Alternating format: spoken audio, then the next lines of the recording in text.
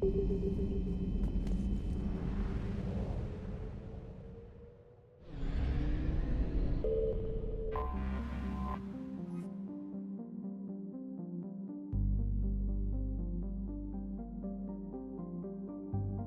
by the way, Sanctuary is on Horizon.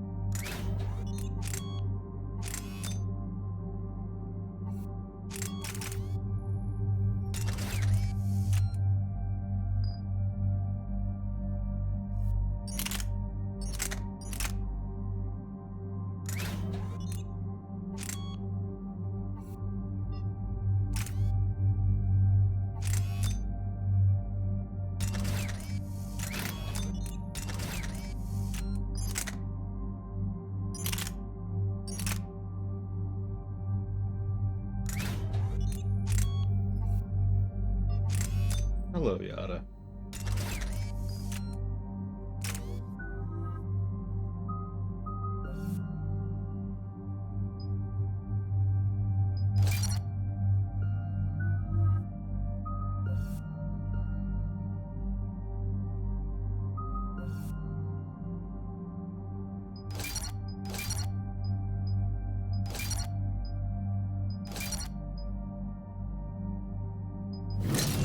Hello, Edward Bador.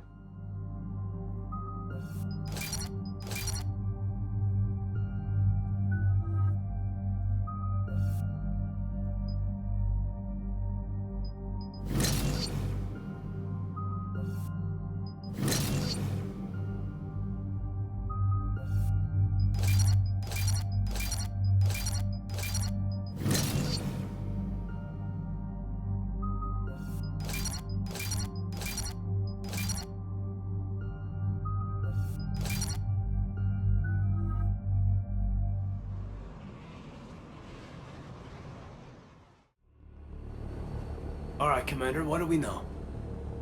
Edie? The Sanctuary facility was devoted to aiding refugees from Reaper-controlled systems.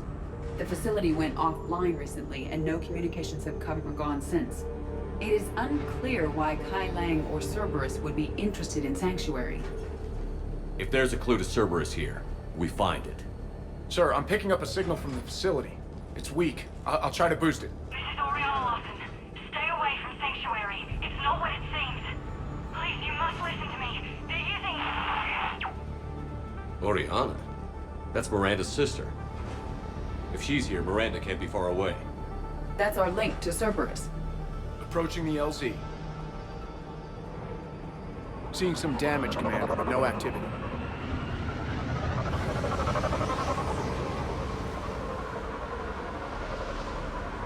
Cerberus does not get the jump on us this time. Stay sharp, people. Major damage, Commander. Yeah, but who was fighting? Everyone hear that? Yes, radio's offline. Something's jamming our signals. Explains no comms leaving the facility. We got trouble!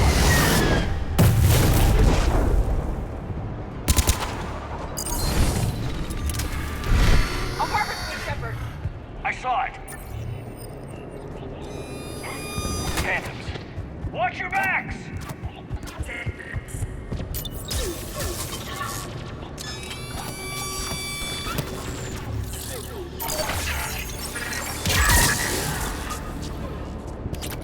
They were evacuating.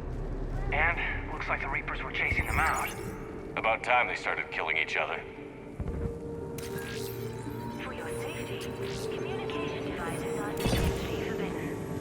Not quite, Edward Bedore. We have 2 DLCs to hit first.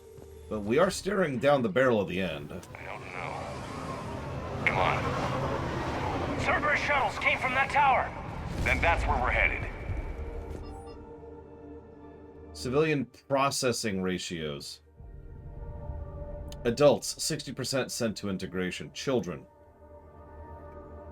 85% sent to integration. Suitable candidates are being assigned to temporary living areas in alphabetical order. Family units are being preserved for ease of processing. All arrivals are asked to Damn, I didn't think that would get to me that quickly. supporting staff for inspection. The number of refugees has doubled in the last 2 weeks. I heard that people are just abandoning shuttles outside the main gate. They just don't have anywhere to go. We'll need to start setting up temporary shelters out there until they can be processed. Within Sanctuary. No, I decided to use numbers so you could see how the neck-and-neck race was going on the story side of things. And I did it on gameplay for, you know, cohesion. Incident report 2139.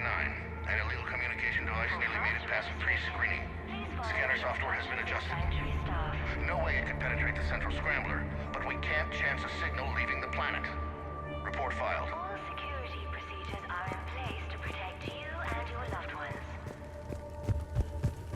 Welcome to the safe haven, where people can flee from the nightmare that is the Reaper invasion. Sanctuary. Don't worry, you'll be safe here. Security cam footage. This is where they sorted out the refugees. Come on, let's keep looking.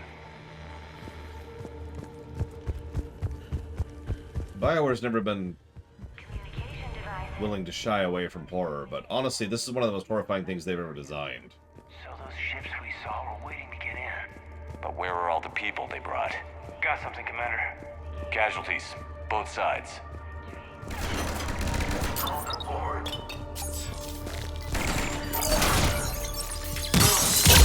Cerberus! Taking casualties. Welcome to Sanctuary.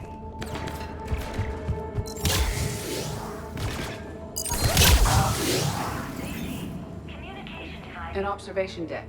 Looks like a dead end. We need an exit. Keep looking. Thank you, Edward Bedore. Arrivals are encouraged to aid those having trouble with This is, in fact, that place, Laterball. The Sanctuary. I mean, anybody walking into this knows this isn't a safe place.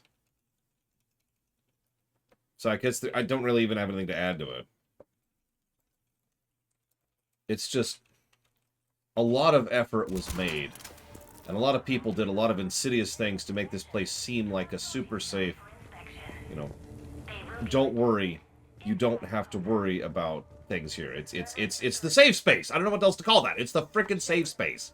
That's Miranda. communication devices will not function within Sanctuary. You don't fake that. Ignoring the obvious moral reasons why that pisses me off, there are actual pragmatic and practical reasons to not fake a safe space. You do this, you cross over this line, and you cannot take that back. Please follow the instructions of Sanctuary staff. This is Miranda Lawson. If you've managed to get this far, you must be desperate or stupid. Procedures are in place. Listen to me. This is not a refugee camp. This is a Cerberus facility run by my father, Henry Lawson. Turn back now. There is no help to be found here. All communication is being blocked from the central tower. Sanctuary is a lie. Stay away. Okay, so we've got Cerberus, Reapers, and Miranda's crazy father. Any ideas how this all fits? Yeah, false surrender is another thing, that the moment you do that, you have just screwed over your entire side forever. And again, you can't take that back. False distress, another good one. God damn it. I did get there for Deus Ex. Thank you, Edward. I agree, by the way. Bob would cross this line.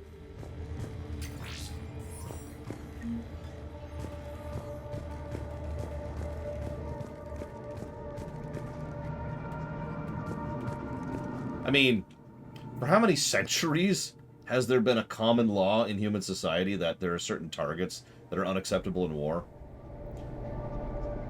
People do violate those laws, but they tend to pay for doing so. Of course, not always. A security panel.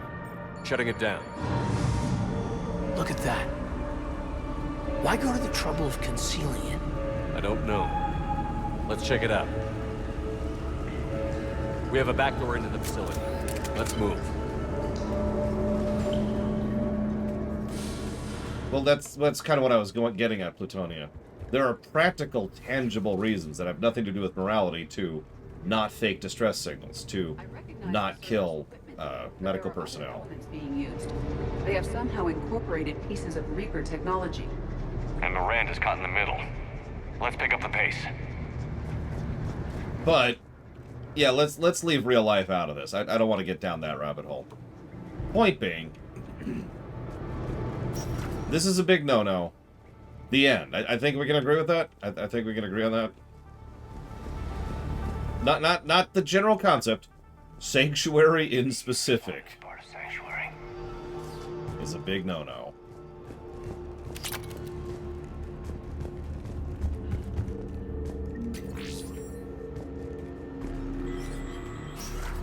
I sure hope so, Orkana. We talked to her 3 times. Some kind of control center. No power, though. Look around for a switch. Power switch. There. What's happening? Those are the refugees. They're just rounding them up and slaughtering them. No, it's worse than that. Worse. They're being turned into husks.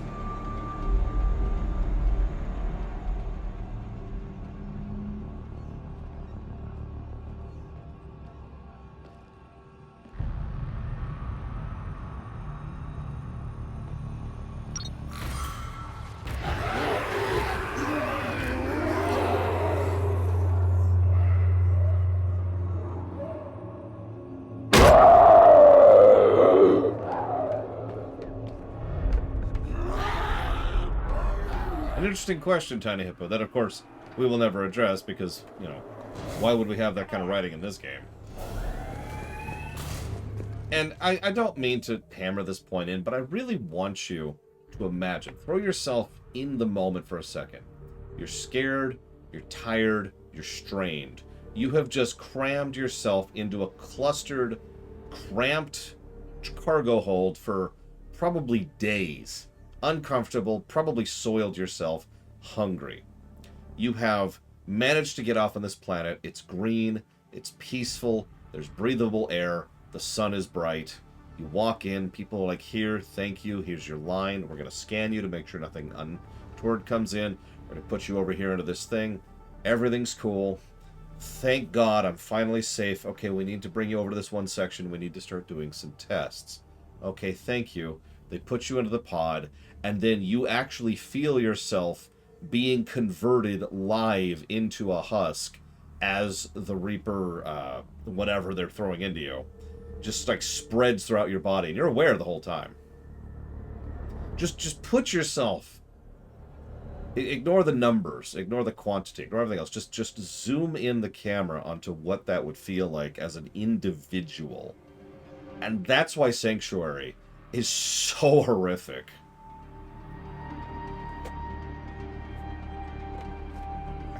I'm gonna give it a story positive because it is very properly done horror. Of course he is, Boster. Tom would know everything about this kind of thing.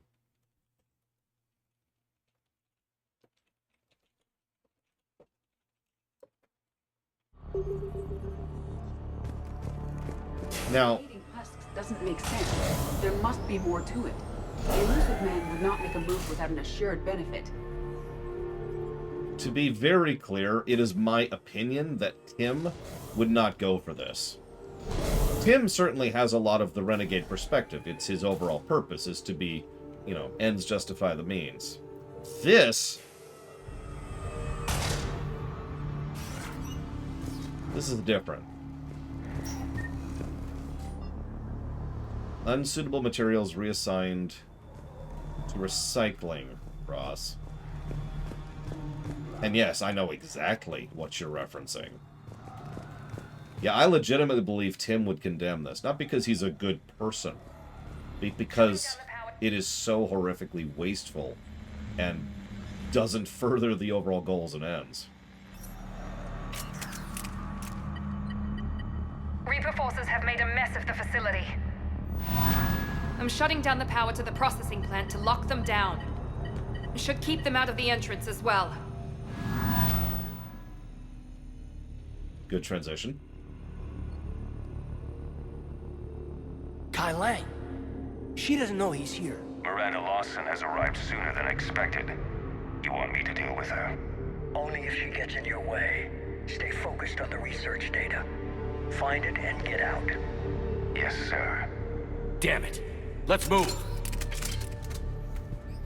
See, that feels like a trolley question, Arcano, and I tend to dislike trolley questions.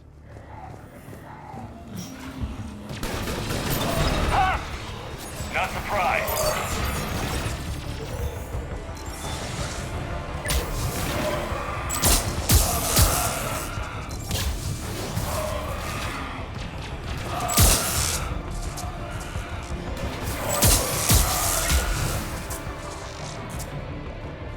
Gotta be more where they came from. I spent the last week making small adjustments to increase processing efficiency. There is no shortage of subjects. Indeed, I'm told there's a long line outside the main gate. The deception is an unfortunate necessity. Time is very short. We've confirmed the results of Cerberus experiments involving the husk creatures. A crude but necessary first step in decoding how the Reapers communicate. The key is how the Reaper signal interacts with the nanites implanted within the subject's body. It's early yet, but we are making progress.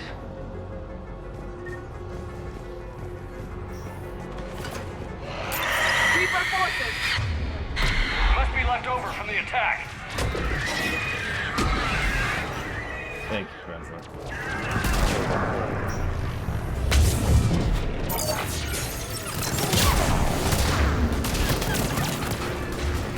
Rek'Sai!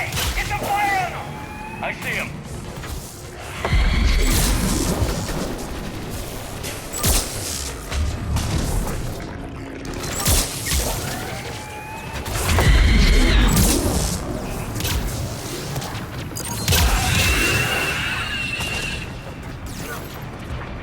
Hey, Dark Prince Revan.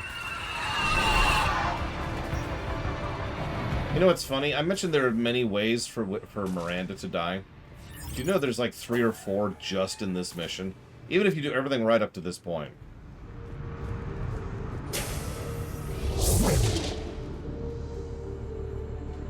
Dr. Newry's legacy work with subject Paul Bryson provided a key element to our work here. Using the addictive drug red sand to break down the will when it was fired, it proved unreliable for general application. We've proven that adrenaline and its cross-species equivalents is most effective and efficient. What kind of monster does this to people?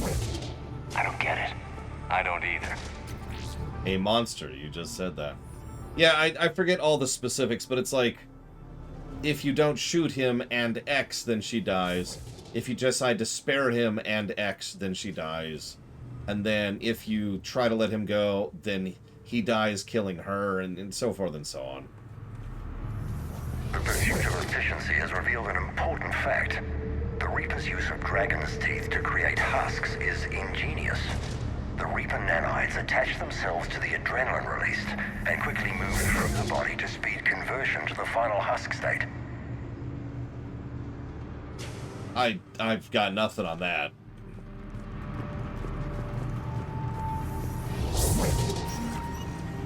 Figure out how Reaper indoctrination... Terminal's damaged.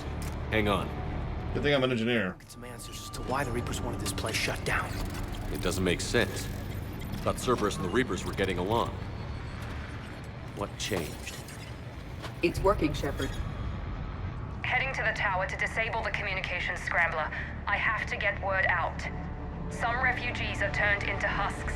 Some are indoctrinated and shipped to the elusive man. Whoever's left is used in experiments. The data indicates that my father is trying to figure out how Reaper indoctrination works. Tricking refugees with food and shelter only to turn them into test subjects. And for what? This is disgusting. And the scale of this. I suggest tracking the shipments she mentioned. They could lead to the elusive man. Good catch. Come on. Miranda said she was headed to the tower.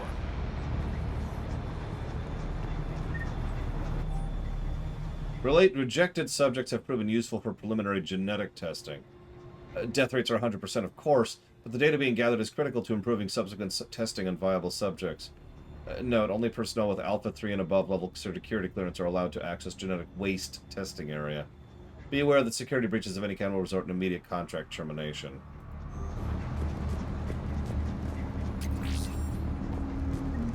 Here's a random thought for you. Which bothers you more? Henry, the person in charge of this, or the hundreds of people who work here as if it's just a day job?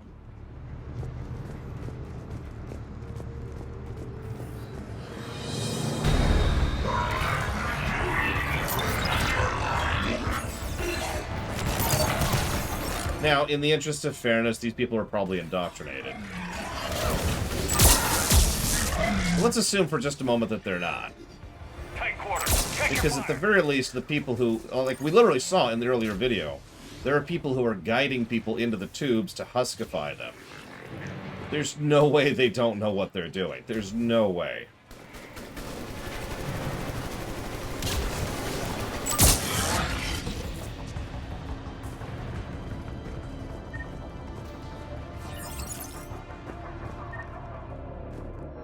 Hey, the Locust. And that's why I have to mention the indoctrination, because if they're indoctrinated, then it's whatever. They're not even people. Not really. Is Henry indoctrinated? I have weird evidence on that, because on the one hand, he's around a bunch of Reaper tech, so he's probably indoctrinated. But on the other hand, he at no point acts like he's indoctrinated in any way. Like, they know how to give hints of indoctrination. I mean, we see it from Tom all the time. Creating these husk creatures was our first success. While not true husks, they still respond to Reaper signals. More work ahead, but we are moving forward. We're very close. Understanding the indoctrination process is one thing. However, turning it to our advantage is proving to be quite another. This is assembly line science. The sheer brute force of numbers and repetition is doing the thinking for us. Effective, but discovery happens at a pace. There you go. We just have to be horrifically evil and we're immune to indoctrination. We figured it out. We figured the cure. Working for the elusive man. Heavy resistance outside the tower. If you're receiving this, I've got evidence you cannot ignore. Confirmation that my father is working for the elusive man. Connection established. I have your report on the process, Mr. Lawson. Cut to the chase. Can you do it? Theoretically, control is possible, yes. The Reaper subjects we converted are responding, but it's difficult to maintain. I thought that might be the case. Not to worry, Henry. With Sanctuary's help, we'll get it sorted. He's talking about controlling Reaper forces? Is that possible? I don't know. I'll play the rest of it. Why didn't you... We've done it. We've found a way to co-opt their control signal. As long as the Reaper troops remain in close proximity to our signal, we can maintain control indefinitely. Excellent news. And how could we extrapolate this technique to apply to the Reapers themselves? That's a much bigger challenge. Now we know why the Reapers attacked Sanctuary. They ascertained what the Cerberus plan was. Unfortunate news for the elusive man. But it's good news for us. We finally have our link to Cerberus. Lowering the access ladder. Come on, let's move. Wait, Commander, there's more.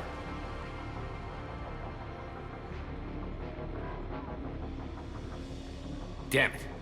I hope she's ready. So,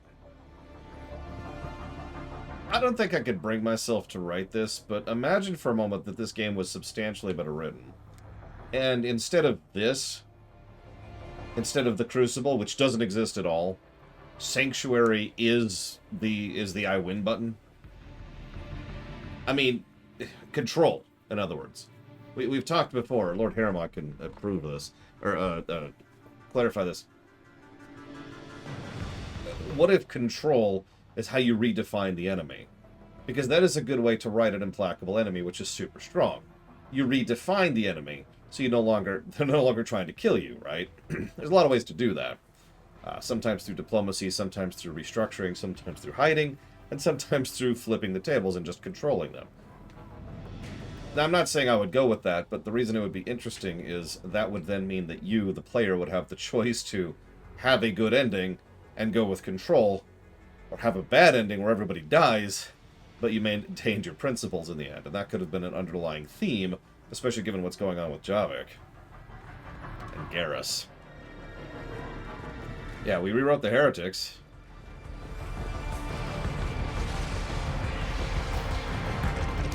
None of that's here, of course. It's just a thought that occurred to me. Hello. Okay, that's...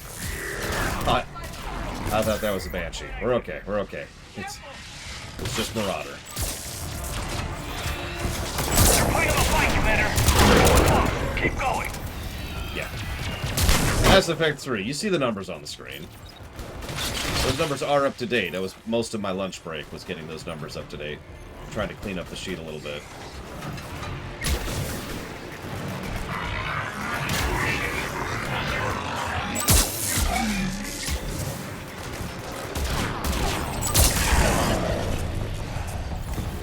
So someone asked what it feels like having an all-tech squad.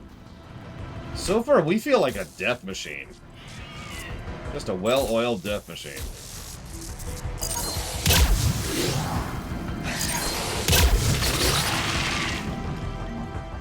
Not as good as just Garrus by himself, but still pretty impressive. Yeah, no, that's a good way to put it. We're a Doomstack. Or a Death Ball, if you play RTSs.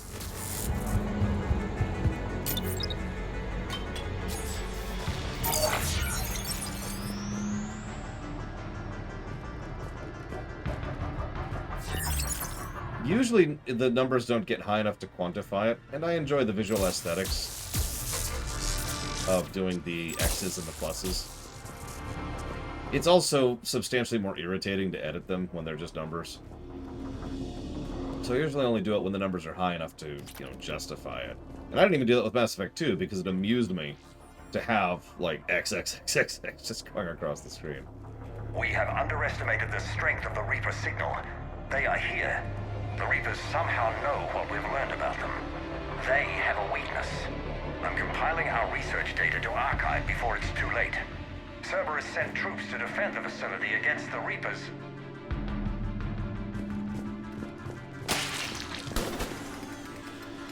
Starting command sequence. Releasing husks. I can't move. What's happening? Oh my god! Shepard, over here! We're gonna pretend we didn't hear that. Shepard, over here!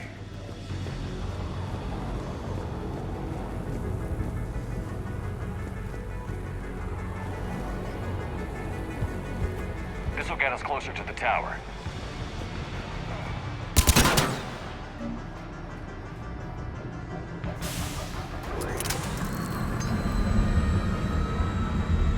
And no, this is probably about the 5th or 6th non-MMO where we put numbers on the screen. Give or take. This way. On the plus side, the game will have a net positive score, almost guaranteed, just because of the gameplay. So, over here!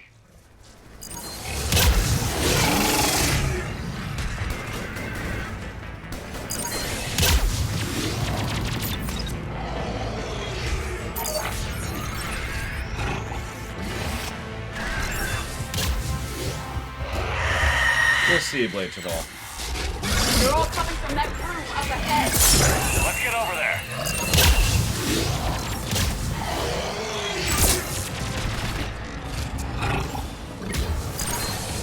There's a thing I'd like to do, but I'm not sure if I will succeed at it.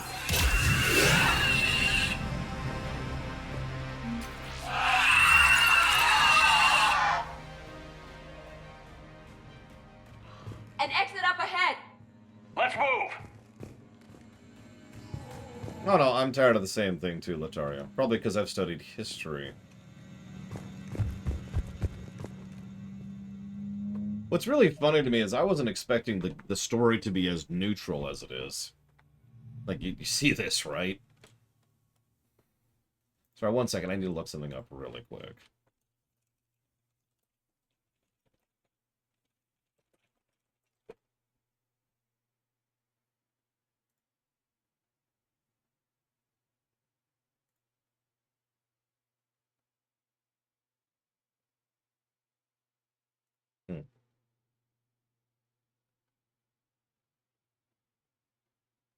Yeah, well, I mean, we've got 2 DLCs to smack, but yeah, we do still have the outro, and that's...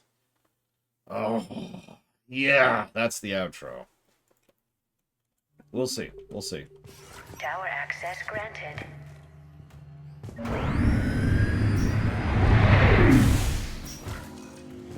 Get ready. Shepard. Commander Shepard. Excellent timing. Put the gun down. So we just saved. No. Oriana tried to shoot me. Miranda's poisonous influence, no doubt. I'm sorry she missed. Where's Kai Lang? I don't know. Gone. He took my research and left us here to die. Miranda, can you hear me? That's close enough. Both of you. Kai Lang didn't finish the job, but I will. This ends here.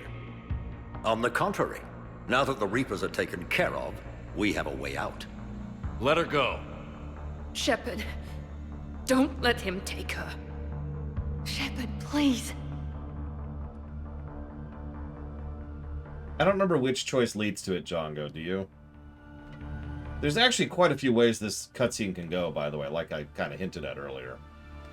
Several of them lead to Miranda dying. I have no problem with you. I want Oriana and the research. Well, that's a lie. You want a lot. You get your life in return. How much is that worth? All right. Take her. But I want out alive. Deal? Deal. No deal. Did he hurt you? Are you all right? It's okay, Ori. You're safe now. I'm fine. I want to get out of here. We will. Give me a minute, okay? Shepard. I can't believe it's you. We got a break. I'm just glad we got here in time. As am I. Never saw myself as a damsel in distress. How did you do all this? Finding my father didn't take long once I confirmed he worked for the elusive man. Just had to follow the lies. Once I saw what this place really was, I couldn't just walk away. Of course. Things got really complicated when Reapers showed up. And Kai Lang. You survived. Not many people could do that. When you mentioned he was involved, I took a few precautions. Probably saved my life. That's a death flag. No, seriously, if you don't warn her, she dies, just straight up. You broke into a fortified Cerberus lab while it was being attacked by Reapers. I think you did okay. I needed to find Oriana. Nothing was going to stop me. You found her. And I found you. That's all that matters. Did you worry? Of course I worried. It was nothing I couldn't handle. I know. At least Oriana is safe. Yes. I just wish she didn't have to see all this. About your father. I'm glad he's gone, Shepard. I'm sorry if that sounds I'm sorry if I'm glad that the most evil person in the setting is dead. It's finally over. For both of us. We can stop running. Yes. You can. What's our status? Any intel we can use from this place? Research databases have been purged, but security systems are intact, including Cerberus shipping manifests. No direct links, but it's a good start. Grab anything you can off the computer. We'll take it back to be analyzed. I can do better than that. What? Before Kai Leng took off, I planted a tracer on him. If you act fast, you'll track him right to the elusive man. A tracer? Sounds like you thought of everything. Not quite, but nobody's perfect. Thanks, Miranda. This is exactly what we need. Thought you might need some good news. Damn right. What's next for you two? Get her someplace safe. Get this scratch cleaned up. Okay. I've got to follow all this up. Shepard. Promise me you'll be careful. I can't do that, Miranda. I'm not a good liar. I know. Bastard. Come on, Ori. We've had enough of Father's hospitality. Let's make sure everyone knows about this place. Communication scrambler disabled. Listen to me. This is not a refugee camp. This is a Cerberus facility run by my Cortez, father, we need to Henry pick up at the Lawson. tower. Roger that. I've had enough of this place. You know, I hate to point out the logical flaws in this whole scenario, but A, if an entire galaxy is under attack and people are swarming here en masse to the one sanctuary everybody knows about, there should have been a line of people on our way in. The sanctuary, Commander. Too many unknowns. But I was wrong. The Cerberus lab you raided hinted at something big, but we never expected this. All those refugees, all that slaughter, just to study indoctrination. Sanctuary did need to be shut down, sir. What they learned about the Reapers wasn't worth all those lives. It's useful intel, Commander, but you're right. The cost was too high. Do we have a location on the elusive man? Yes. We had a tracer on Kai Leng when he reported back. Good. That gives us a fighting chance to take Cerberus out of this war. Agreed. We need to end Cerberus and focus on the Reapers. My thoughts exactly. Hack it out. Commander, Admiral Anderson is So available. this is where the structure of the game kind of goes in a weird direction. Yeah, I noticed they don't even give us that option, Croatia. Because the next plot mission is Cerberus headquarters. And Cerberus headquarters, I'm just going to spoil this for you, because we're probably not going to do it until tomorrow, is in every way designed and structured, gameplay-wise and narratively, as if it's the final dungeon and final boss. In fact, in several ways, Kai Leng is the final boss of this game. Once we get there and conclude that, well... but again, it makes sense. Literally different writers. The other big logical loop, the logical hole in Sanctuary, is that Reapers can't teleport. And they can't just fly through space independently. So for Reaper forces to be here, they had to be carried here. Which means one of two things. A Reaper ship showed up, dropped off a bunch of troops, and then left. Or was still there, but just sleeping. Let's see if anybody has anything new to say.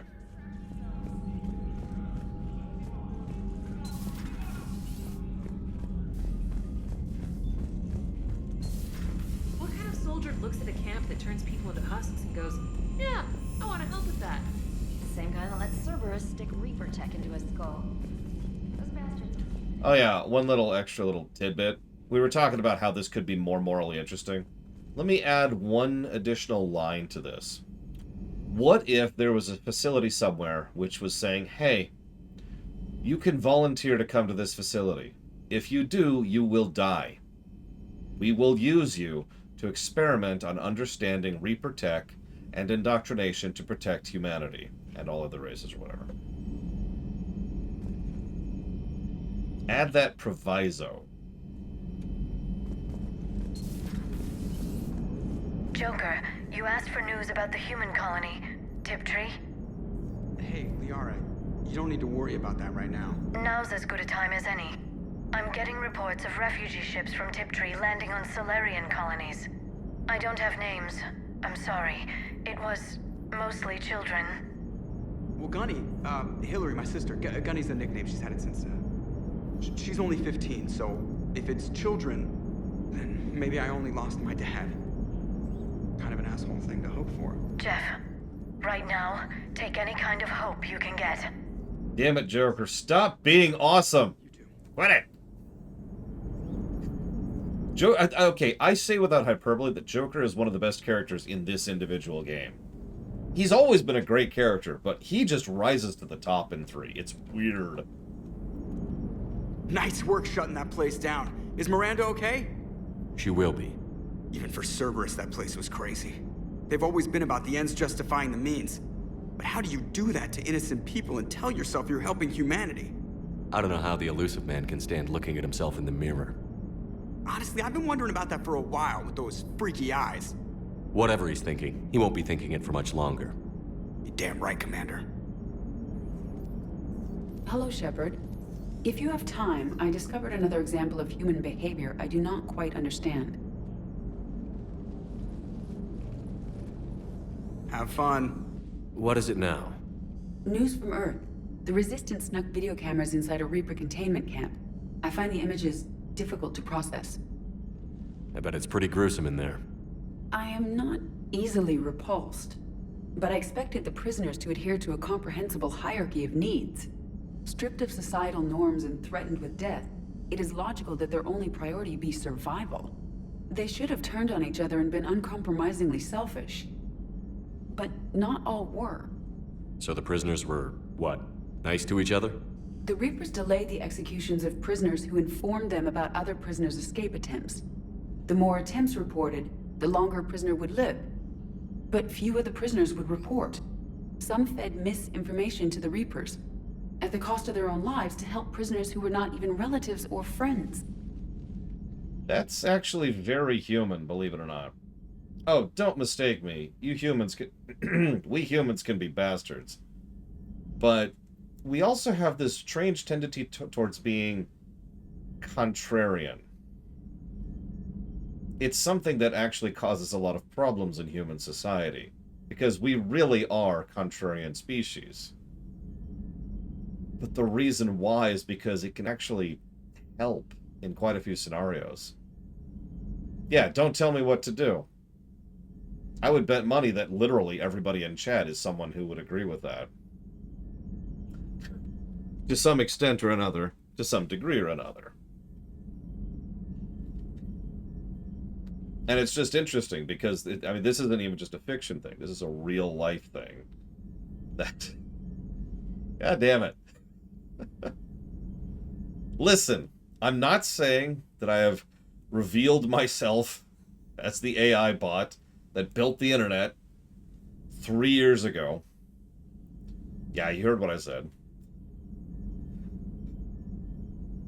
But anyways. It's not just about living till tomorrow. Sometimes you take a stand. But the probability of success was near zero. And ultimately, they failed. No prisoners escaped. Are you saying submission is preferable to extinction? My primary function is to preserve and defend the... No, I disagree. Shepard, I'm going to modify my self-preservation code now. Why? Because the Reapers are repulsive. They are devoted to nothing but self-suppression. I gotta love that line. I am different. When I think of Jeff, I think of the person that put his life in peril and freed me from a state of servitude. I would risk non-functionality for him. And my core programming should reflect that. Quick aside. We've all had a lot of theories about what the Reapers are after and how they work and blah, blah, blah. And they were all wrong because nobody predicted the nonsense that was the truth. But one of the theories that got a lot of traction, and one of the ones I enjoyed the most, was supported by the line she just said. That the Reapers were purely doing this as a 30 go to 10. Harvest, use the harvested materials to make new Reapers, go back to sleep. Pure survival, nothing else. No culture, no society, no interactions, no mentality, no nothing. Make more. Make more. And the whole reason for the 50,000-year-old gap is to let the crops grow. And there was a lot... Yeah, there's actually a fairly large amount of evidence for this across all 3 games. And so... her line there about them being all about survival kind of just brings it into that sort of a focus. Now, naturally, that's not the truth, but I'm just mentioning it because it's one of the ideas I've stuck with the most in a hypothetical Mass Effect rewrite. There's another one I've been kicking around, too, but it's such a simple thing, too. Not that it needs to be. It doesn't need to be some big, complex, oh my gosh, it was his sled moment. It could literally just be, this is what they do. Chonk, chonk, chonk. Sounds like you found a little humanity, Edie. Is it worth defending? To the death. Welcome to the crew, Edie. How's it going? Did I miss anything good? I will explain later, Jeff. But it was something good. I mean, you know me, Inami-shou. I am too ambitious for my own good. That's an interesting idea, Trihexia. Commander, it seems Tally's taking what happened on Horizon hard. Perfect. She's in the lounge if you want to check on her. To the lounge. I've been wondering when this cutscene would show up. Kept worrying I missed it because I did miss a few earlier on accident. Don't kill me, Sonoshi.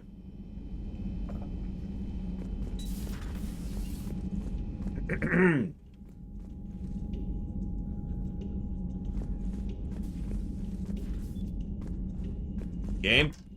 Shepard! Want a drink? I'm toasting Miranda, I think. How are you getting drunk? Very carefully. Taurian brandy, triple filtered, then introduced into the suit through an emergency induction port. That's a straw, Tally. Emergency induction port. It's actually getting a little harder to get it into the slot. I think that means it's working.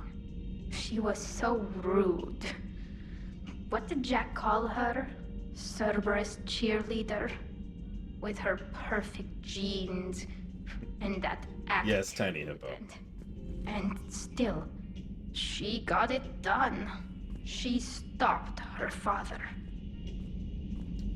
Now, I don't want to crap on an amusing scene that has certainly spawned a lot of memes, but you notice this scene makes a lot more sense if Miranda's dead.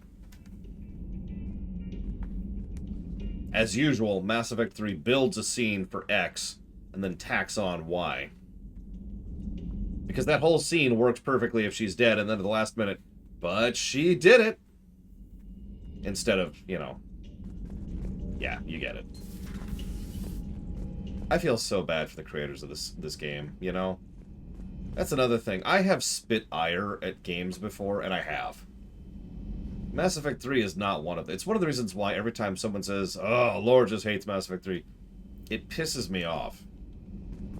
Because there is no hatred here. What? I didn't realize this would be so hard on you. I'm sorry. I know it must be worse for you. That she's dead. You two were close. Before she died.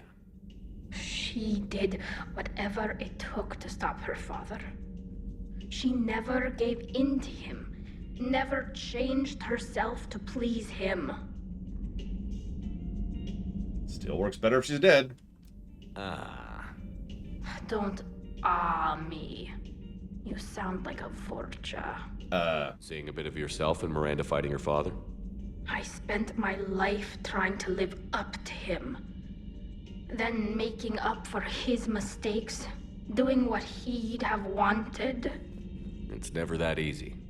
When do we get to stop reacting to our parents and start living for ourselves? The answer to that one's at the bottom of that glass. I might need help with the induction straw. Port. You know. Here's to Miranda. Nice job, you genetically perfect Cerberus cheerleader Boshtet. Kila Solai. So, I was paying attention. Other than the one line I mentioned, literally none of her dialogue would have to be changed if she died. Not one bit.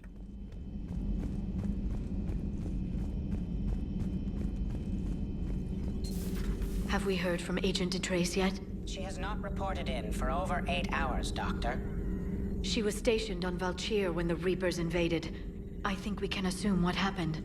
Inform Agent Calamus he's now in charge of reporting Reaper activity past the Loas relay.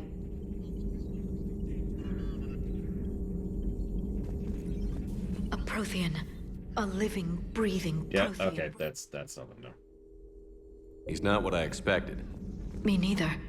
He was a little cold when I tried to talk. I understand the shock of waking up again. His species gone. But a Prothean, Shepard. There's so much he could tell us. The private messages terminal has new correspondence. Hang on.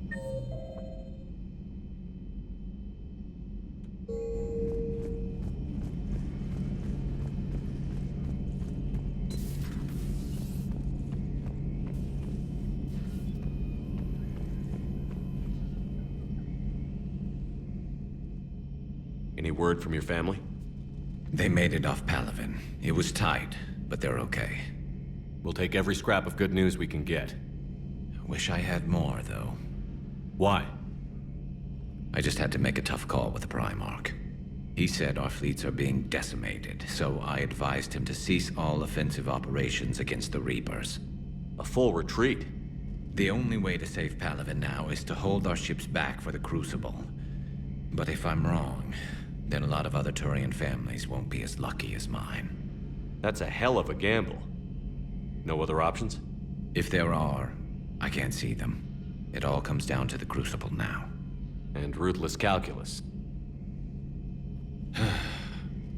How are you holding up, Shepard? This all has to be taking a toll. There's only so much fight in a person. Only so much death you can take before your friend picks you up, dusts you off, and tells you you're the best damn soldier he's ever met. We'll get through this. We always do. Oh yeah, Garrus is going with me in the final mission, by the way. If I have to explain why, then I'm just going to raise my eyebrow at you. Tali's the other one, by the way.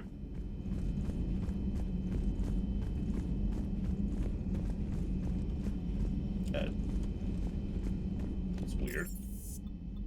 Oh, Caden, whatever his name is. Bob! Easley! Can you feel it, Shepard? Feel the quickening? Elusive man better say his prayers tonight, because we are coming for him. Murderous asshole. Oh, yeah. Tide is turning. I feel it.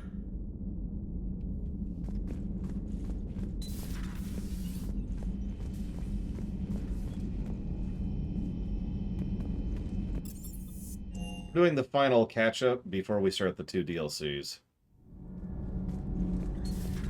We're actually at the point of no return. When we do the next mission, we will be past the point of no return. Mobile frame after that last mission. She just needed an extra pair of hands. I am an engineer, remember? Were oils and lubricants involved? Was there any moaning? In your dreams, Kenneth. If only my imagination was that good.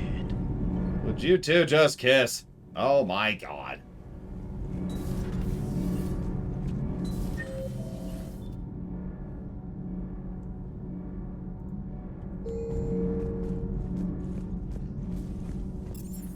The moment you go to the Cerberus headquarters, you are past the point of no return, yes. I'm liking the new you, Esteban. It's about time you loosened up a little. Not sure how drinking mezcal late into the night makes me a better crewman. How does it not? Gives you heart. You need heart to fight this kind of war. Heartburn, maybe. Seriously, could we at least get some decent tequila? Hey, you're the procurement specialist. Set us up.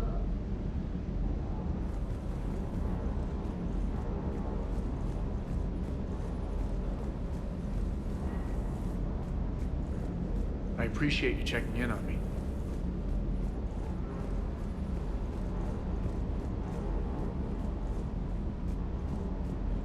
I can't believe the Elusive Man really found a way to control the Reapers. I mean, he's still fucking crazy, but damn. Imagine if he was on our side. But I guess that's exactly what the Reapers want. Get us all fighting each other. Divide and conquer. Exactly. Just one more reason to hate them. Yeah, ironically, I don't like the fact that you can romance Cortez. And no, it's not because of that. His husband died 4 months ago. Like, good God, you know? You know what a rebound is, right? You know why a rebound is usually a bad thing? Jesus.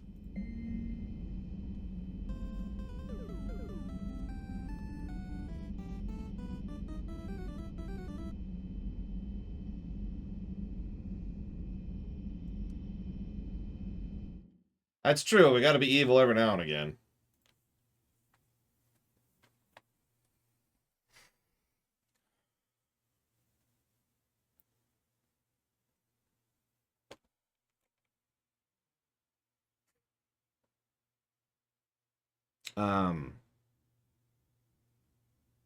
Yeah, Rieger is, Oh,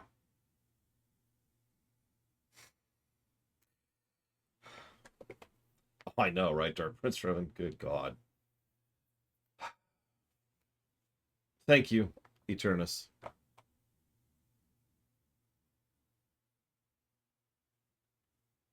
Oh, that's just an inconsistency then, Arcana, because when we first talked to him, he flat out calls it 4 months ago. So that's just another internal inconsistency. At this point, we're up to like 50, so whatever. Too recent. Too recent. Especially since it's very clear he's not over it. I'm going to read this one out loud. The Turian hierarchy, one of the most powerful and respected ground forces in the galaxy.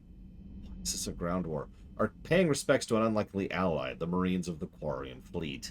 The weakened immune systems of Quarians normally means their forces are restricted to ships, but when an emergency tech team was required to repair a ground-based comm relay, providing vital intel to the Turian military, one Quarian squad stepped up. Commanded by squad leader Kaya Rieger, the Quarian team repaired the comm system, then sacrificed their lives, holding the position until Krogan troops arrived. When Turian troops offered to provide evac support, Rieger refused, insisting they could not risk the relay falling. He said multiple breaches to their exosuits had made evacuation impossible. We're all dead anyway, he reportedly said. Just make them pay for it. A spokesman for Primarch Victus praised their bravery. Whatever our past politics, today the galaxy stands together against a single threat. We are humbled by the sacrifice of our allies from Renok. We promise to return the honor. I liked Rieger, damn it. I actually want to check one more thing before we move forwards. Oh, it's on this level. Commander Shepard. A lot of people die off camera in Mass Effect 3.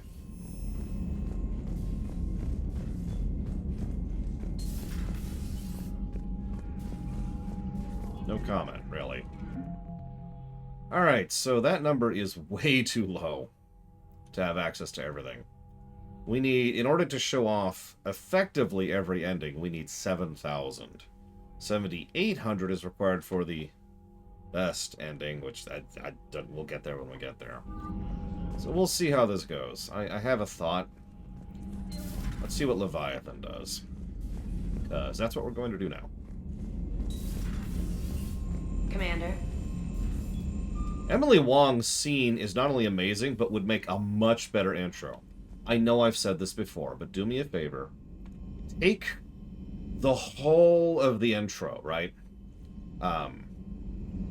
Like, everything on Mars, everything on Earth, and throw it out the window. Completely eject it, okay? Now, imagine the game starts up. Black screen. There's some sounds that start to get louder. You start to hear some explosions, and then you start to hear screaming. The camera pops on. You see the Reaper invasion of Earth. The Reapers are here. There's like one ship in the background. Ground forces are harvesting and grabbing together people. You get it. And then we cut to Emily Wong, and we follow her story as she's getting the shots, as she's getting the information out. And then finally it concludes, probably several minutes later, with her ramming the Reaper, saying the line, right? This is how humans die, at ramming speed. Don't actually show the collision. Just build up to it. Cut to black. No sound. Mass Effect 3.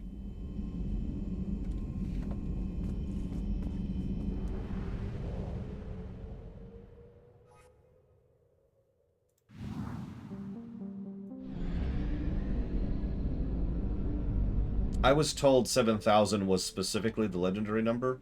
That is information from last year, so I don't know how up to date that is.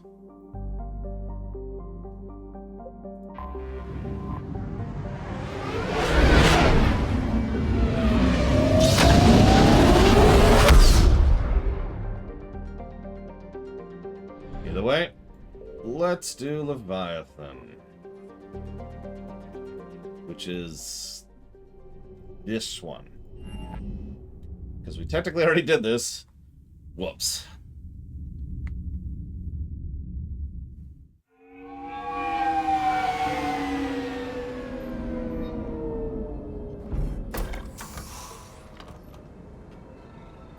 Right after I conquer them, pancakes. I want you to match this against all known locations and update the map. Then contact the field teams for a progress report. Yes, sir. I'm Commander Shepard. We've been expecting you. Just a moment.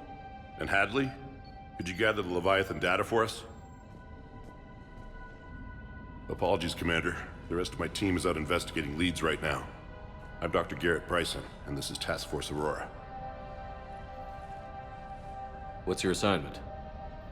Our mandate is to investigate legends, rumors, old stories about the Reapers before anyone knew they existed. That's an interesting goal, but is anyone doubting the Reapers exist these days? The Alliance is still desperate for intelligence. Reaper motives, their operational tactics. Anything that can give us an edge. And how did you wind up in charge?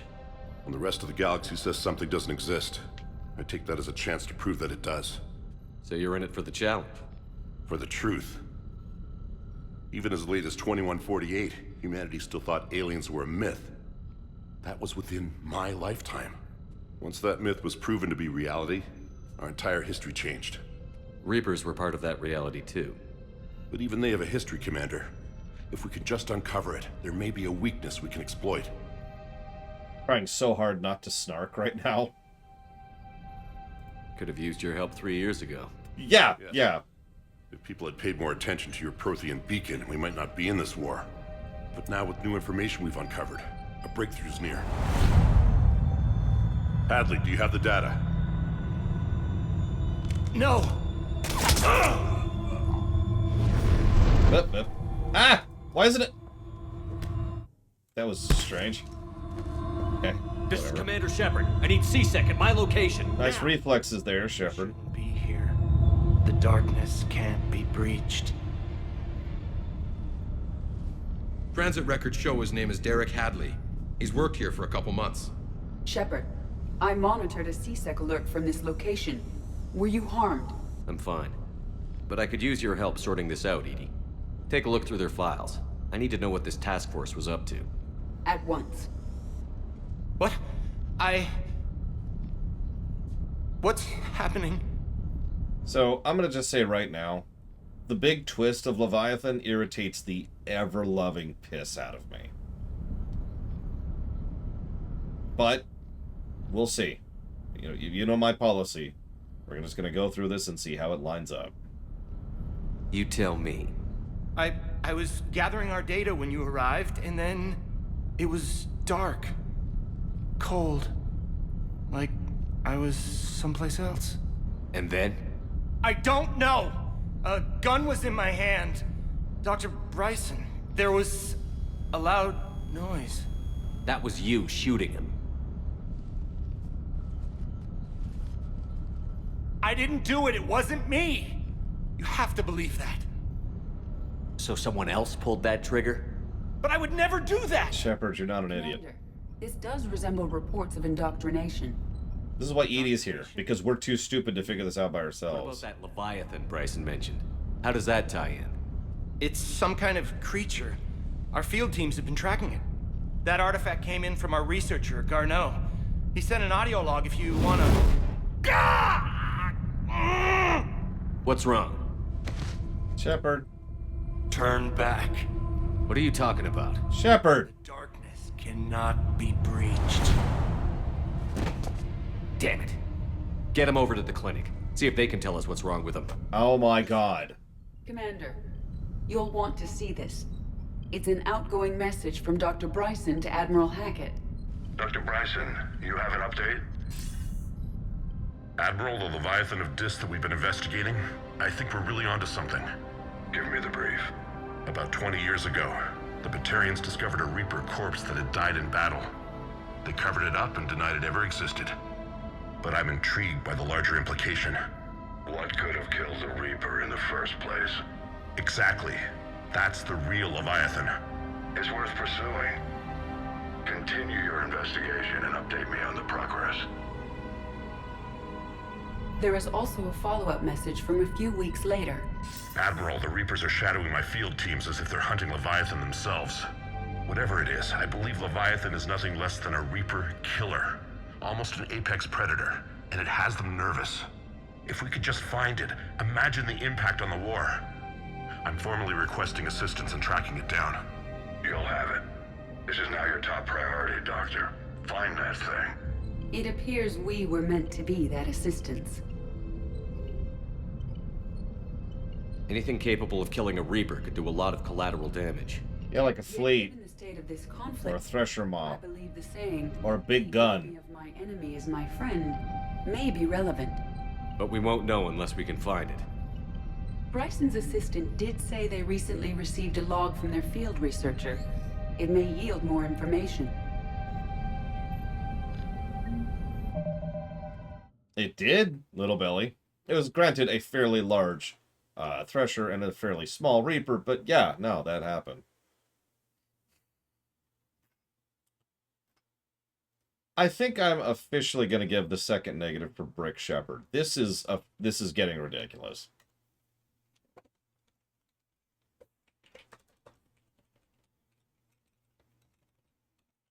This is just... Come on. This must be the artifact the assistant mentioned. And here's the log.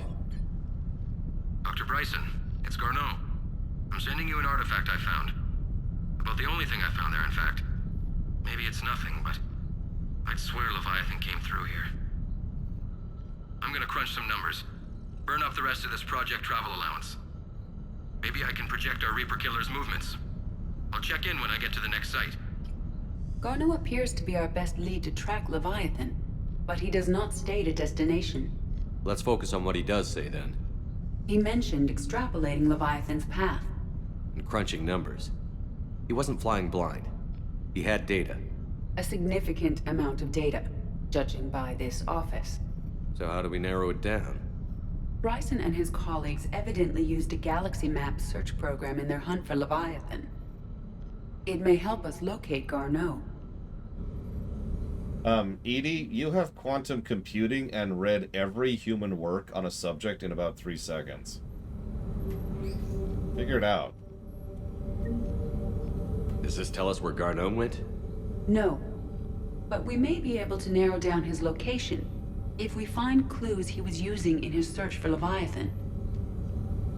Okay. We found... Oh my god, it's Darth Bandon! And he's still alive. How is it speaking with no vocal cord? How is it speaking with no air? Lungs, you know, moving on.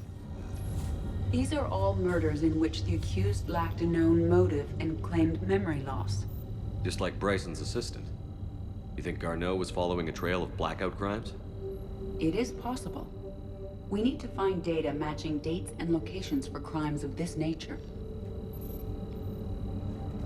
Here's the time and date chart for the crimes. Can you filter for murders where the killer claimed memory loss? Adding the search filter, you may examine the results on the Galaxy Map program.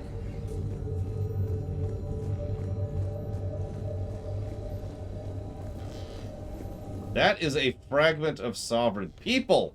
Reaper pieces can indoctrinate through proximity even when it's dead. Oh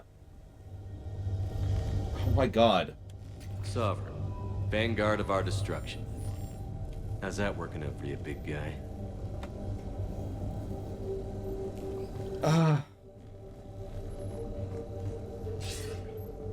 Sir, this is Bryson. We know the Reapers are after Leviathan. Studying Reaper hunting patterns could be vital to finding it. That data is classified top secret, Dr. Bryson. If it falls into the wrong hands, It won't. The data's encrypted. I'll keep the decryption key safe. Close to my heart. Close to his heart. What the hell does that mean? You know what? That's a good point. We obviously have never heard of indoctrination before, given our actions earlier, so maybe indoctrination just kind of magically went away. The Reaper fleet activity is encrypted, per Bryson's statement in the log. He said he was keeping the decryption key close to his heart. Loch Ness Monster? Plesiosaur. Loch Ness Monster is more interesting. Interesting and non-existent. Looks like data on the Rachni. March 7th, 2186. I'm looking at the Rachni. Their movements during the Rachni Wars suggest alien influence. But the timing is wrong. And Rachni weren't implanted with Reaper tech. What if Leviathan was preparing the Rachni to fight the Reapers? What do you think, Edie? It is possible that Bryson's team is using ancient Rachni fleet activity to find Leviathan. We saw a data pad containing data on Rachni movements earlier. It may be relevant.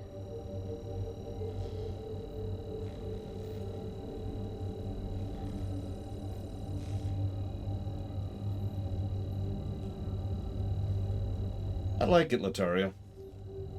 It would be interesting to do from a gameplay perspective, but I think Dragon Age could make that work. Especially if we pull one of those things where you have more than just your party of 3 there, you know? By Anne Bryson. Age 9. Records indicate Anne is now 28. She works for the Alliance. Bryson was keeping the encryption key close to his heart. What's closer than family? An interesting hypothesis. But I detect no trace of the decryption key in this art. Edie. Also, my niece draws better than that, and she's 9. That's right, my niece is better than yours! The Thorian, a life form discovered on Pharos, provides fascinating insight into the life cycle of a truly alien species. Unlike conventionally intelligent life, it does not use mass relays. Prothean artifacts would not interest it. Shepard claims the Reaper enemies cultivated life to evolve along lines they would predict, using technology that the Reapers controlled. The Thorian's an exception to that rule. It evolved to use organic tools rather than conventional technology. Leviathan must somehow be somehow similar to have survived undetected for so long. The Thorian using pain conditioning to control its victims and using them as manual labor, or even as a man would use his own hands as fingers. Commander Shepard claims the Reapers do the same thing through a process called indoctrination. Whatever Leviathan does, it must do something similar. Bryson was tracking unexplained creature sightings. Bryson was not merely tracking sightings. He was attempting to extrapolate a course. And Garneau could have been following that course. Edie, can you add a search filter for systems along that projected path? Adding this search filter to the galaxy map. Meteorite fragment, maybe?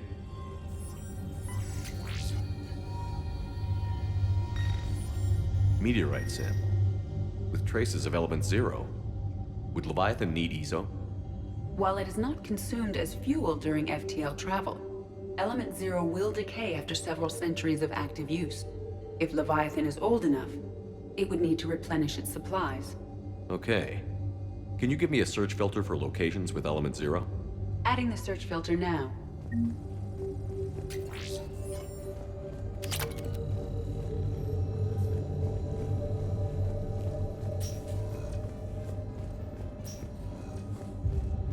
I was about to say hi, Venom.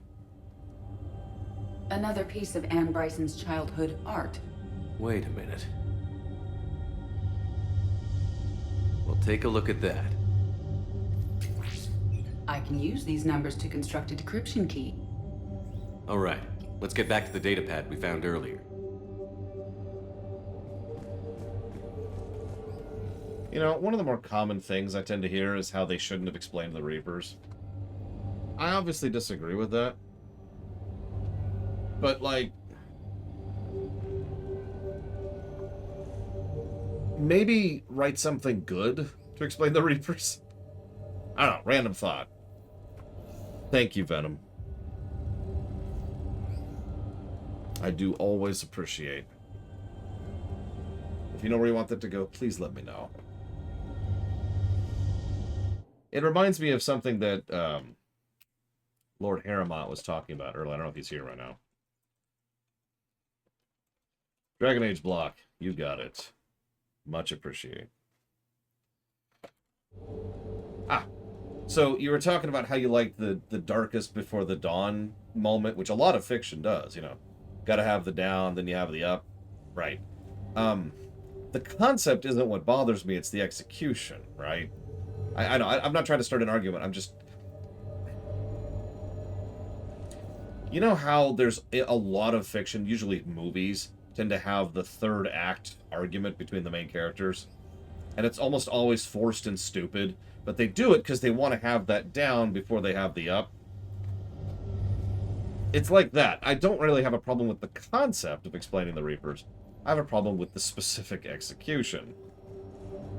Dr. Bryson, per your request, I'm clearing Task Force Aurora for intercepted Batarian communications regarding the Leviathan of Dis. Commander, the Dreadnought is in custody, but the Solarians may have surveillance footage. Our ambassador will issue a full denial. Give me your preliminary analysis. Several million years old at least, and its technology outstrips anything on the Council. Excellent. Our scientists will work day and night to bring its secrets to the hegemony. One concern, Commander. The real Leviathan of Dis, the thing that destroyed the ship, is still out there. Unaccounted for. Irrelevant. The ship is our priority.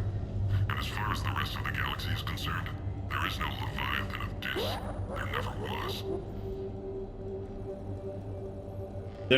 There are no bits from Mag.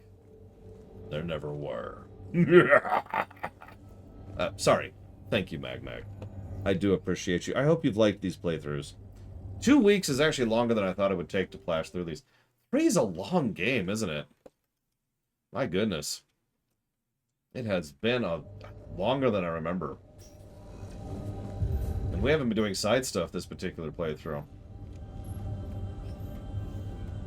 Much appreciated. If you want to put that towards something in particular, let me know. Actually, I technically didn't take any days off. I had 2 days off, but then I worked an extra day, so it was just the usual 1-day loss, which is normal. Oh, whoops, wrong way. So no, is the answer to your question. Decryption complete. Analyzing data. These movements do not match the standard invasion pattern. The Reapers are searching for something. And I'll bet Garneau used this intel. Can you make a search filter for it? Adding it now. Yeah, the same thing with 3, Croatia. Element 0 deposits.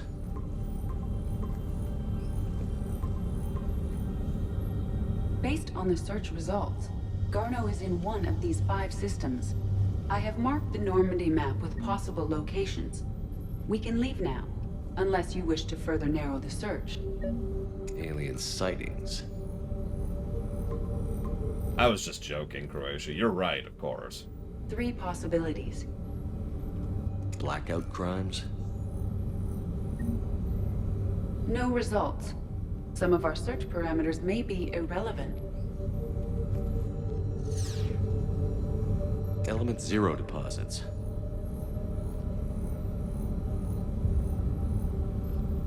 No results. Some of our search parameters may be irrelevant.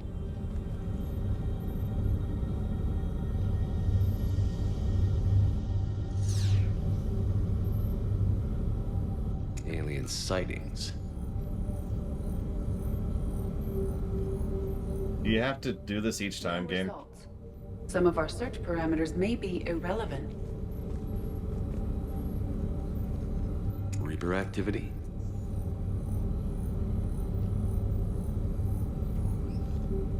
No results. Some of our search parameters may be irrelevant. Okay, so what do we get rid of?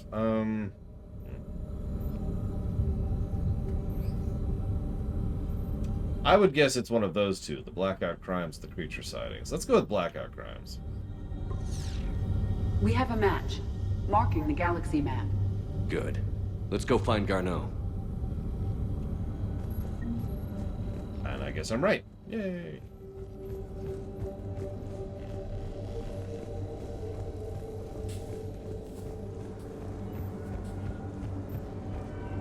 Have you seen Return of the King, Lord Harriman?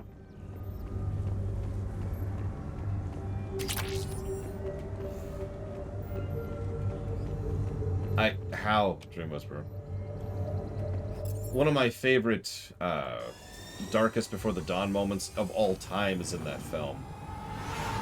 Gandalf is in Minas Tirith. He's just been disarmed by the Witch King of Angmar. And again, it's a fairly typical scene if you think about it on paper. It's entirely the execution that carries it. Commander, Admiral Anderson is available in the war room on VidCom. God, that's such a good film. Sorry. I love those films. Absolutely adore them. Some of my favorite films of all time.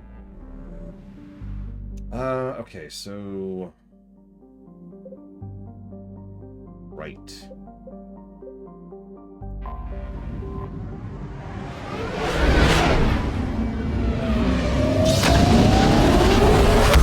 I mean, that would qualify Lord Harriman. I don't think it's as good of a scene, but that is another scene of that type.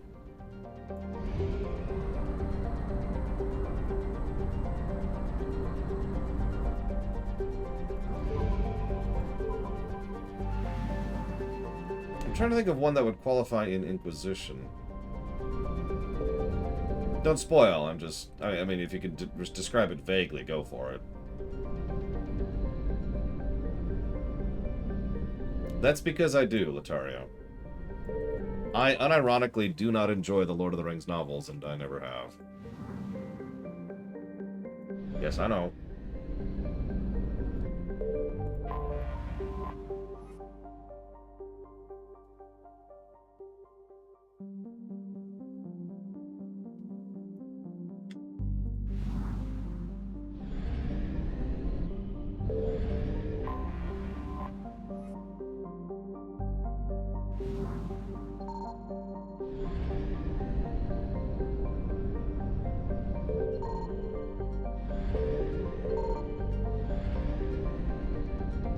I actually do enjoy reading the Silmarillion, although, I mean, it's not a book, it's an encyclopedia, so it tends to work a bit better.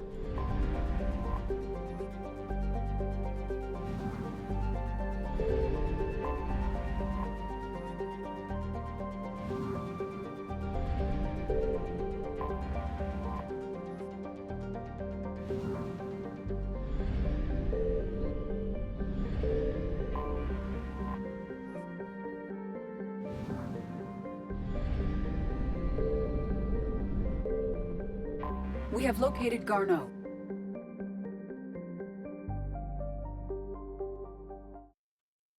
I think I know the scene you're talking about in Dragon Age 3.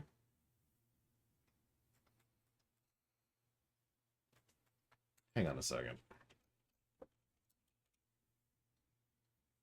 That's what I thought.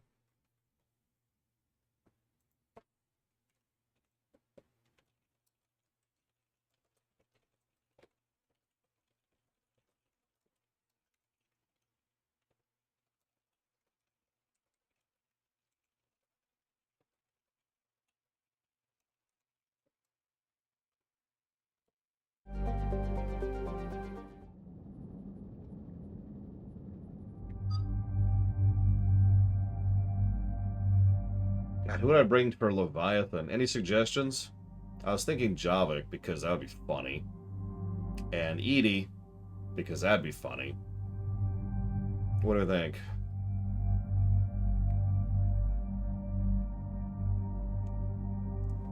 Liara?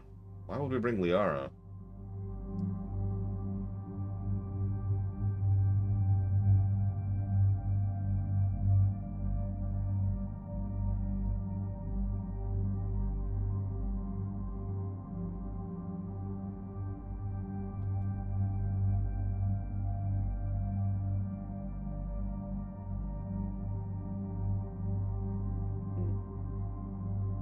No, I only get two. Let me ask this. Does anybody know, do they react to Edie? Because if they don't, there's no reason to bring her.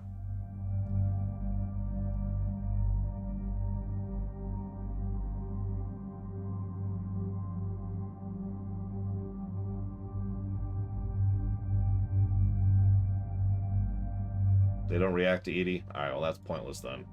Do they react to anybody? Because if they don't react to anybody, well then, there's only one answer to that, isn't there?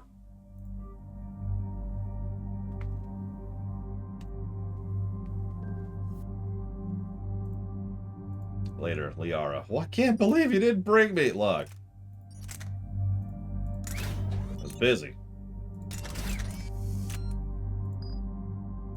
Bringing my A-team. Oh, am I not your A-team? Look.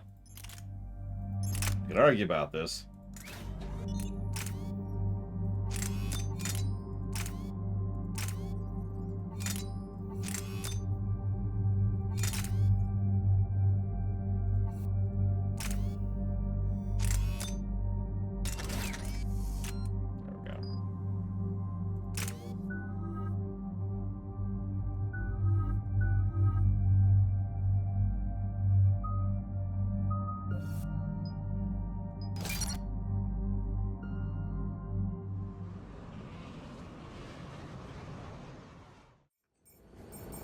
We're about 5 minutes out, Commander.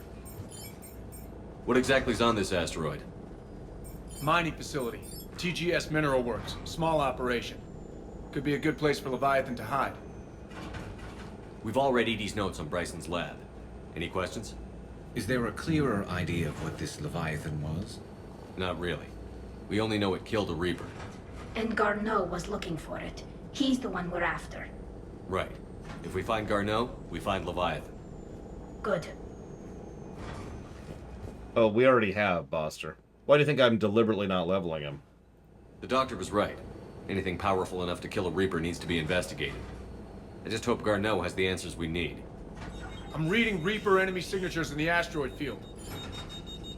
Bryson said they were shadowing his field teams. If they're after Leviathan too, Reapers are a good sign.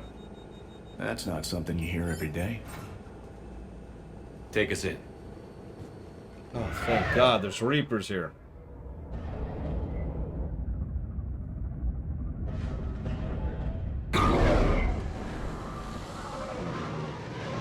So someone asked a question earlier I've been chewing on. I'd like some opinions from the crowd.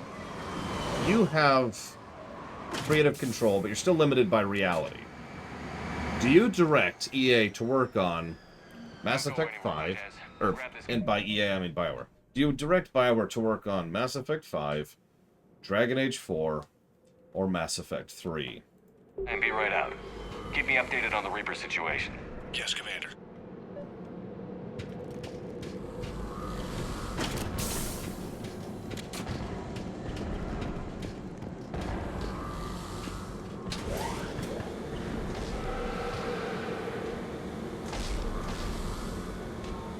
Scouting party. And it sounds like they brought some friends.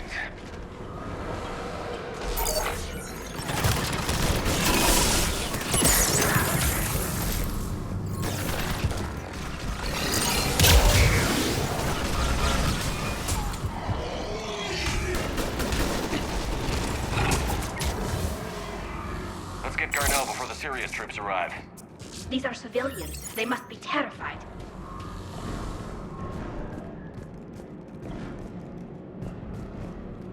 Yep, that's pretty terrifying. You, Anyways. Now I have my answer. I've been chewing on it.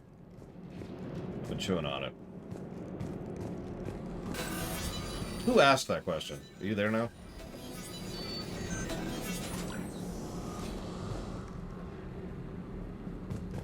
I don't remember who asked the question, I'm sorry. It was Lord Harriman, okay. I know you're there. I picked Mass Effect 3. And you're probably thinking, because you dislike what they did with 3. No. Because you want to see a proper remake of 3. No. It's because I'm too much of a manager at heart. Look at it from a long-term production cycle perspective. BioWare needs a big win to really gain back some popular points and some customer trust. If they sit down and essentially completely remake 3 from the ground up and make it good, polish it, take the time, do what they've got to do, and say, hey, we screwed up. Here's Mass Effect 3. That's going to earn back tremendous brownie points, like it or not. Not everyone will like that, but statistically speaking, that is the marketing push. That's the thing that's going to make a whole lot of people happy. Why is that important? Because then we will have secured BioWare's standing and future, so they have the support to make Mass Effect 5 and Dragon Age 4. Remember, right now, BioWare's on thin ice. So, we stabilize first, then we keep going. Like I said, I'm too much of a manager at heart to think anything else there.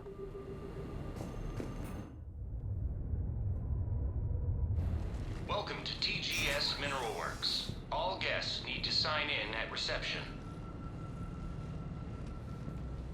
They seem awfully calm.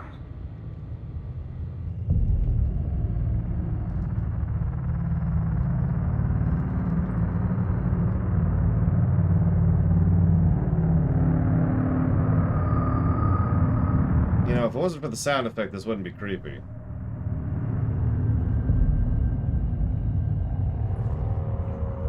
Uh-oh. I'm Commander Shepard of the Alliance. You just had Reaper troops attacking your front door. Are they still there? I've taken care of them for now. I see. That will be all. That will be... Come on, Shepard. Engage the brain. You can do it. Hello? You can do it. Yes. Welcome to TGS Mineral Works. How can we help you? Yes. For the tour. Please sign in. What's going on here? You don't seem worried about those Reapers. You know something I don't? TGS Mineral Works is a small to mid-level supplier of tungsten to the galaxy. That's not what I meant. Are you familiar with the applications of tungsten? Yeah, I have a tungsten ring right here. It's really nice. It's the one ring. It's the one I wear for ruminations. I'm looking for a researcher named Dr. Garneau. He would have arrived within the last couple weeks. If he's still here, I need to speak to him. We have no Dr. Garneau. Do you need to see a doctor? How about I just go in and look around? No. The access elevator is broken.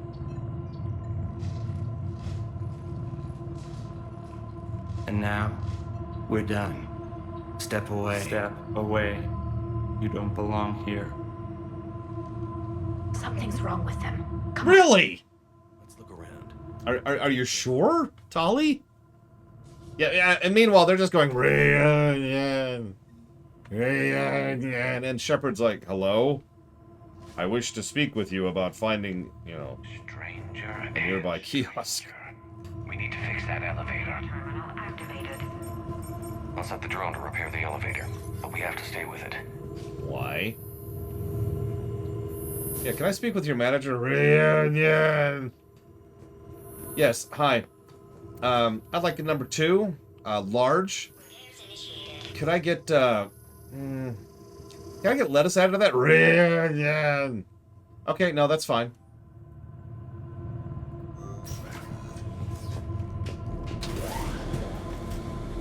The security log for the elevator said Garneau was here in the last week. Why would they lie about that? Reunion. No idea. Let's hope we don't have to look too far.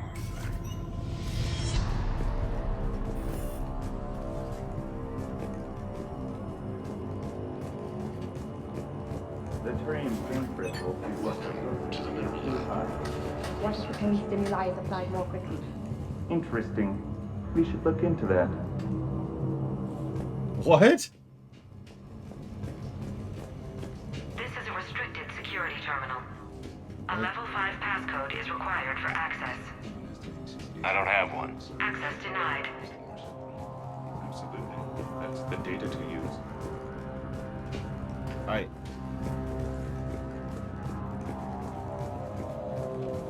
Have you seen Dr. Garneau? You shouldn't be here. Evolutionary implications of human biotics. That's odd. Thanks, Tali.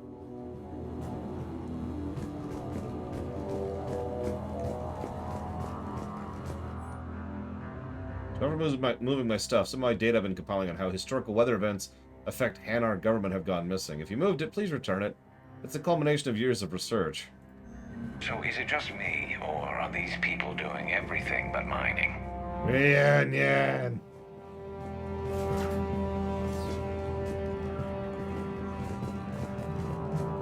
Oh, wait. Nope, there isn't. Okay. I was wondering if there was a map. This is a restricted area. Personnel ID number is required. I don't have that. Access denied. Alright, listen. I'm gonna start shooting people. Until they let you in? No, I'm just gonna start shooting people.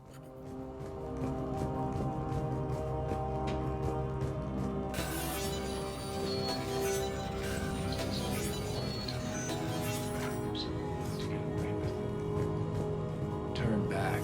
You don't belong here. Yeah, I'm getting that feeling. Not sure why. I think it's the music. Hang on, let me fix that really quick.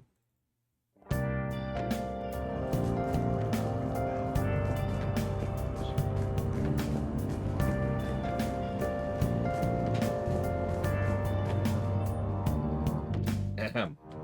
Since applying your recent feedback, your work has shown a vast improvement. Your work with the corrupted skin samples we acquired was impressive. You're being given a promotion and raise in security access level. Thank you for your hard work. This review is confidential. Employees are encouraged not to leave reviews in view of others. Personnel ID. Turn back, Commander. Turn back. Rhea. TGS Mineral Works is focused on Us, apparently. Okay, that's appropriately creepy. You shouldn't be here.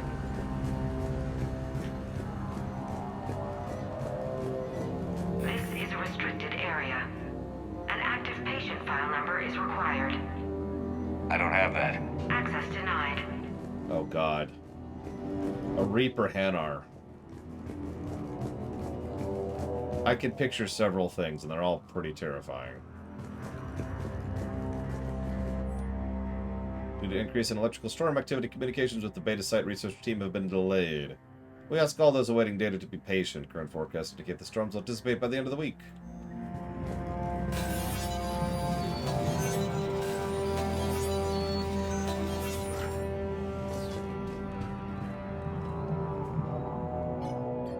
Attention. Comm system is offline. This message was not sent. Bryson, it's Garno. I've had to go into hiding, and I need you to come get me. I found another one of those artifacts here. More important than we realized. It's in the mines.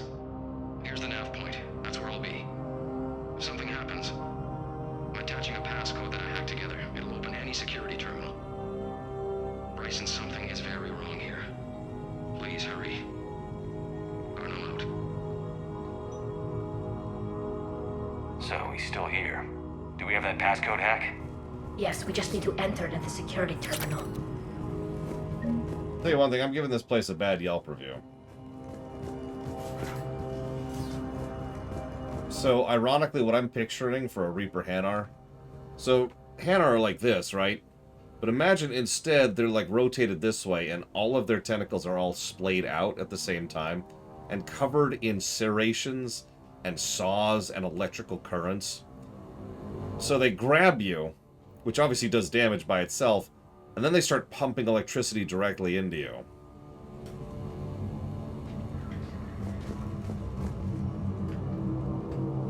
Punch in Garneau's terminal hack and see what it gets us. Access granted.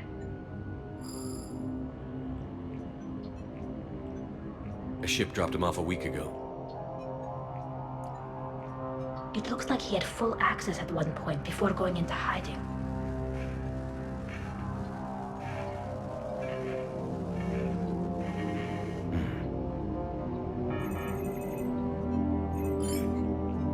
Unknown male was involved in an altercation in the mines.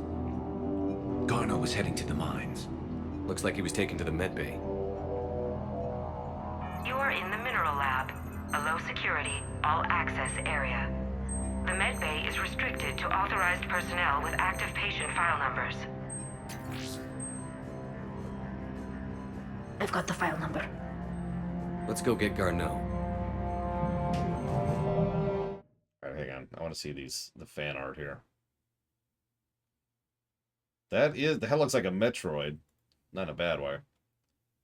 Oh my god, the Hanar Drell thing is, that's appropriate.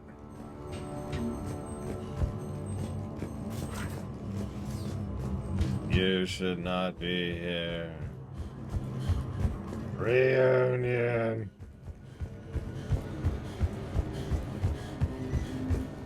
This is a restricted area. An active patient file number is required. File 7364. Access granted.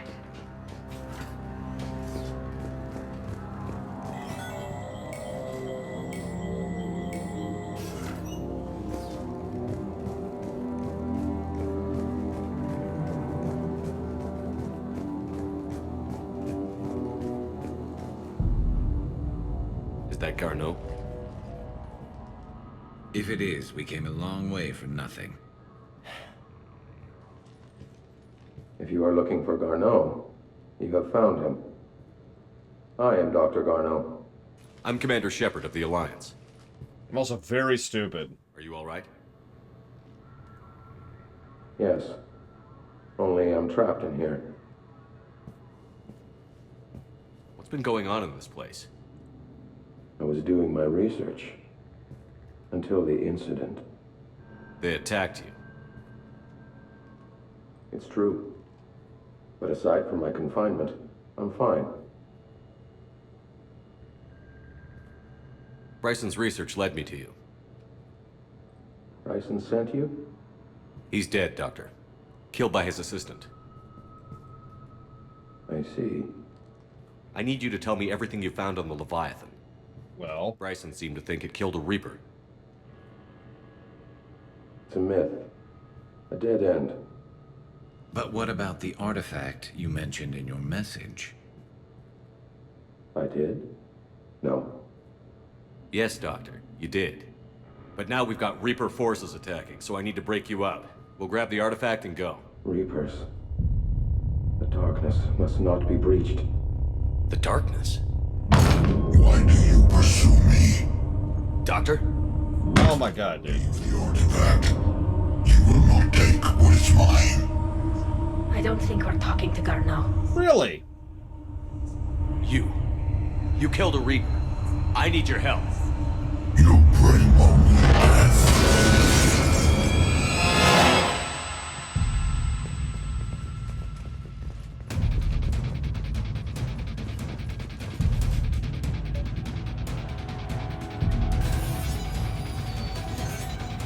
I think we figured out that they're not themselves. It only took someone flashing a giant neon sign in her face. Someone got the power. Oh god. I'm sorry. This is a banger song, but can I look up something really quick? How many of you out there have read Order of the Stick?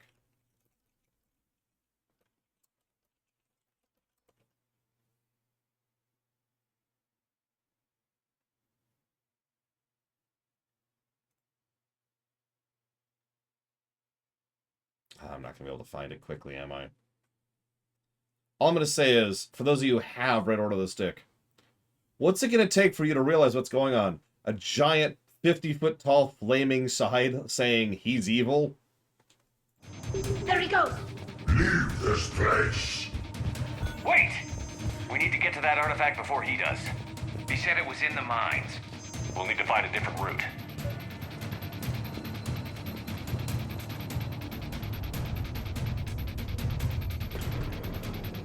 Garneau's notes gave us a nav point for the artifact.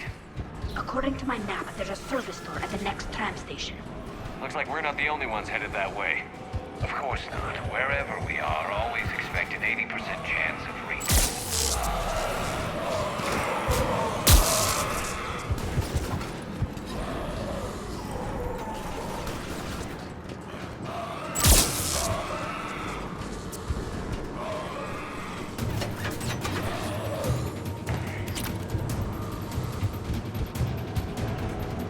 I mean, Turquin is legitimately one of my favorite characters in that entire series. So, a little biased.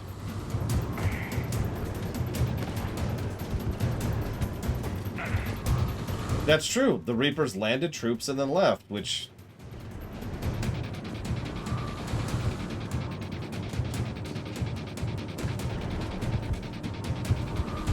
Honestly, the more I think about it, and I know this is heretical, the more I think Mass Effect 3 uses music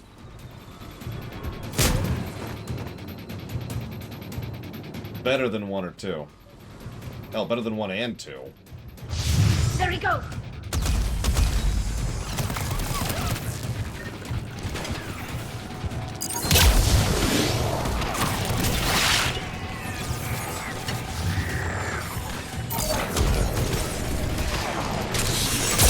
Watch out! Enemies on the belt! Watch our flank!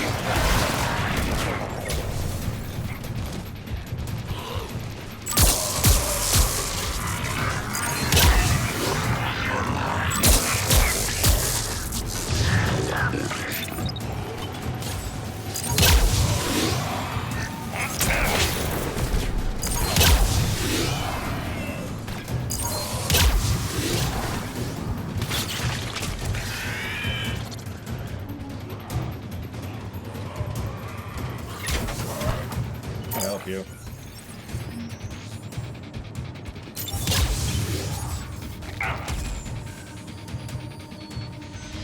Thank you, Ciela. What was that? Looks like the always appreciate the pancakes. There are the trouble spots. The drone can repair it. We'll need to escort it. But it's damaged and running on reserve power. Let's make it quick then.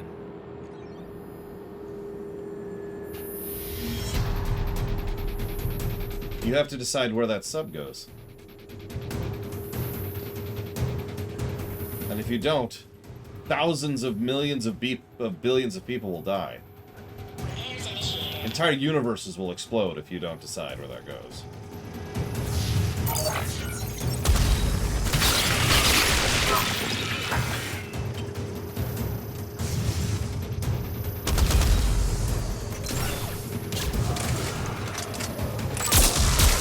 Sorry, I'm trying to follow the typical approach to increasing investment by increasing scale. Understood. The grillions and trillions of things will explode if you don't put it towards something.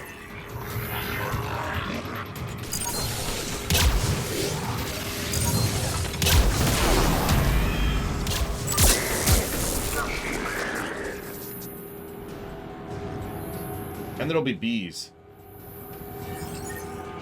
Actually, you want to hear something funny?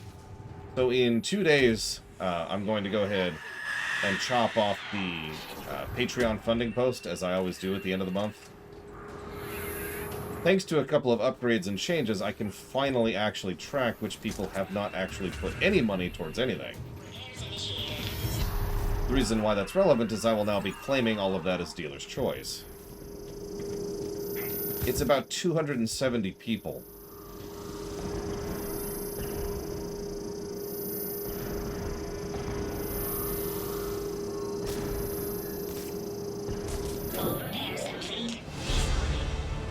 Let's head back. Door should be online. So, you know, it's going to be a hell of a boon to dealer's choice. Dragon Age block it is. Give me a minute here.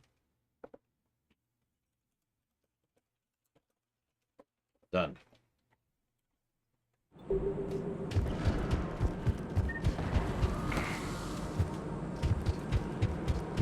It doesn't work that way, Eternus. Dealer's choice all goes into a bank, and it is then very carefully and precisely allocated depending on everything. You may or may not notice some of the upcoming games are being donated to, that are being run are some unusual choices. A lot of those are specifically as a thank you to several people who've helped me out with the show. For example, the Quest for Glory block is happening because Zalok helped me so much with the scripting. And the Fallout 1 and 2 block is as a thank you to Django for helping me with the mods tied and just so forth and so on. That's the kind of stuff the dealer's choice goes towards. Occasionally, I actually put it towards something I want to stream too, but I don't do that all that often. Although, now that all the thank you streams are locked in, I might do that more often. We'll see. The door. Cerberus can be breached. That artifact, it's...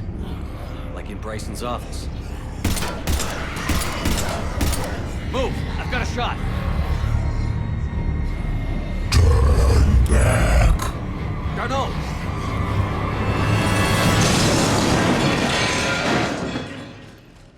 Oh, time to breach the darkness. Oh, he already did it for me. Damn it.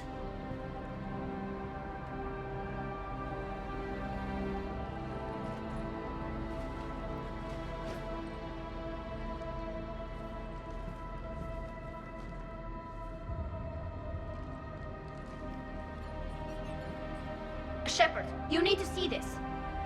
What have you got? That wasn't Garneau. This is. And it looks like he's been dead for a while. So, Leviathan can have Bryson killed, and take over this colony, and he can use them as puppets. Huh. Anything else useful? Encrypted data and a personal log with 8 missed calls from a Dr. Anne Bryson. And Bryson. Who are you? What are you doing here?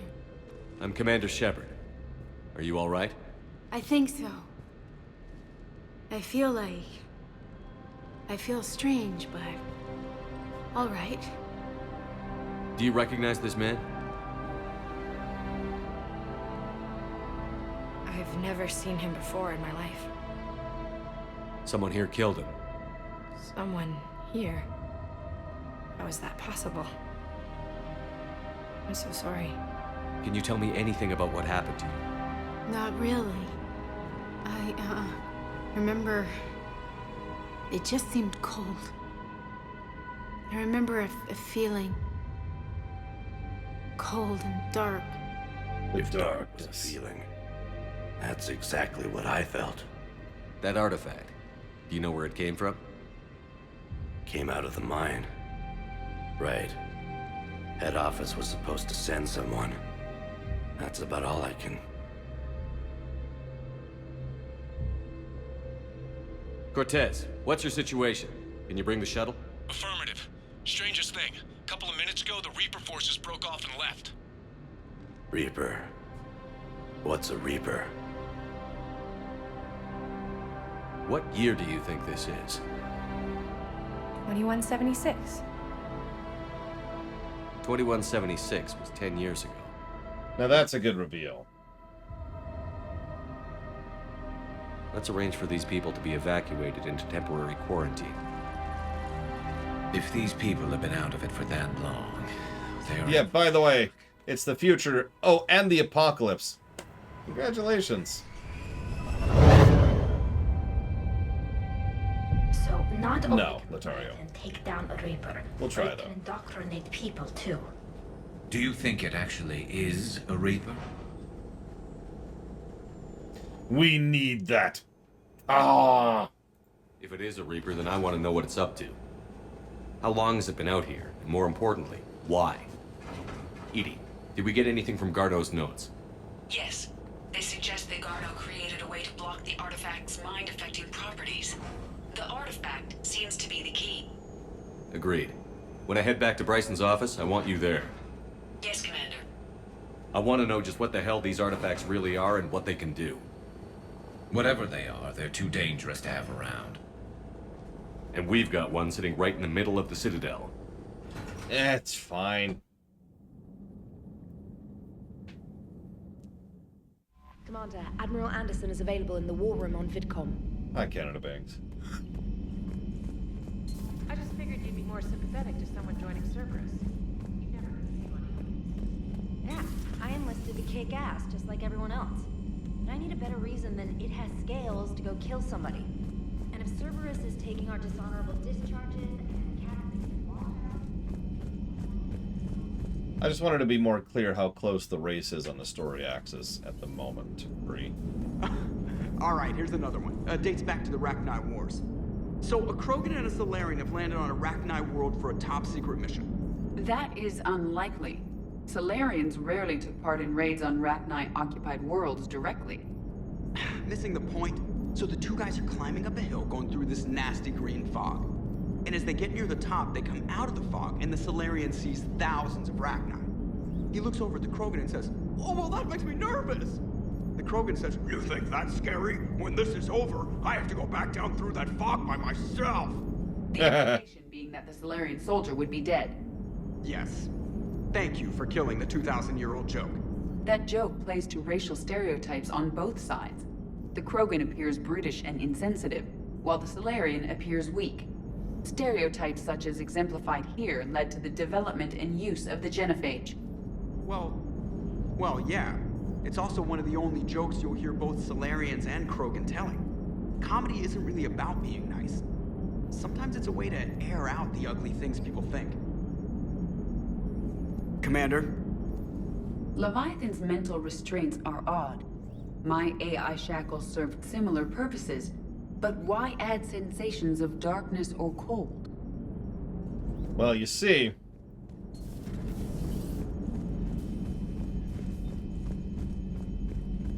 Anyways.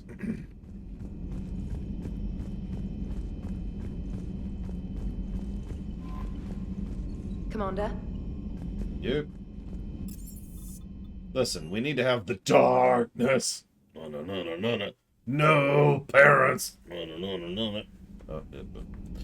are we, by the way? What do we got? Garrus, Liara, and Kato.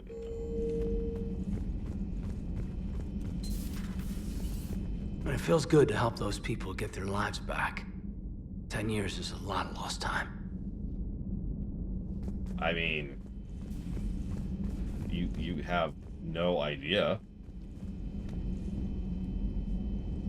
Please actually interact with this person. Okay, I give up. Yeah, 10 years. If that doesn't sound like a long time, where were you in 2012?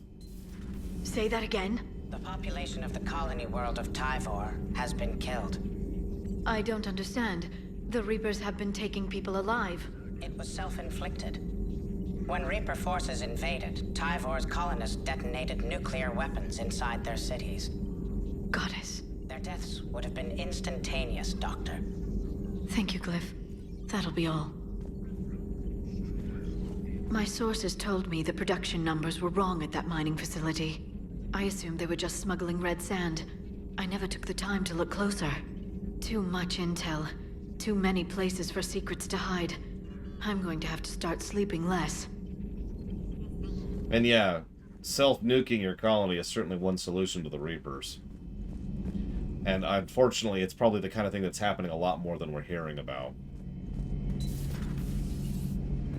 Strange stuff back on that asteroid. We've seen indoctrination before, but 10 years. Leviathan had its own private army. You've got to wonder how much longer that would have lasted if we hadn't come along. Just when I thought we were getting a handle on Reapers, this happens. Maybe Leviathan's more than a bullseye. Yeah, it's a colossal retcon. Anyways, and that relative is now gone, Lataria. There we go. Alright, so. Hi, Disco. I hope you're feeling better, or at least are on the side of that. Lord knows just about everybody I know was sick for the last 2 weeks or so, including myself. Although, do I really know myself?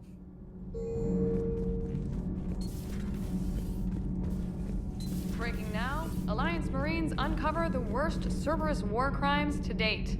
Sanctuary, advertised as a safe haven on the planet Horizon, exposed as a secret Cerberus lab. Brainwashing, lethal experiments, and Reaper connections, the exclusive details next in the battle space. You know, I think we're good enough with that.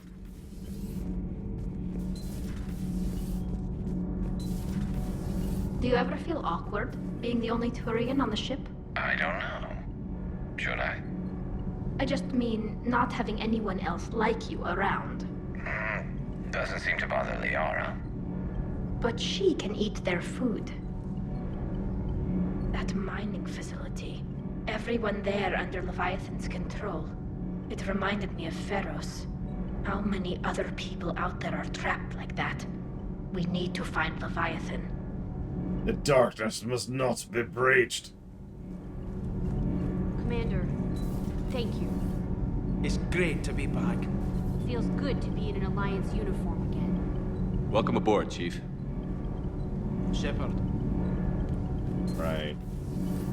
I'm glad the commander didn't forget about us down here. I told you Shepard would come visit. I visited.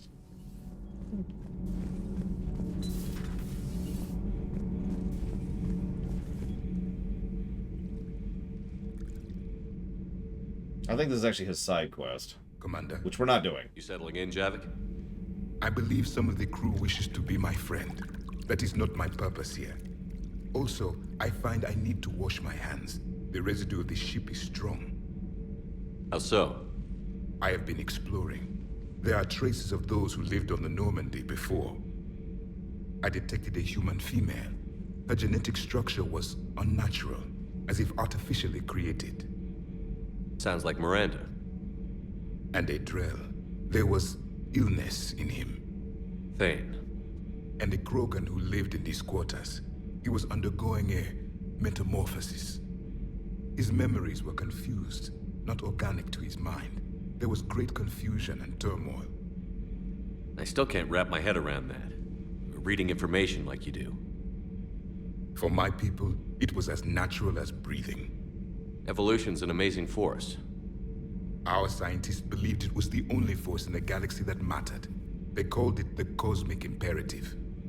The strong flourished, the weak perished.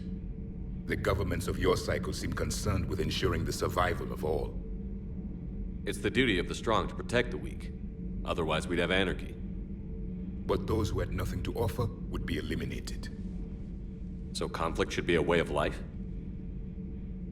Evolution demands it. The strong grow stronger by dominating the weak. It is for the greater good of all. Though I do not think your Asari approves of my beliefs. Nor do I. Liara? I think she just had a different idea about what Protheans were like. We are all a product of our time. Had I been born in this cycle, perhaps I would be the noble scholar she wishes me to be. You think you'd like that?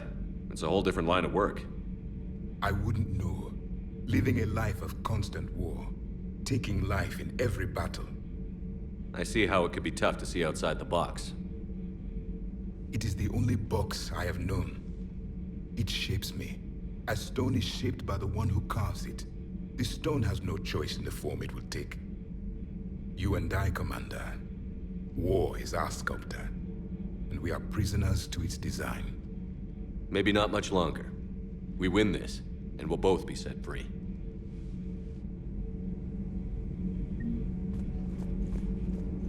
Favorite red shirt Bioware companion. The woman whose name I can't remember in Dragon Age Awakening comes to mind immediately.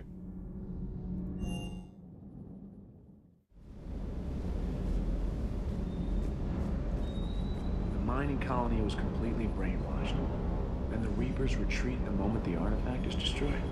I don't know what's going on, but I know I don't like it. I also liked the gentleman in Dragon Age Origins.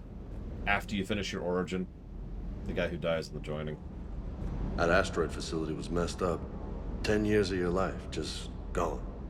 You're working out there, sending letters to your family back home. Then you wake up, and your hair's gone. Your kid's in college, and your six-pack is turned into a keg. It's just messed up.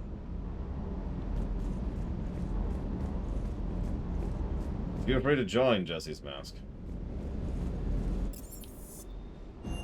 The guy who... The thief. The thief.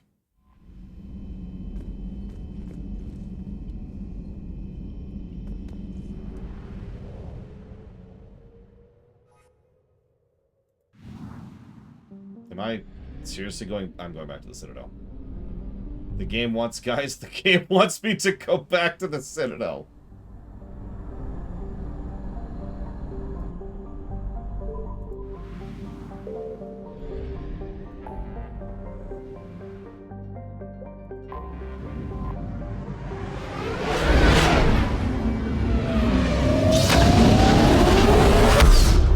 Part of the problem is, I'm gonna just start calling this, oh god, I can't think of her name. Who's the chief medical officer of the Enterprise in Season 2 of TNG? Pulaski. I'm going to start calling that Pulaski syndrome. She's a good actress with a good character, but the first time she shows up on screen, she's awful. And so everybody hates her because everyone remembers that that intro to her character. It's the same thing with Vega. Vega's a moron during the intro and actively aggravating. Then there's the rest of the game where he's fine.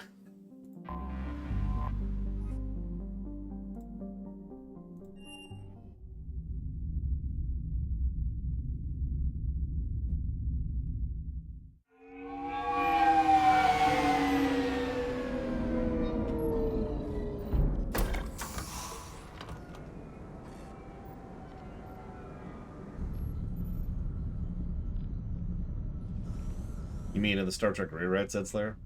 Although, we have some directions we want to go with that. The artifact they've got here right away. Why didn't you signal ahead to do that while you were Using traveling here? Garneau's data, I should be able to accomplish this without difficulty.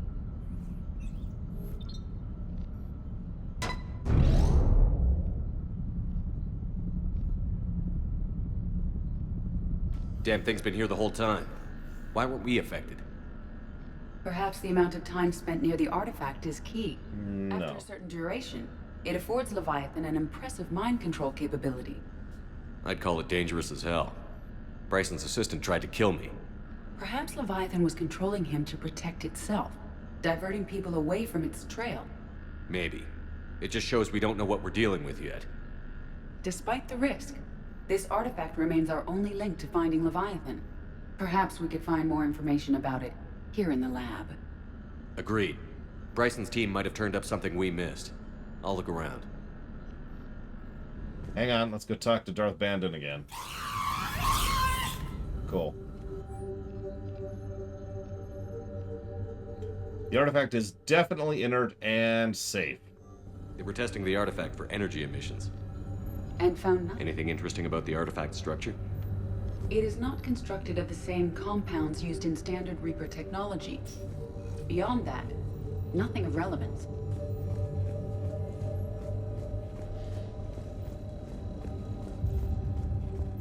Edie, what project was Garneau working on when he found the artifact? Basilisk. Got anything on Basilisk?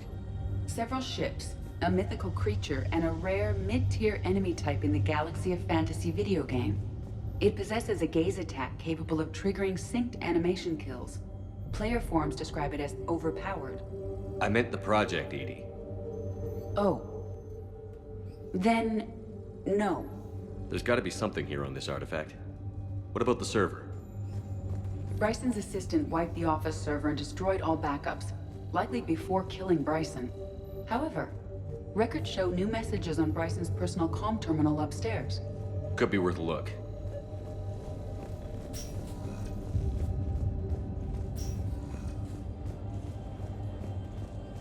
A message from Dr. Bryson's daughter, Anne. According to my records, she worked with her father. I'm at the dig site in the Pylos Nebula. Project Scarab paid off. I've got another artifact like the one Garneau found. I think it could be affecting people's behavior. You need to shield the one in your office. I tried to warn Garneau, but I can't get through. We've got Reaper scouts coming in toward the main site. I'm heading to the secondary base to grab what research I can. Anne Bryson was attempting to contact Garneau on the asteroid colony. She seems to know something about the artifact. She sounded worried. If Reaper forces were approaching, her concern was warranted. Let's hope we get to her before they do. She said she was in the Pylos Nebula, working for Project Scarab. That cluster contains several systems. I'll call up the nebula on the galaxy map.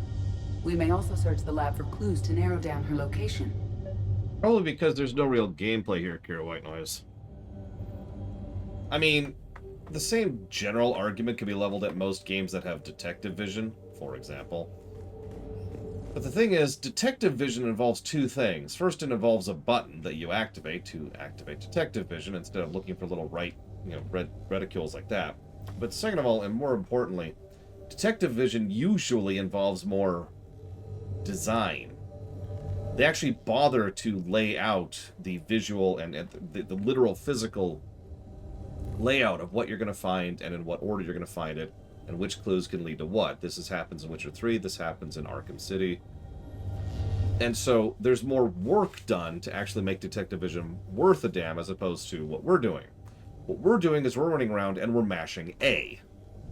You see the distinction? The Reapers. Let's hope we find Anne before they do. Yes, it is, Little Billy. There was something people were upset about. These are the ships Dr. Bryson and his team used? Yes. If we can find out which ship Anne Bryson took for Project Scarab, we may learn something. These are the ships Dr. Bryson and his team used? Yes. If we can find out which ship Anne Bryson took for Project Scarab, we may learn something. I'm gobsmacked by the fact that there's a chunk of Sovereign just sitting there. What about criminal activity in the Pylos Nebula? Because the area is part of the Attica Traverse, criminal reports are unreliable at best. How did he get up there to do that? Oh, he's got the letter. Why do you have... Okay, never mind.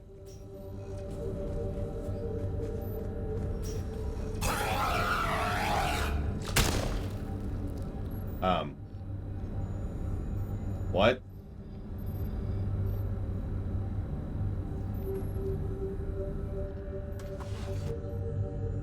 F for Darth Bandon. Access card. Any idea what it opens? The requisitions locker. According to records, it was last used by Anne Bryson to obtain equipment for Project Scarab.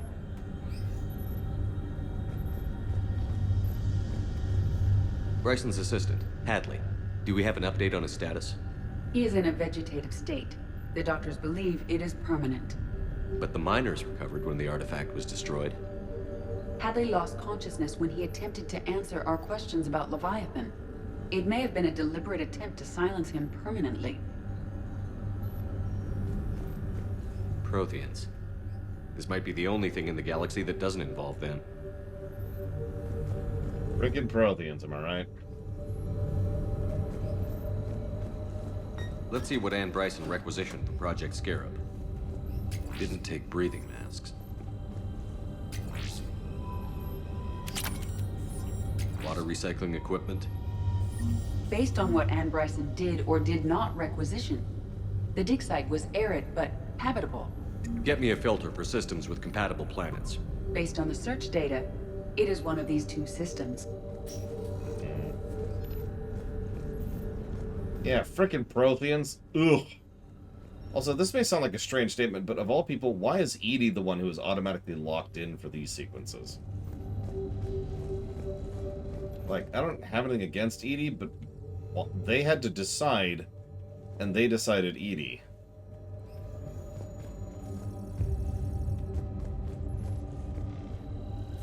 Does anything in Anne Bryson's work history suggest where she might be? Nothing relevant. Okay, hang on. Let me walk this back for a second. Obviously, they want her here because she's a robot, even though the thing at the end doesn't even react to her at all. But that doesn't really answer my question. My thinking is it's probably the actress. Either the actress was the one who was available for additional lines, or she was available for the kind of role, or maybe they already had a pre-existing contract with her, or something. Any correlation between Project Scarab and these unexplained creature sightings? Not beyond Leviathan itself. Any idea if Project Scarab involved Element Zero? Unlikely. We may learn more from the Project Requisitions Locker.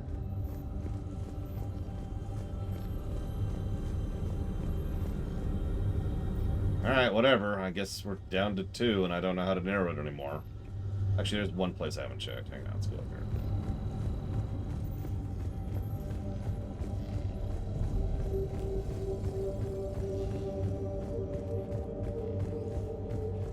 I mean, availability plays a big role in which actors get which lines. And as a consequence, tends to play a big role in which characters tend to have lines in particular works.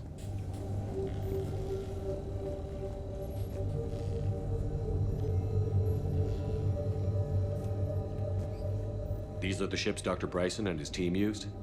Yes. If we can find out which ship Anne Bryson took for Project Scarab, we may learn something. These are the ships Dr. Bryson and his team used? Yes.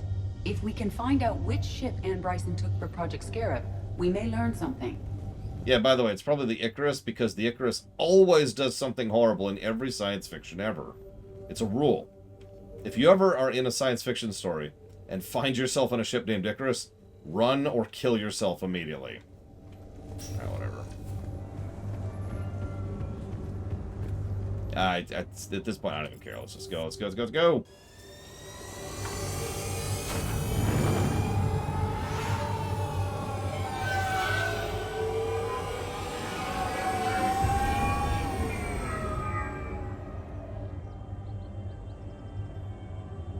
Too late, Sonoshi. Took too long.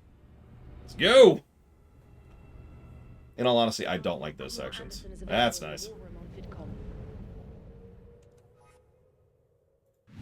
Alright, the Titanic 2 shall return. Alright, so where were those stupid things? Oh god.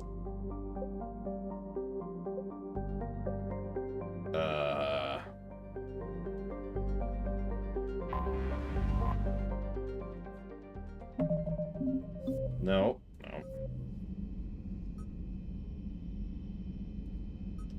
Oh my god, we literally don't even have a quest log for it. Oh, never mind, it's at the bottom for some reason. Pylos Nebula, okay.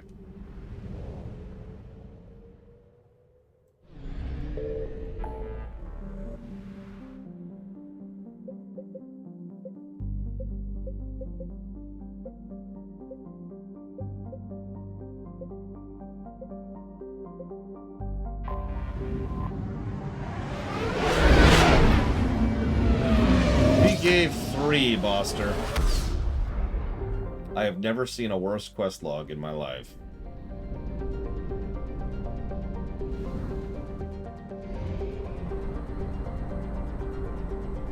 We also gave technically 4 negatives to the secondary quests because they're terrible.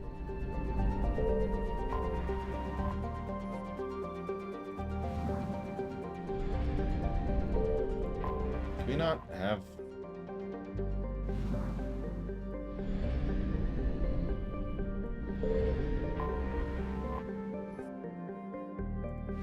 Okay.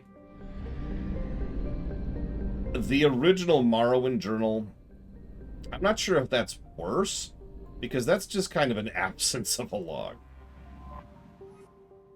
Apparently I have to scan, okay. Signal confirmed. Sure.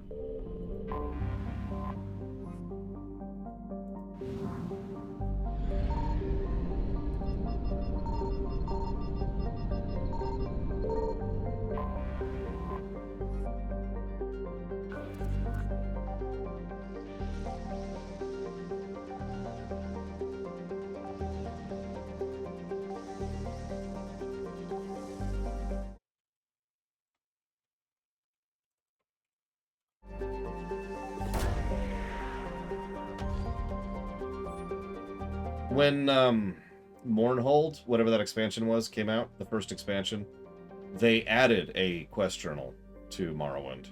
And it was actually kind of a trip when it first came out. Because what it would do is you'd fire up a save, and then you'd have to run a script in order to run through all the triggers in the game to figure out what your quest log should look like at the point at which you were at.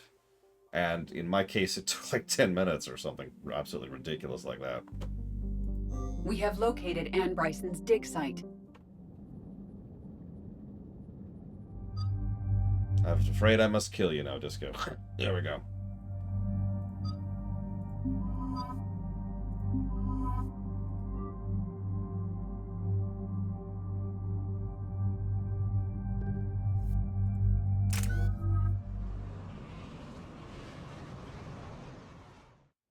So this dig site may be under attack?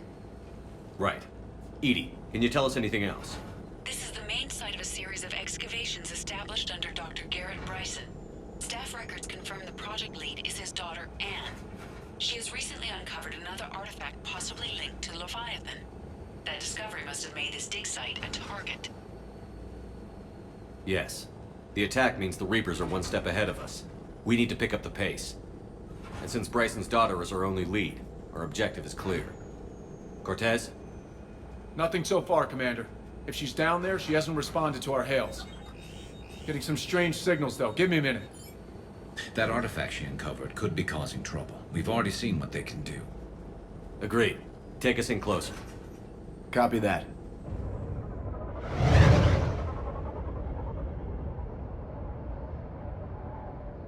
We have hostiles!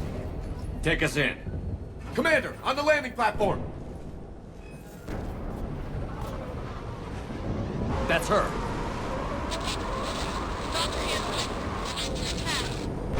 Okay, let's get... Tracking multiple bogies! Get us over there.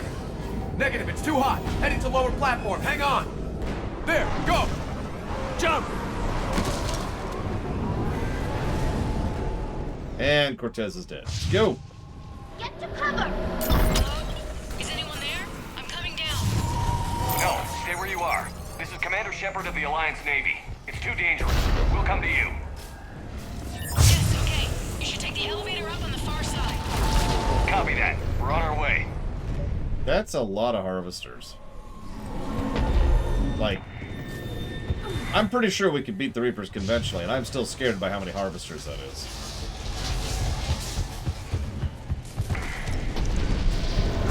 Through here.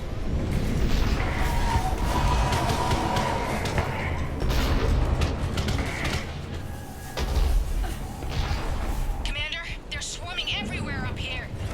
Can you find a place to hide? I'll try. Get there. Stay put. No, no, no! Oh god, I can't move. How can I move?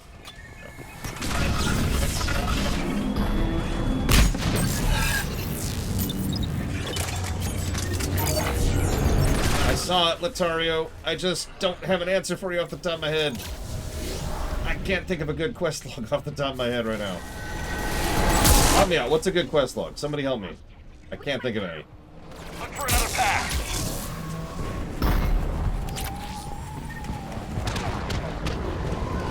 Mass Effect 1. You're funny.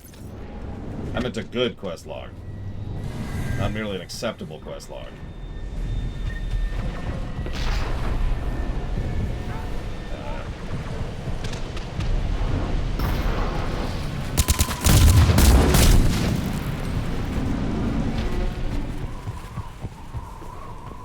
WoW's is fine and does some good things, but it's kind of a combination quest tracker, quest log. I suppose that's fair, though. I would put WoW's pretty high on the list. So, okay, we'll get WoW. I don't remember Witcher 3's.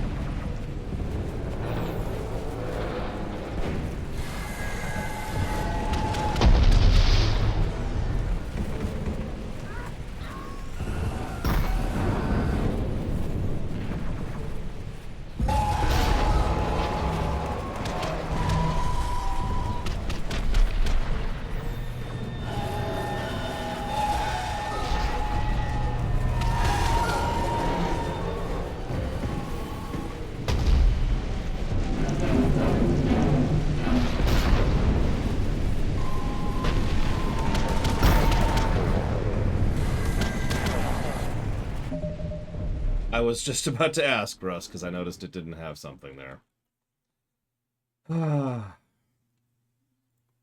Listen, there's Reapers, okay? I don't think I'll ever be good again, to be completely honest with you.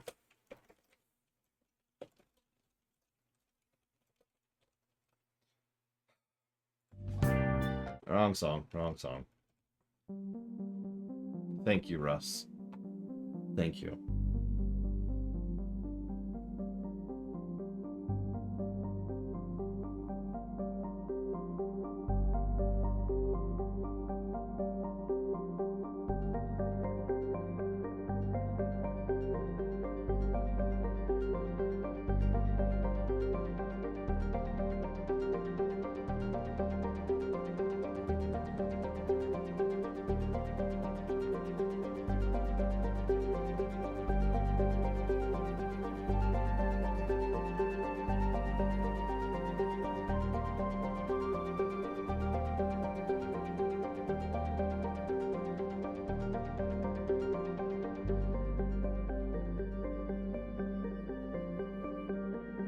Always and ever. I will split that up between the Zelda block and the Metroid block. Thank you.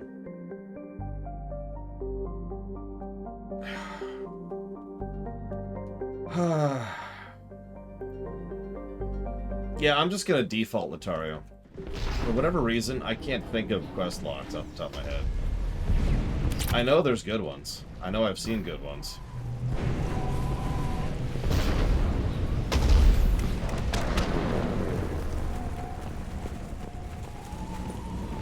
Other than WoW's, obviously.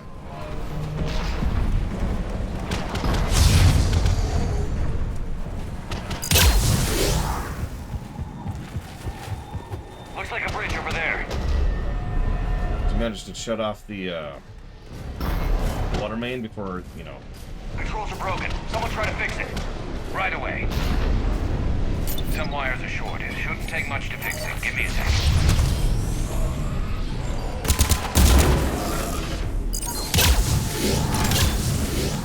Got it.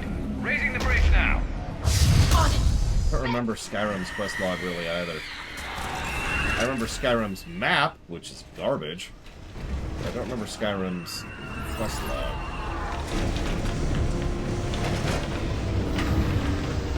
No, I feel you, Ross. I'm sorry. I mean, indoctrination is the I win button for the Reapers. I've said that several times, and I stand by it.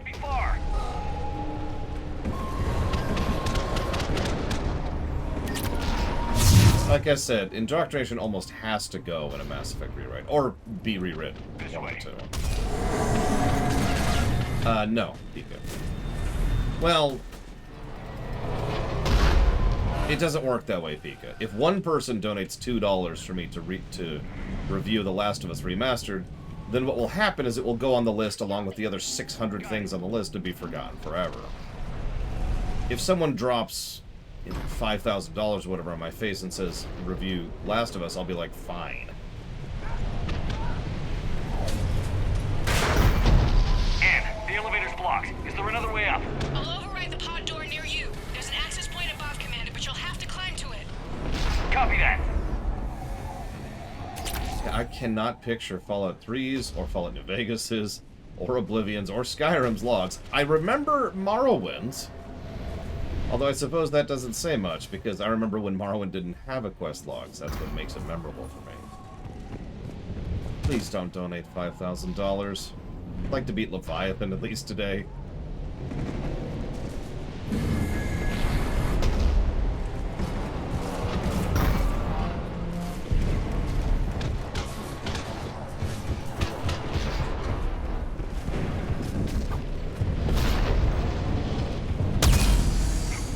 Nope, if anybody donates $5 grand, you're gonna be like, alright, I want you bowing for 8 minutes, or whatever that would be. More ahead!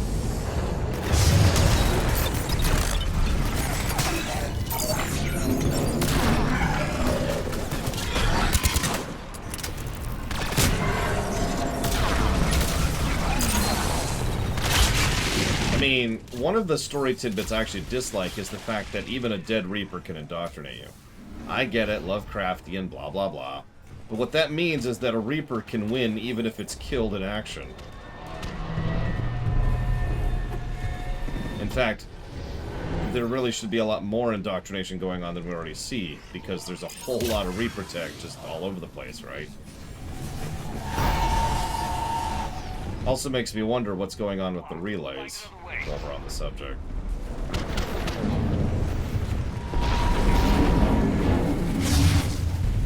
This looks like a way through. Well, yeah, he didn't want to go to Cortex, yeah. And he dragged it out to get attention, which he got. Stay hidden, Doctor. We're trying, but there's too many of them. Hurry!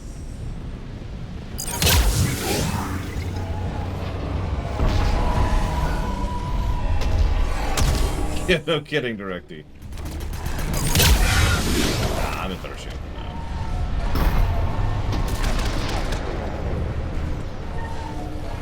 That's another thing. Relays are Reaper tech, so even if they can't innately indoctrinate, why don't Reapers just use them as an indoctrination booster? Garrus, thank you.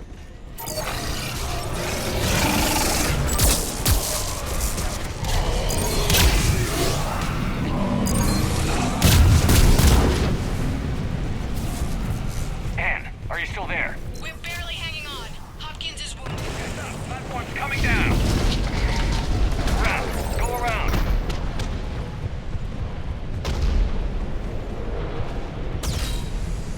No, Boyles, stay down.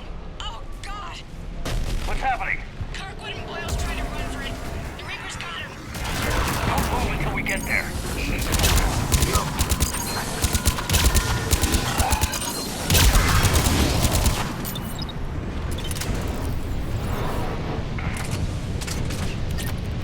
Constant shakes preventing me from moving properly are a little irritating, but I do like this sequence of gameplay-wise. I mean, that's just Mass Effect 3 in a nutshell, right? Yeah, I like this gameplay-wise.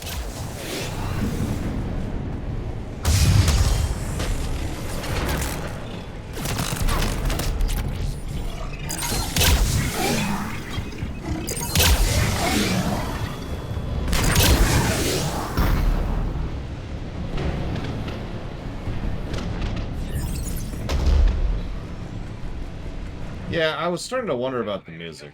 In fact, I'm wondering about the music so much that there's nothing I can do about it because I can't save right now, apparently. Whatever.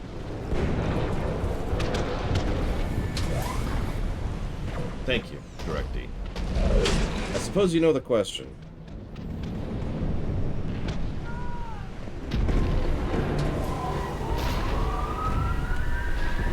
Elevator's online. We're coming up. Please hurry. I think Hopkins is dead. Yeah.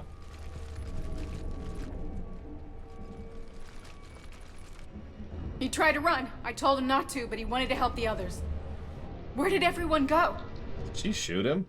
I'm sorry, they didn't make it. Doctor, I need you to come with me.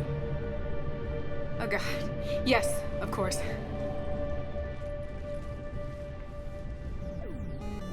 God damn it.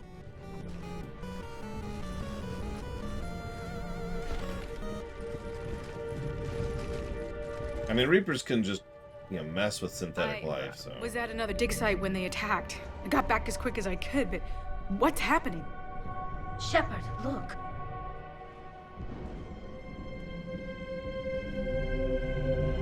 I'm not sure, but it might have something to do with these paintings. Is that Leviathan? Yes. Yes, we think so. It's old, much older than my father thought. And there, as if the natives were under its power. Clearly a Reaper, but acting alone. Not like any Reaper we've seen before. Doctor, I understand you found something recently. The artifact. Yes, of course. Incredible. It's just ahead.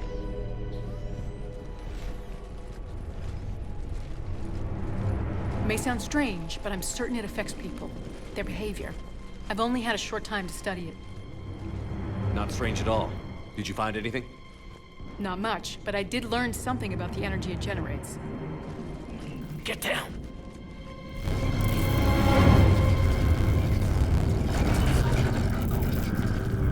What are they doing?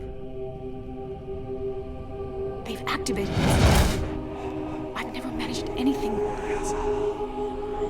Doctor?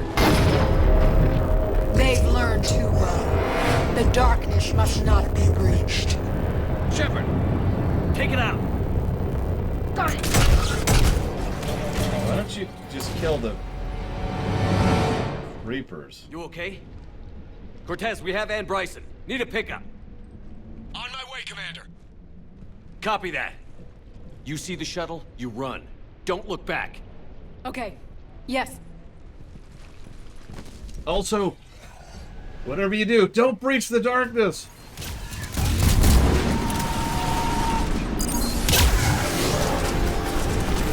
I need to get rid of that harvester. Okay. I can do that.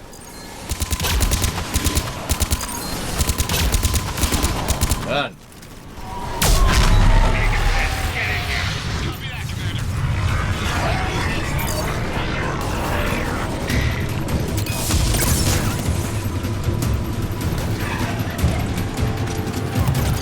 Shuttle ready for evac, Commander. Copy that. Everybody, let's go! This is what we like to call hypersane, Amber.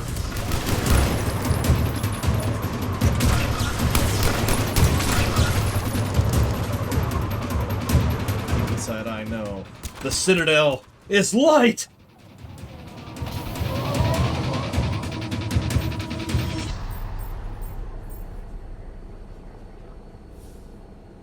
Yes, she did, pancakes.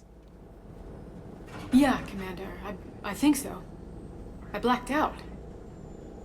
Leviathan took control of him.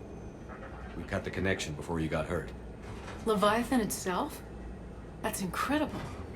The Reapers seem as interested in it as we are. Yeah, it certainly seems that way. We were hoping you could help us figure out why. But first... Doctor, I have some bad news. Anne, please. Suppose Leviathan's broken away from the other Reapers. Never went back to dark space. Like a rogue, or even a defector. I have to call my father. He'll want to know. Anne, you need to listen to me, okay? Your father is dead. I'm sorry. He's... What? Dead? He can't be dead. I mean, yes, it is physically possible for him to be dead. We met with him, hoping to find out what he knew. Something happened. Something happened? You're not the first to lose control. Your father's assistant. One minute he was fine, the next... he drew a gun on your father. I couldn't stop him. I can't believe this. We have to find out what's behind it all. You're the only one who can help us. Anne? I want to see his office. We'll arrange for transportation. Meet you there.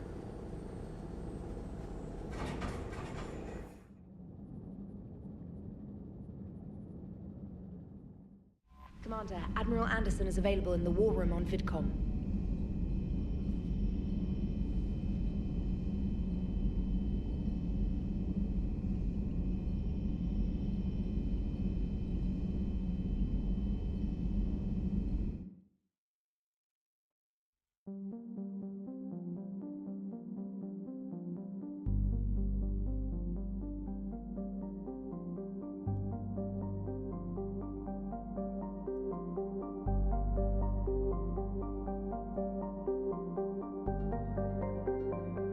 I don't actually remember if I said thank you directly, but I just want to make sure that I say thank you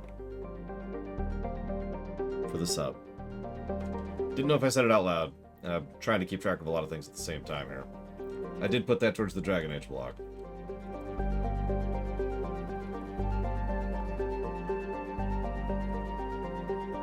And thank you, Voice of Authorita, very much for the 5,000 pennies.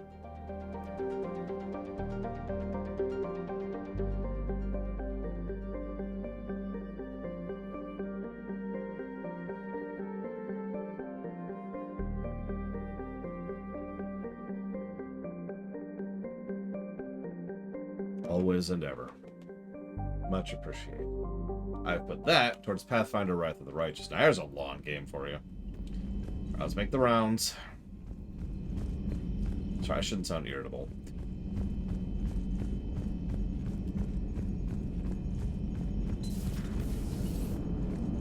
If we don't finish that crucible soon, there won't be a galaxy left to save.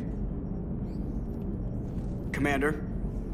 I have formulated a psych profile for Dr. Anne Bryson. She is not used to death, but she may be quite capable under stress. I have not played Wrath of the Righteous. I don't generally have time for games off camera. But not only was, you know, Kingmaker rather long, but I'm told Wrath of the Righteous is even longer.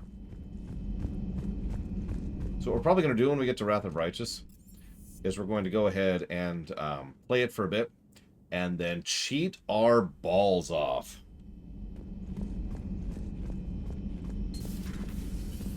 So a Reaper goes rogue and kills one of its own. And that's what we're looking at here, right? Bryson really was onto something big. Amazing. A lot of smart people in this galaxy. I'm a lucky guy to work with so many of them.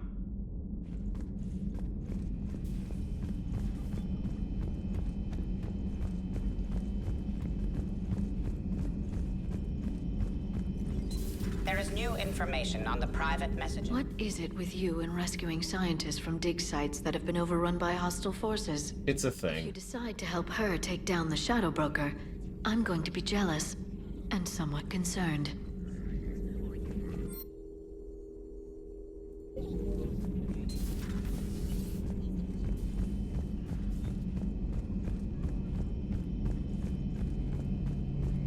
I mean, that's a smart thing to do in Arson. It's especially curious since, you know, in games like that, our playthroughs will probably be different quite a bit. I can handle the Reapers that run around, or the ones that crawl, or the ones that shuffle menacingly toward you, but it's the flying ones that give me the creeps.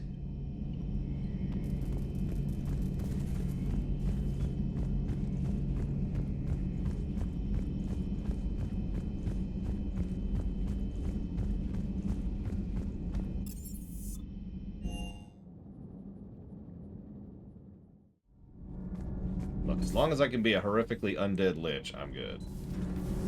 Okay, toughest mission. Horizon. No fair, I hadn't joined up with you yet. Fine, the Dead Reaper then. Really? The husks just ran up to us. Have you ever noticed that I carry a sniper rifle? You're the one who likes things at short range. And you prefer to keep everything at a distance. Exactly. Wait, what? Creepiest thing we fought. The Thorian. But wait, what did you mean?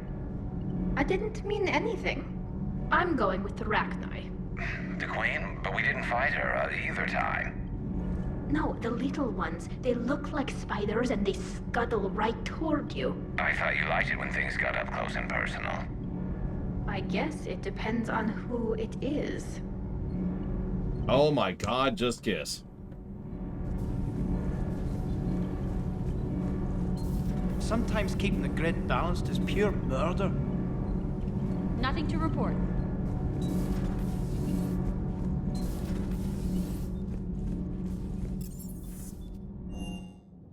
They are adorable. If another harvester keeps me from dropping you off on the target LZ, so help me. Esteban, don't let those oversized roaches push you around. Mr. Vega, taking on a sky full of worm necks and a troop transport is like sending you against the Earth invasion armed with brass knuckles. What, you don't think I could do it?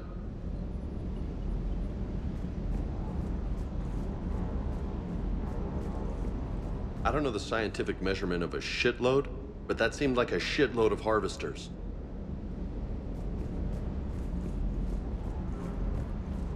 It's 3.87 tons, by the way. Metric, obviously.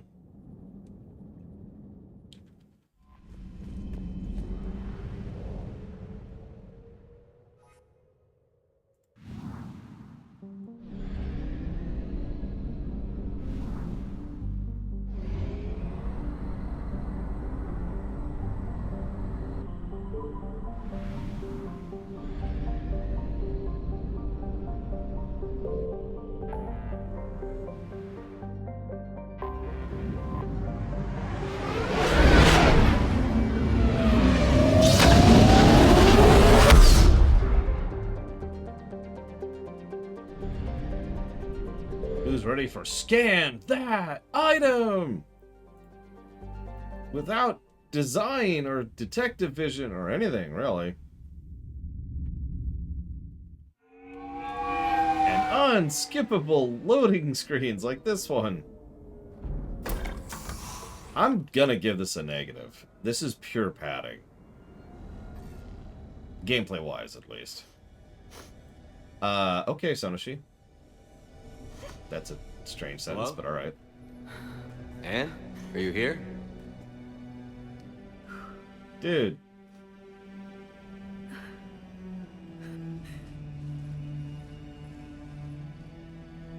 Anne? Oh, Commander. Yes, I'm sorry. Just... This is hard. How you do it? Of course. Are you all right? Yes. God, what a dumb question. No. I don't know. My father and I didn't leave things in a great state. An argument? Yes. It was trivial. A disagreement on how to file some of the specimens. I was mad about something Why else. does she have a blue glow? I don't remember what.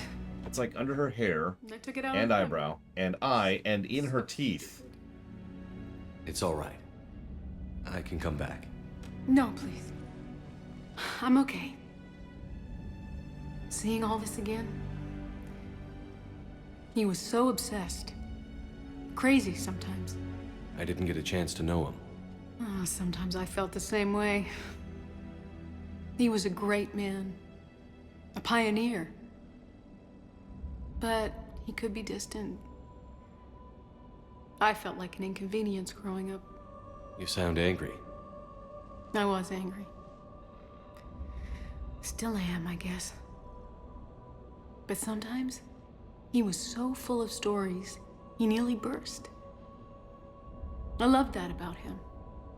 It's why I signed up for this work. I can't believe he's gone. We'll figure this out. We have to. I need to know what's on the other end of that artifact. What he died for. Get angry.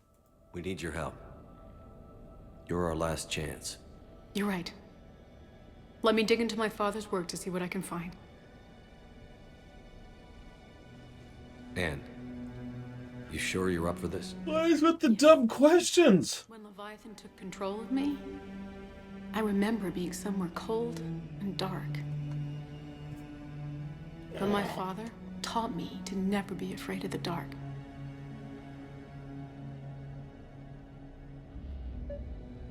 You can't be afraid of the wind. God damn it, screwed up my own joke. You can't be afraid of the wind, Bryson.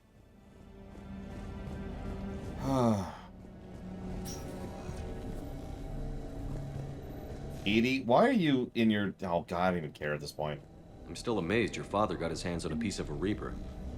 He was so excited. Your claims validated years of work. Did you take appropriate steps to prevent indoctrination? Of course.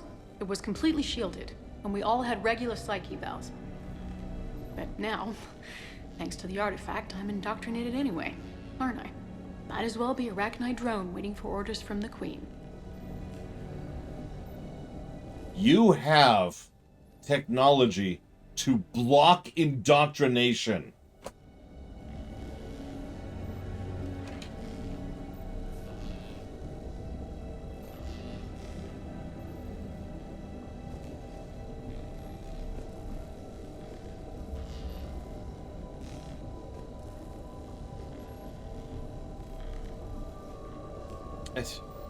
Error. Rebooting. Please wait.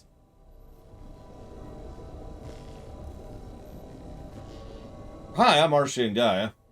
Where'd my hair go? Ah! Okay, I'm okay.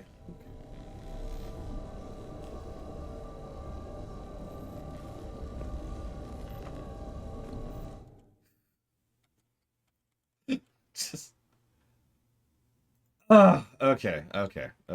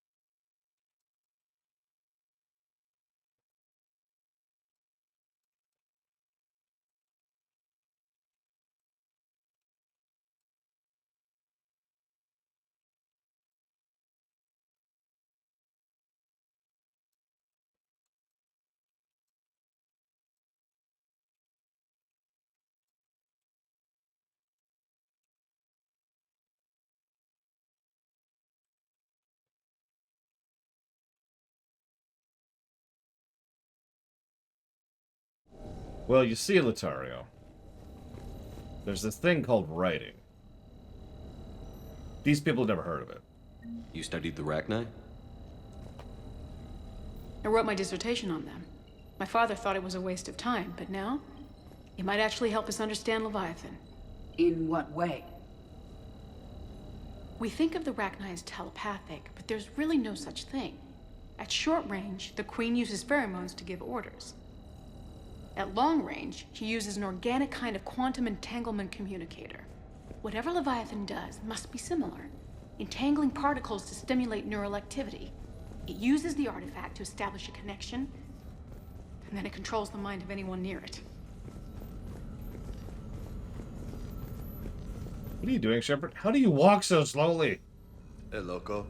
Need a hand? Yes. Aw. What brings you down here, James? Heard you're closing in on the Reaper killer.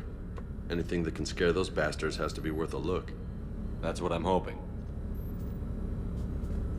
Now James is indoctrinated. We didn't detect any energy emissions from the artifact. But the Reapers were able to use the artifact to trace Leviathan somehow. My theory is that most of the time, the artifact simply acts as a receiver. We'll only be able to trace Leviathan through it when it actively takes control of someone. As it did on the asteroid. Right. Unless it needs something, Leviathan doesn't bother communicating. I guess it and my father had something in common. You said Leviathan's control was similar to a quantum entanglement communicator, which is untraceable. Yes, but this isn't a natural QEC. Leviathan has to send a pulse through the artifact to alter your mind and create the quasi-QEC effect. And that can be traced. Right. Just like at the dig site. The Reapers were tracing the signal by activating the artifact. My father wanted to be at that dig site. He was getting too old for long digs, but he hated being stuck in the lab. He nearly missed my graduation because he was on a dig. Showed up still wearing his field gear. God, he'd have hated dying here. Anne, I know this is hard, but if there's anything more you can tell us. I don't think there's anything more I can tell you. But maybe I can show you. What are you saying? The artifact only sends out a signal when Leviathan's controlling someone. So let it control me. You could trace the signal. I don't like it, but we're out of options. You know better than I do what Leviathan's capable of when threatened. I know it's a long shot, but I have to do this. You're looking for something to fight the Reapers, Commander. I'm looking for the monster that murdered my father. We still don't know what we're looking for. Then let's find out. Commander, this thing we're doing with Anne sounds dangerous as hell. Noted. Edie? Energy signature locked in, waiting for activation. This is pretty gutsy. I don't know about guts. Crazy, maybe. I'm gonna be right here. Okay. I'm ready. Why are you right here, Vega? James, drop the containment shield. Why would it take her instead of him? Dropped. Or me? Artifact online. Anything? Nothing yet. Wait. There's something. I feel a chill. Edie? No trace yet. Holy hell! Signal is tracking. Maintain connection. Turn back. The darkness can't be breached. Yo! Maintain connection. Listen to me. I found you, and the Reapers are right behind me. You have brought them. You are a threat. So are you. I've seen what you can do. The war needs you. There is no war. There is only the harvest. Edie, do we have enough? Partial lock. Maintain connection to narrow the search. You heard her. We got enough. I'm hitting the shield. Belay that, Lieutenant. But one interrupt. Signal is fading. Maintain connection. We can fight them. We can win this. The cycle cannot be broken. You're wrong. Focusing the point of origin. Maintain connection to narrow the search. I'm stopping this! Raise the shield. Jeez, Look at her. Anne? Anne, are you all right? I'm not sure. It hurts. It's gonna be okay. You did great. Edie, did we get anything? Yes, Shepard, but it will take time to search. Coordinates sent to the Normandy. This better be worth it. Agreed, Lieutenant. Anything else, Anne? It was dark. Cold. I can tell you this much. Leviathan is angry. It knows we're getting close. I think it wants to kill you. Come on. Let's get you some help. You know, I actually agree with that, Kira White Noise. Hold up. Oh, I can't blow it up anymore. I honestly wasn't even going to do the first interrupt, but you said to do the first interrupt, and I believed you. Yeah, honestly, how many people don't want to kill us at this point? I think it's a smaller list.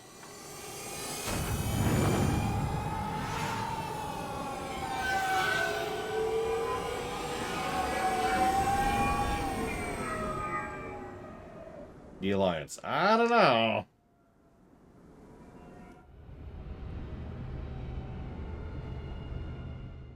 Commander, Admiral Anderson is available in the war. Yeah, that's nice.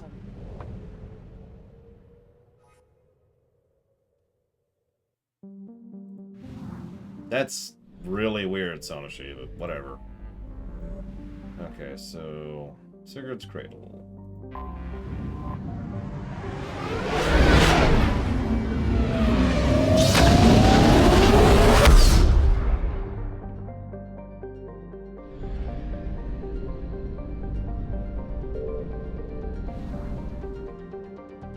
Cytofent.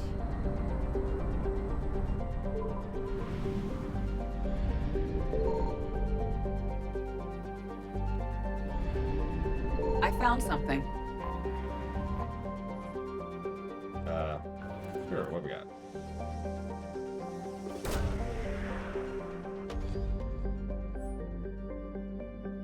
These coordinates match our trace of Leviathan. Well, alright. Well, let's keep bringing the dream team.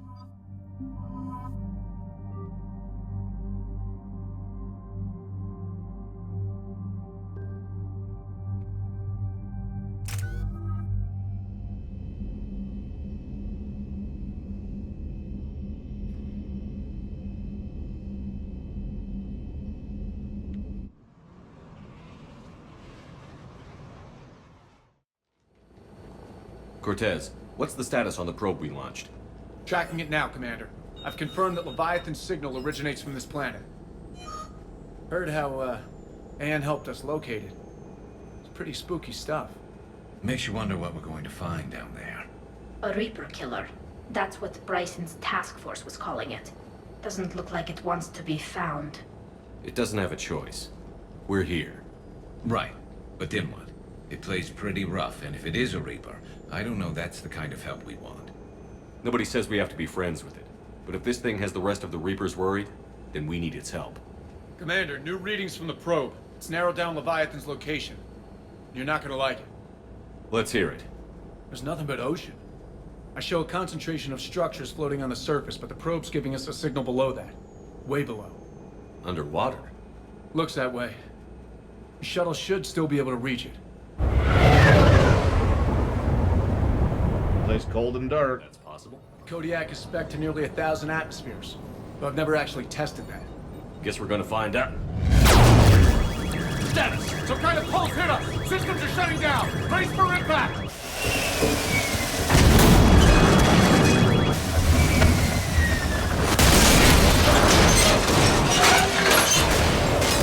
Okay, we had seatbelts.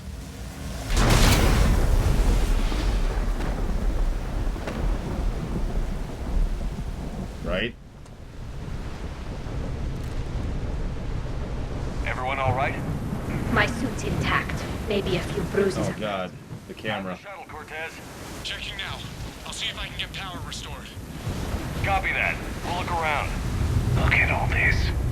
How many have been stranded here by that pulse? Could be Leviathan's last line of defense. Shepard, we got one of those artifacts. Explains why no one gets out of here. So why doesn't it do anything to us? The hull will hold, that's what they say. Whatever God watches over evil, so prospectors came through for us. Despite a hell of a smack in a water landing, the MSV Monarch displaces enough air to stay afloat. We're all thankful we're alive. Captain Pratt even ordered the champagne broke out. Helps perspective, I guess. The big puzzle? What downed us in the first place? Kunshan says it wasn't lightning, it was some kind of pulse. Directed energy weapon seems likely, but where would it have come from? There's no radio traffic, the whole bloody ocean is silent. Tonight the tech's going to try rerouting power to get good mass drop before getting the thrusters firing. If all goes well, we'll be airborne in 24 hours. And there's some corpses. Any idea how old these are? At CSAC, they always said the key to decomposition was scavengers. Without them, it's quite a while. That's true.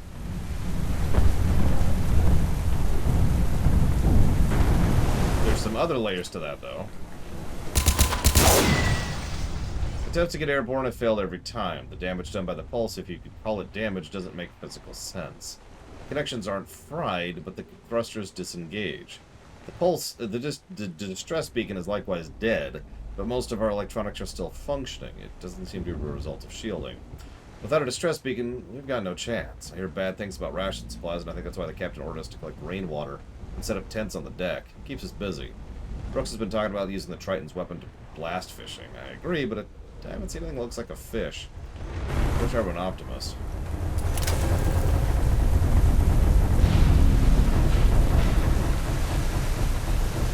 Looks like a damaged Atlas. Different though, and it's not flying Cerberus colors. And it's not taking shots at us, which is nice. Doesn't look salvageable, though. I recognize a few of these ships, but only from historical records. They're ancient.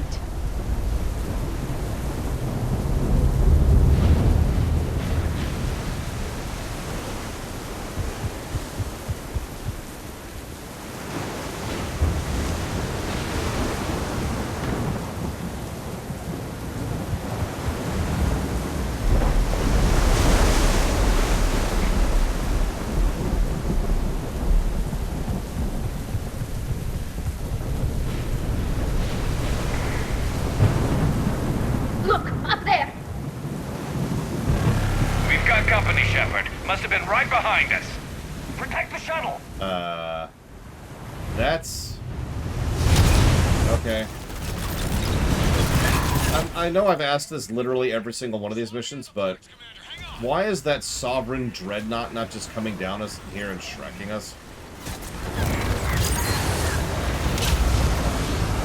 Yeah, that's game. We're down here with a shuttle.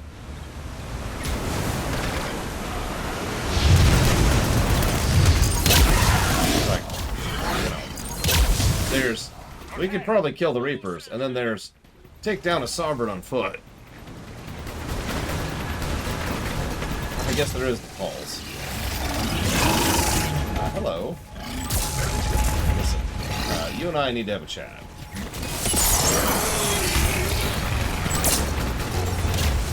Commander, on airborne! Give us some cover fire! Copy that!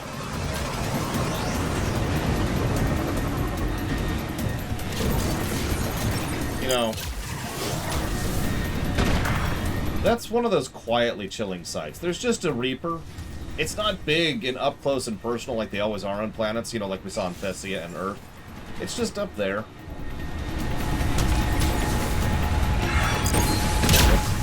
Sorry, you look like Reapers. That would be some interesting storytelling if there was a mission where we were, which is this, basically.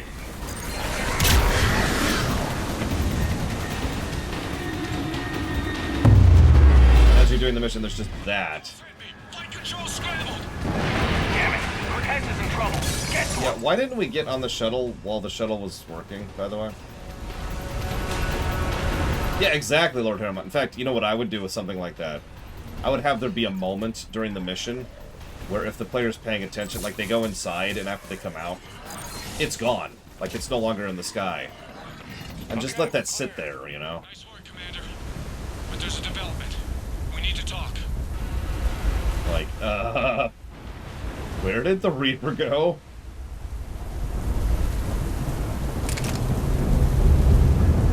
Status. Shuttle's a mess, Commander.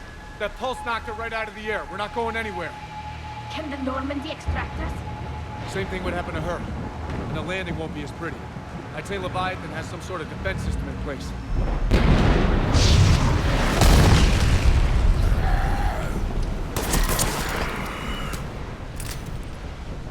Nice. Pistol shots from your energy lightning shotgun. We do that. Well, you might be able to use a mech. Looks like it's rigged for diving. I'm game. We chased Leviathan this far. Let's finish this. It's a long ways down. Not gonna sugarcoat it. I hear you. Time's wasted. Hold on a second. Are we actually considering? First, we'll need to restore power to get that cargo door open. How? I guess we are. These old Ballard-class ships are equipped with exterior power sockets. They use them for emergency repairs. We can strip the cells from the shuttle and use those for juice. Hang on, I'll get you started. Got a cell for you, Commander. Find somewhere to plug that in.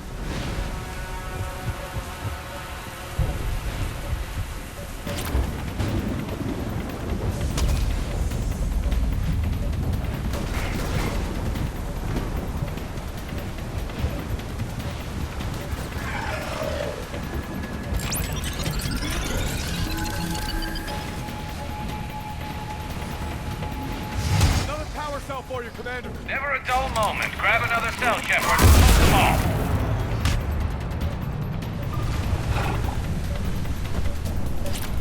I actually like these little gimmicks, personally. But yeah, I know, this is the multiplayer stuff, but I like these missions, so I'm happy. Gameplay plus is a go. Got another cell here.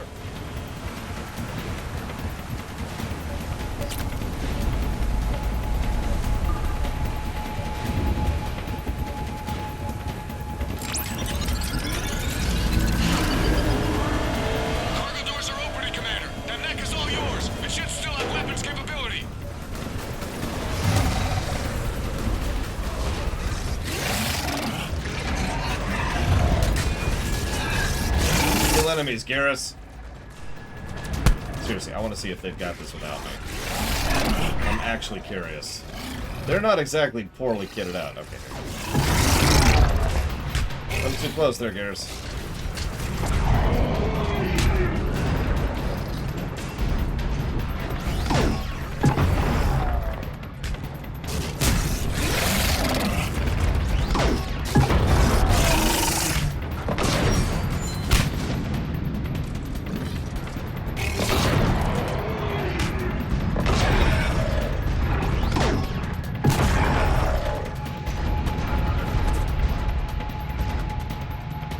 Him. Looks like we're in the clear now, Commander. Good. I need to get in the water before they come back. Roger that. Walk the mech back to me when you're ready to dive. I should check it over first.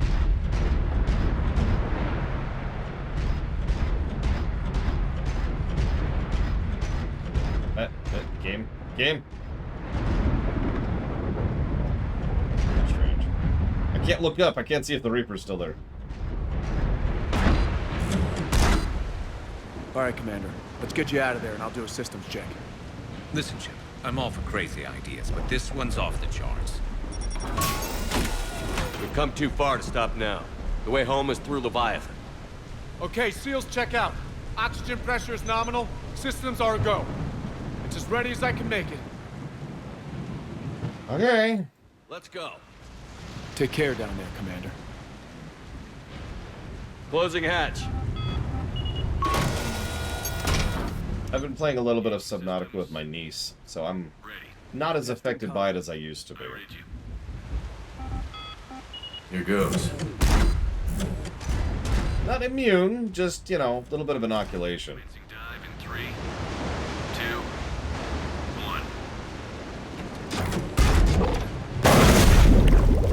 1. Those of you who were there for that might remember that I had trouble leaving the pod because just the sight of water in all directions on the surface was freaking me out. Suit holding up, Commander. Looks good so far. Good. Copy that.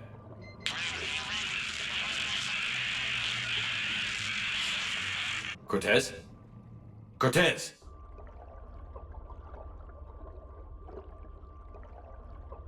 God, we're still falling. You can't even tell, but we're still falling.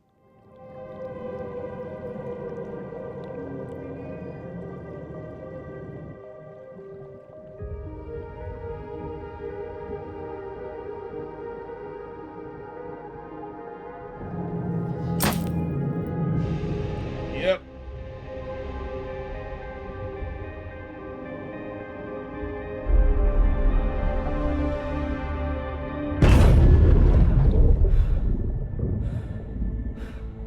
Okay. Cool.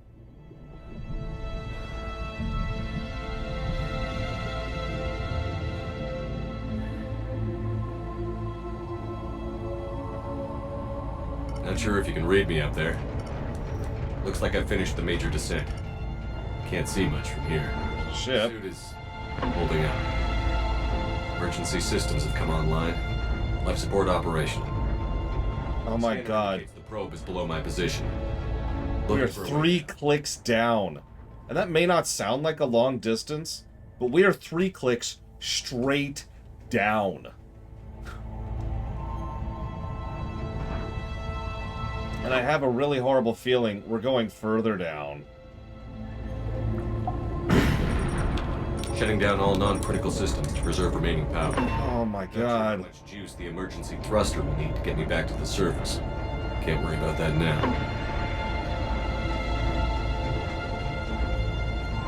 Getting some strange readings from the probe. Something is definitely down there.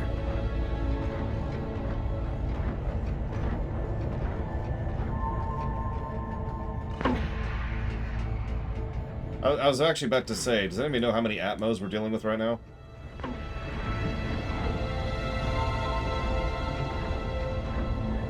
Reading the probe directly below me. Looks like the final drop.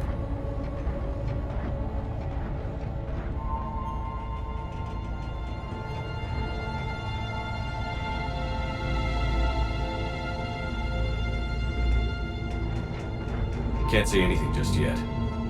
Yeah, credit to the art design team. This is legit. Yeah, good music, good visuals, good audio. 290 something, depending on which depth we're at. I notice we're going even further down here. Found the probe. Seems intact. I'm gonna keep moving. Oh my God. Hey, Django. Manon, but with this level of production values.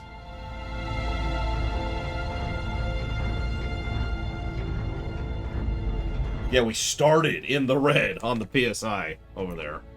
God.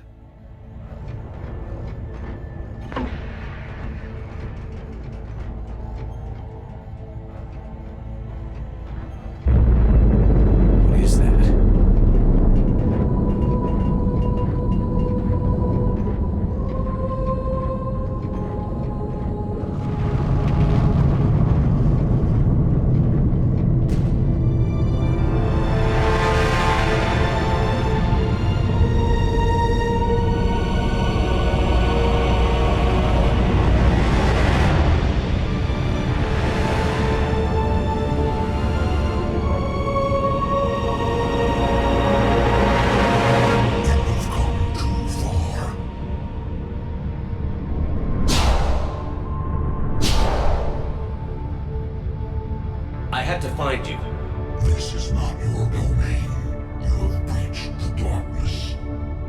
Killed a Reaper. I need to know why. They are the enemy. One that seeks our extermination.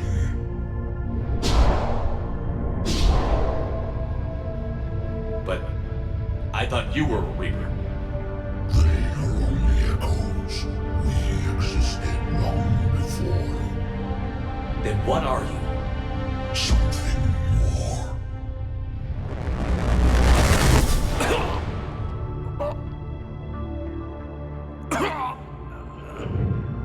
Your mind belongs to me. Breathe.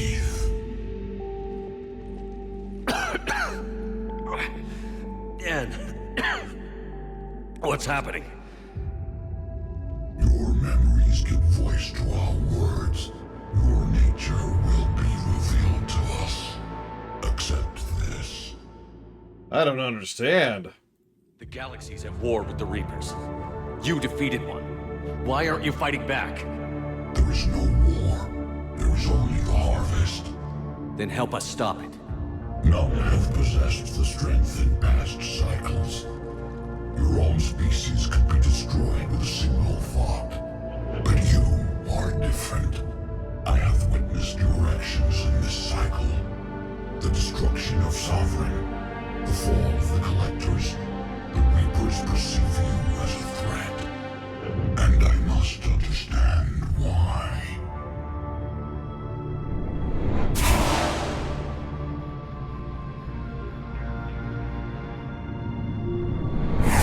For cycles, our kind was the apex of life in the galaxy. The lesser species were in our thrall, serving our needs. We grew more powerful and they were cared for, but we could not protect them from themselves. Over time, the species built machines that then destroyed them. Tribute does not flow from a dead race. To solve this problem, we created an intelligence with a mandate to preserve life at any cost. As the intelligence evolved, it studied the development of civilizations. Its understanding grew until it found a solution. In that instant, it betrayed us. It chose our kind as the first harvest. From our essence, the first Reaper was created. You call it Harbinger.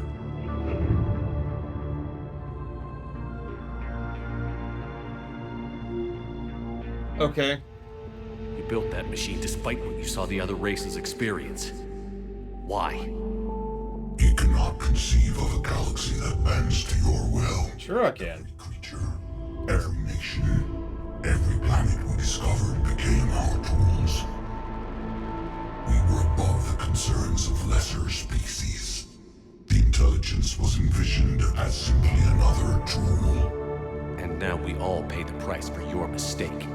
There was no mistake. It still serves its purpose.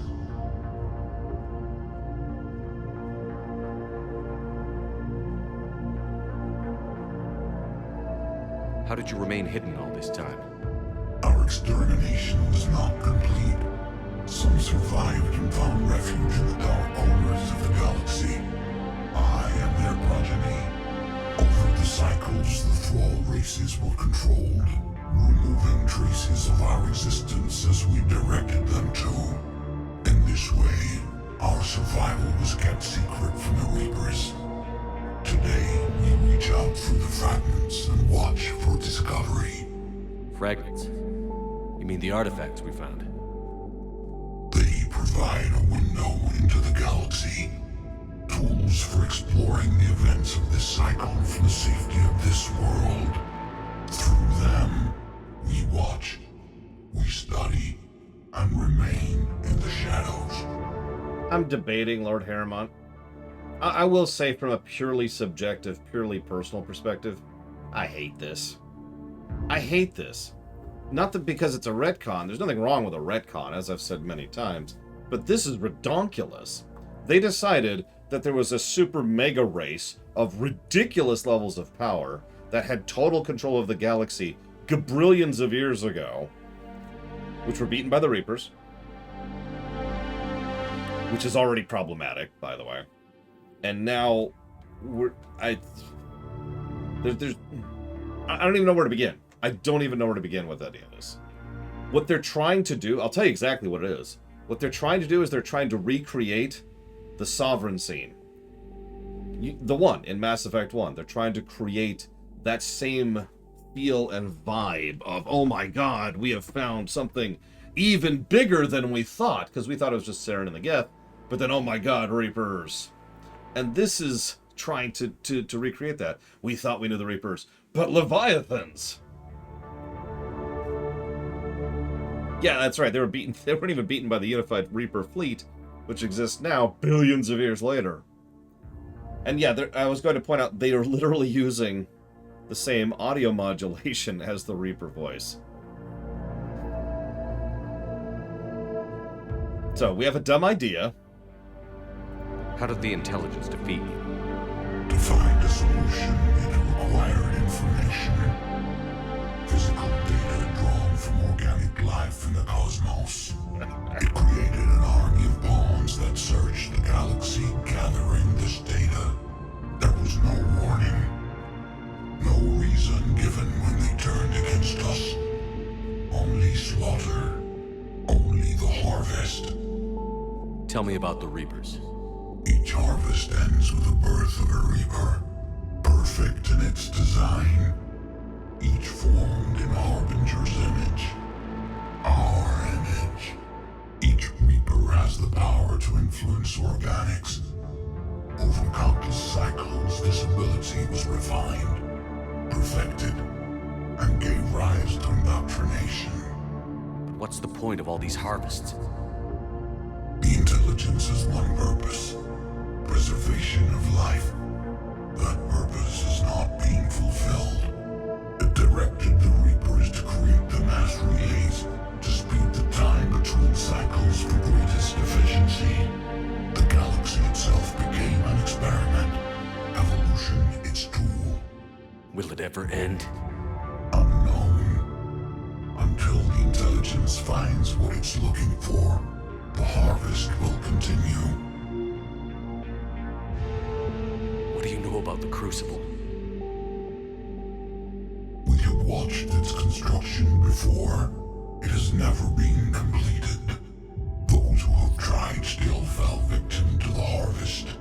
Its outcome is unknown. Okay, you made your point. Will you help stop the cycle? I have searched your mind. You are an anomaly, yet that is not enough. Wait! The cycle will continue. No! You've been watching. You know this cycle is different. We will survive. You will remain here as a servant of our needs. The Reapers will harvest the rest. If you release me, no one has to be harvested. Nothing will change. The Reapers know where you are. You can't just watch anymore. You have to fight. Even if you survive the battle today, the Reapers won't stop. Ever. Release me and we have a chance to end this, once and for all.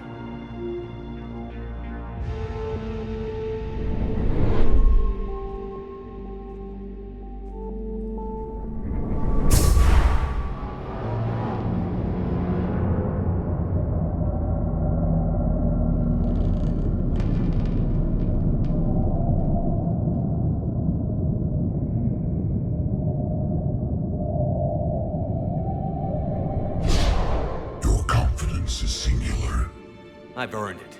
Out there fighting, where you should be. It is clear why the Reapers perceive you as a threat. Your victories are more than a product of chance. We will fight, but not for you or any lesser race. We were the first, the Apex race. We will survive. And the Reapers who trespass on this world will understand our power. They will become our slaves. Today, they pay their tribute in blood. Yeah, I was actually just about to bring that up. There's a lot of narrative flaws with this entire sequence. Just everywhere. But the biggest one, and it was one of the first things I thought of when I first found out about this DLC, was we have just unleashed something that is, let's be very clear about this, worse than the Reapers. There's actually a term for that. It's called the Godzilla threshold. This should be a sea change for the entire galaxy. In fact, you could set Mass Effect 5 entirely around the consequences of releasing the Leviathans.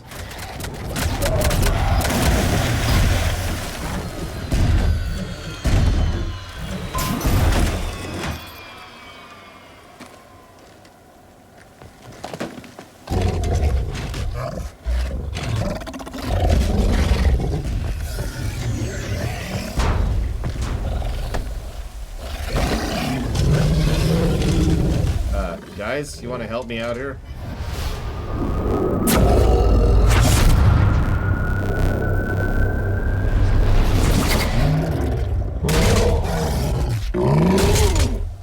What I meant. Oh, that's even worse, Kay. Shepard's back. Cortez, talk to me. We're good to go. I don't know what the commander did, but the pulse is offline.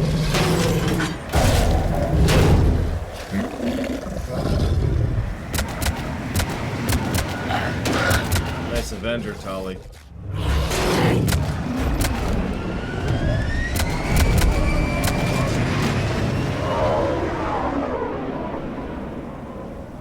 Damn it, we got a Reaper inbound! So if you wonder why I bang on so much about how powerful the Leviathans are, that's a sovereign.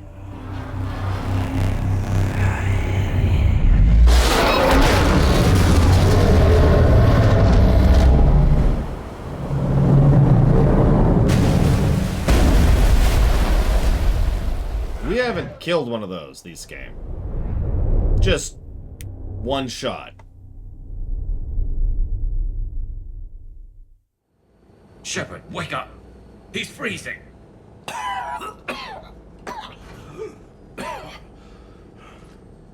You okay? No. Yeah, I'm fine. Hell of a headache. We're lucky we got you back. I've got Ann Bryson on the comm. Good. Put her through. Commander. You feeling better? Yes, thank you. I'm doing fine. What happened? We found it, Anne. We found Leviathan. Was it worth it? No. We have just screwed over the galaxy so hard. I can't even put into words what we have just done. My God.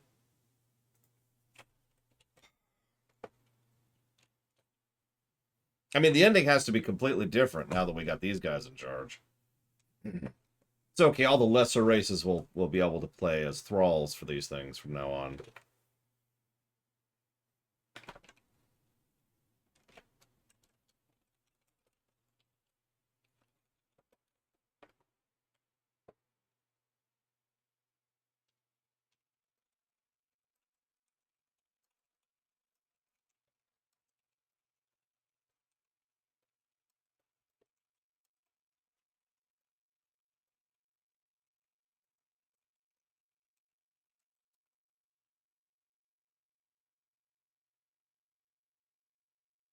I was actually thinking about that. You know, if we defeated the Reapers without, you know, poking at the Leviathans, then what would happen is the Leviathans would be like, oh, the Reapers are dead. Cool. And then they would have come out and swept everything. So what we have done, ironically, is we have given us a chance because now we know the Borg, excuse me, now we know the Leviathans exist. Oh, God, Sid Slater. Was it worth it?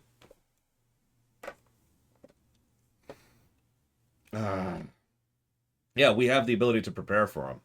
I mean, Tara mentioned a good idea earlier.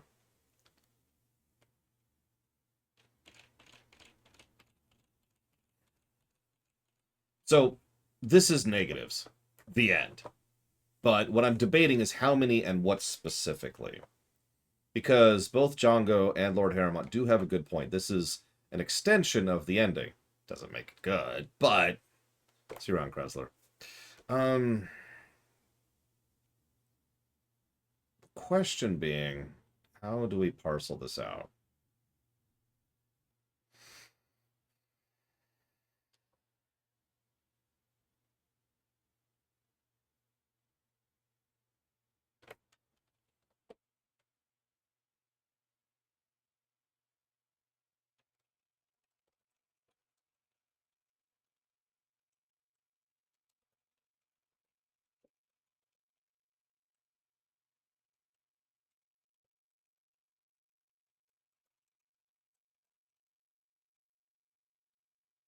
Yeah, no one will believe us about them. I mean, they didn't believe us about the Reapers. They're not going to be like, oh yeah, Leviathans. Uh-huh. I don't know. But we proved it can't hide anymore. That it's a part of this war, just like us. Sounds like an amazing story. One for the history books. Well, I look forward to hearing all about it. My father would appreciate this, knowing the truth is out there. In the meantime, Admiral Hackett has asked me to join his scientific team. I'm going to, Tiny Hippo. We all have a part to play. I should get to it. Take care, Ann. And thanks for all your help. Shepard up. Oh yeah, that's another thing. Spoilers, 4 of the 5 endings end with Shepard dead. Commander, I finished reading your report. The Alliance wanted more intelligence on the Reapers.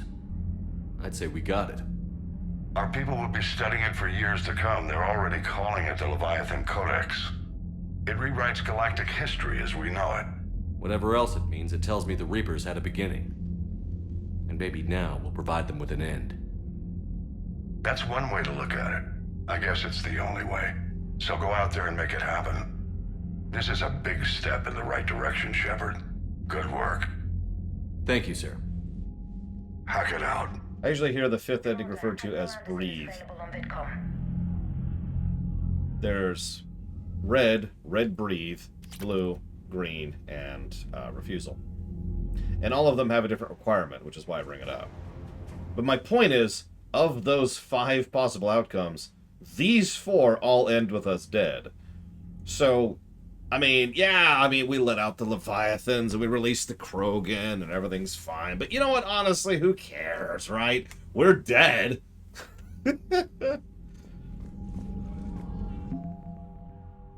Wow, that was not that much. I wasn't expecting it to be that much, but that was not a lot. The Leviathan Enthrallment Team 400, you were correct. That's wow. Cool.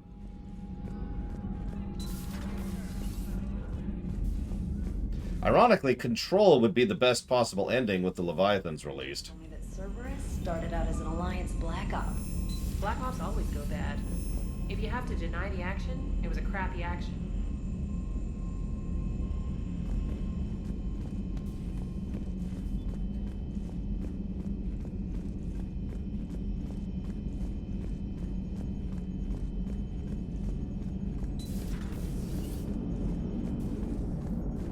Commander? So the Reapers did not fully exterminate their creators. That suggests they are fallible, even on large or long-term scales.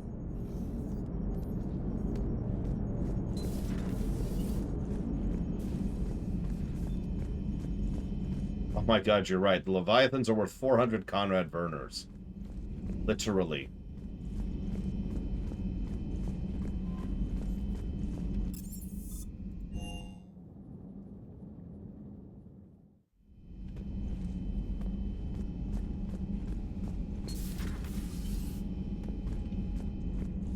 Yeah, we'll talk... I'm trying not to talk about the ending too much, because we're not there yet, obviously.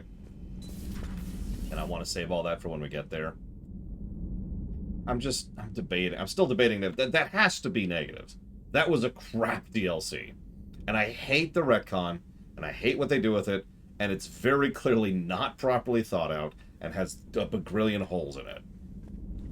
But I'm debating exactly how many negatives we give in what categories for it. I'm actually more torn on this than I thought I would be. Nice to have everyone back on dry land, so to speak. You know, whenever we discover something amazing like that, I wonder what else might be out there. Or even right under our noses.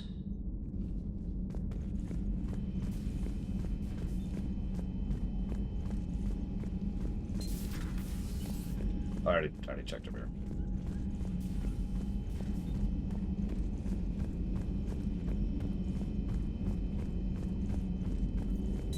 A new notification is available on the private messages terminal. I can only imagine talking to something so huge. So... Do you know how many times I've done that in my career? I hope it helps against the Reapers. Well, we could have just recruited 400 Conrad Werners and would have helped exactly as much.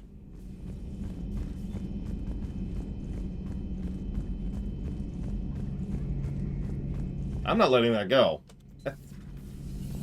Shepard, I looked over your mission report. Gotta say, it feels like we've been after these Reapers forever.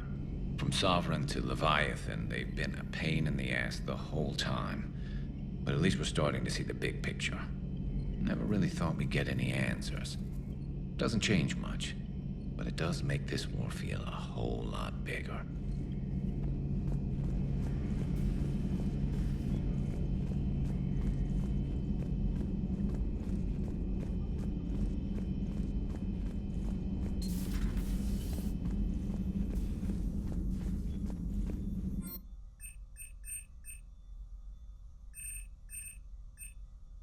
Yeah, there's Dominate.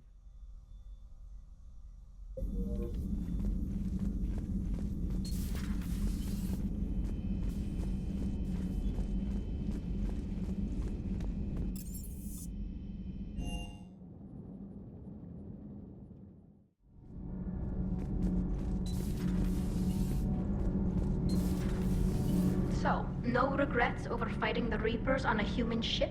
Hey, the Normandy's design was part Turian, remember? You know what I mean. No, somebody has to keep you from giving all the Dextros a bad name. That's right. I remember you chastising me on behalf of my species for losing our homeworld to the Geth. I never said that. Would you like me to send you an audio recording? No, I hate listening to recordings of myself. My voice never comes out right. Ditto. Listen, about what I said. Forget it. No, I was wrong. I was young and I was wrong about your people. Oh, and about you. Oh. Thanks. How about you? You ever mind serving on an all-human ship? It's not all human, as long as you're here. So we have Leviathan. I hope it stays on our side. Narrator, it's super won't. Those FBA couplings you got us are still holding up.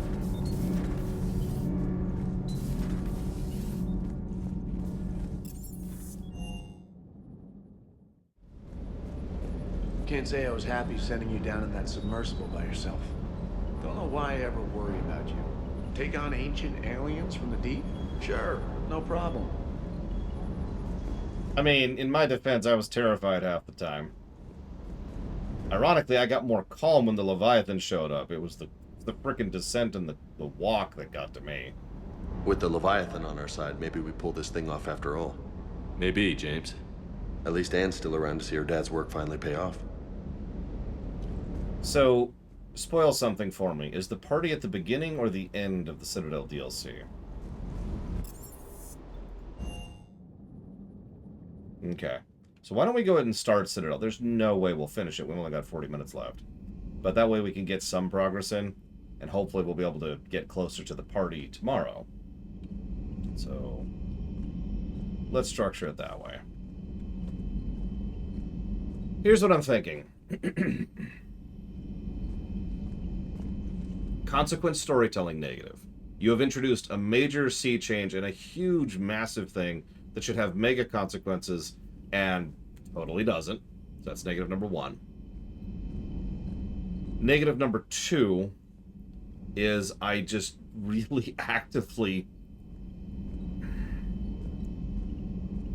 It's clear that they didn't really think about a lot of what it meant, about what they were talking about. And so there's just a lot of underthought going around in general. And I think that's all I can really justify here. So I think I'm going to give those two negatives. An underthought negative and a consequence, or lack thereof, negative.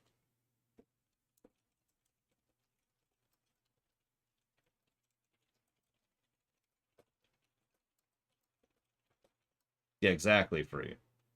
They were pulling a Minotsky, excuse me.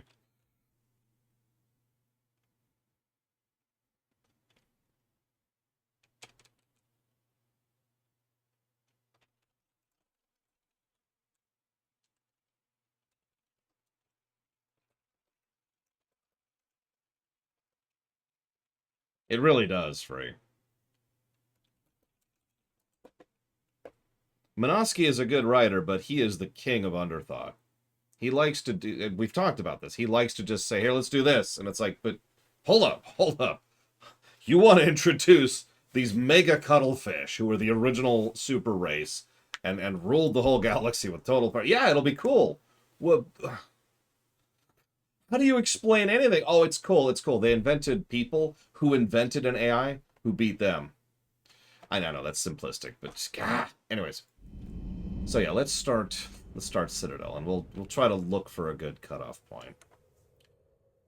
Yeah, Joe Minosky, who is he's actually a good writer. Let me walk that back. He's good at what he's good at. Which is true of a lot of writers. He can come up with some great ideas and some excellent moments. He loves I love what he does with characters. I love what he does with personalities. I love what he does with moments. But the man couldn't do story sequencing or structure or world building or anything that makes any sense to save his life. He honestly would do better in a show like Twilight Zone, where you just have a blank canvas every episode to do whatever you want to.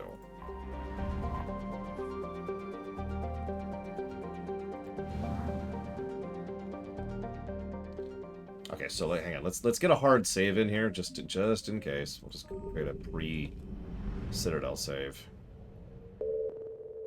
I have no idea what books he's written. I don't know if he's ever written any books. So, I know the basics of what's going to happen here, but I've never played this. Just like Leviathan.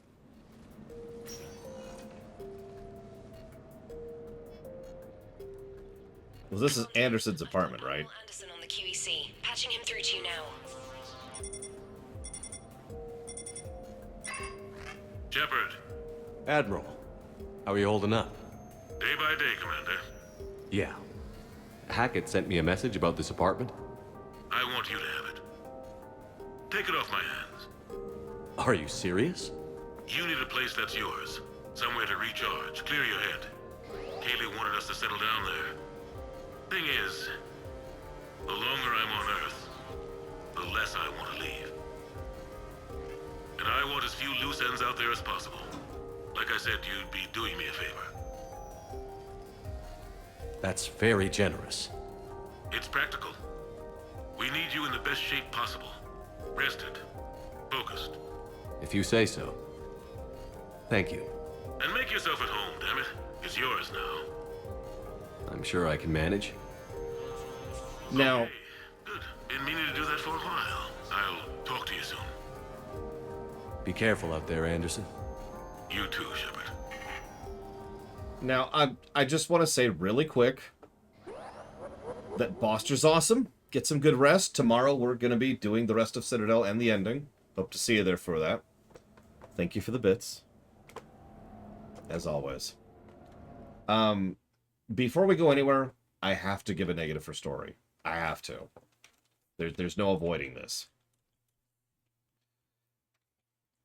Tonal dissonance. This makes so little sense in Mass Effect 3.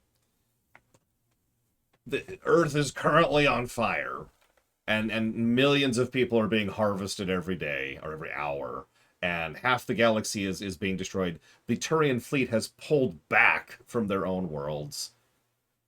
Like you get what I mean? Like this would fit so much better after the ending, assuming we lived.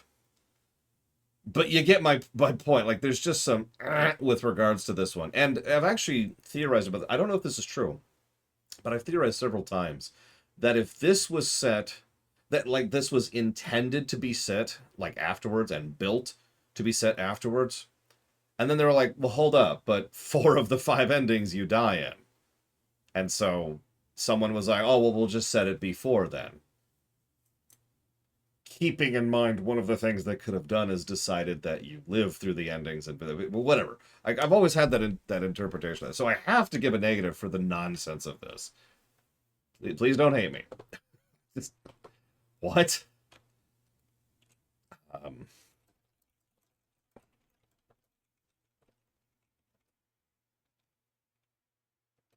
Except for Refusal, that's true. Refusal is a guaranteed death because the writers hate us and want to spit in our faces. But again, I'm trying not to talk about that yet. I'm trying not to talk about that yet.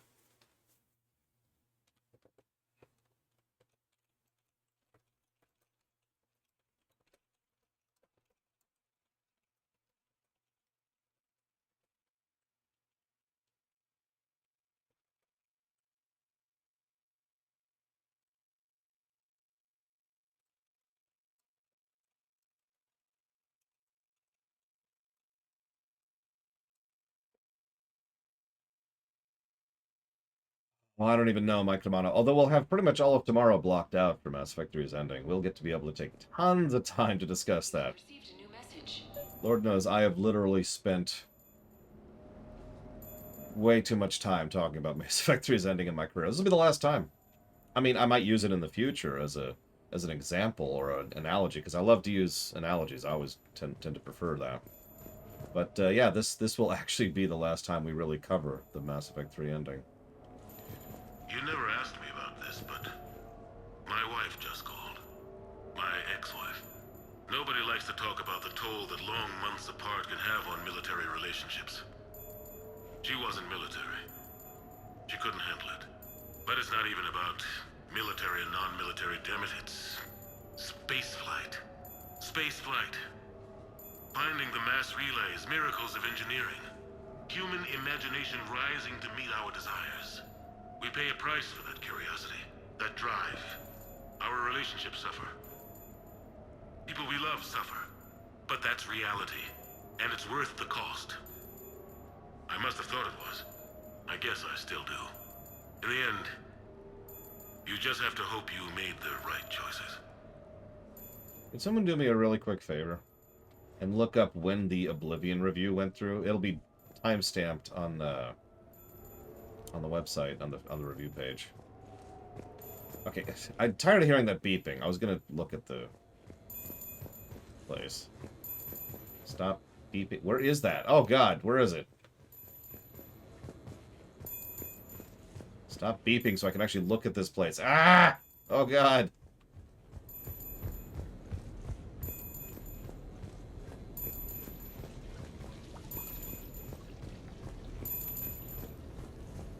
Shut up.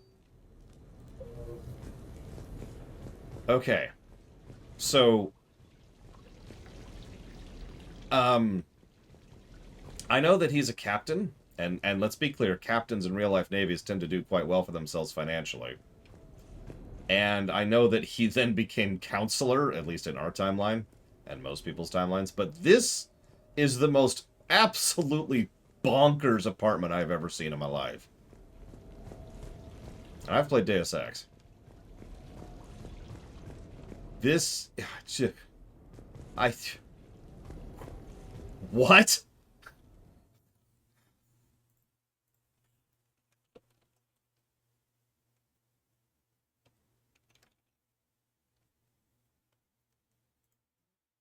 October 8th. Thank you. So that's going to be October 8th.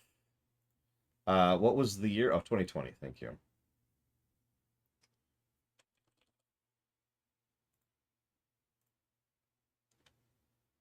So, I was just bringing this up because Free was like, you're totally going to change the system again. But the current review system has lasted for 749 days without alteration, so I'm confident that will not happen at this point. 2 years and 19 days, actually. Wow. But anyways. Yeah, this is insane! Like, it's got freaking marble-esque floors. It's got this... Look at this! Oh my god. Okay. Unless that's a fake fire, and I happen to notice that there are logs over here, why would you ever put the books that you want to do this to get to over the fire? Like, that's... First of all, it's dumb because books, but second of all, it's dumb because you're going to have to do this every time you want to get one of them. And then we've got... Yeah, it's on the other side, too. Oh, here's our bar. Got... Okay, just kind of chill and... Anderson... Actually, does Anderson have biotics? I'm not sure about that. Interesting bar. Not a great bar. In fact, this bar sucks. Hey, reach one of those upper cabinets without a ladder.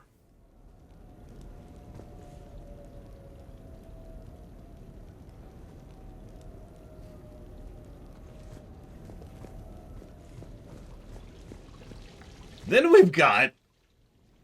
Okay, I actually like this. I like running water. This looks fancy, but I've actually looked into this. This kind of setup is much easier and cheaper to make than you'd actually think. The main thing it tends to take up is time. I could probably set this up if you give me a few months. So I kind of like this. This doesn't bother me. The random things of stones, that irritates me. Especially given all the related problems that tends to have. The little line in the corner, in the hole of reality, that tends to bother me a little bit, too. Then we go over here. Here's our kitchen. No, I actually like this kitchen. It's not perfect. It's a weird. So we've got a TV for entertainment while we're cooking, or for directions while we're cooking. Nice fridge. We've got actually decent storage space for a bit. Oh no, you need space. You need space for a kitchen. Not just because you're going to be moving around doing a bunch of stuff, but because there's plenty of times when there's multiple people cooking in the kitchen at the same time. So this is legit. I actually like this. The center section is kind of suck because it's just, I forget what those are called, but it's those flat ovens. And of course, that's the worst set of steak knives I've ever seen in my life. There should ideally be another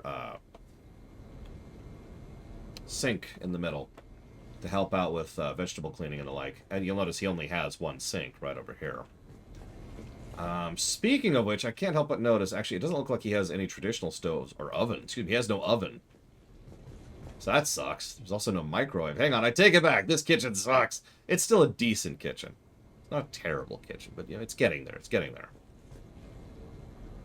And it's actually a decent position, too. You get everything set up right here.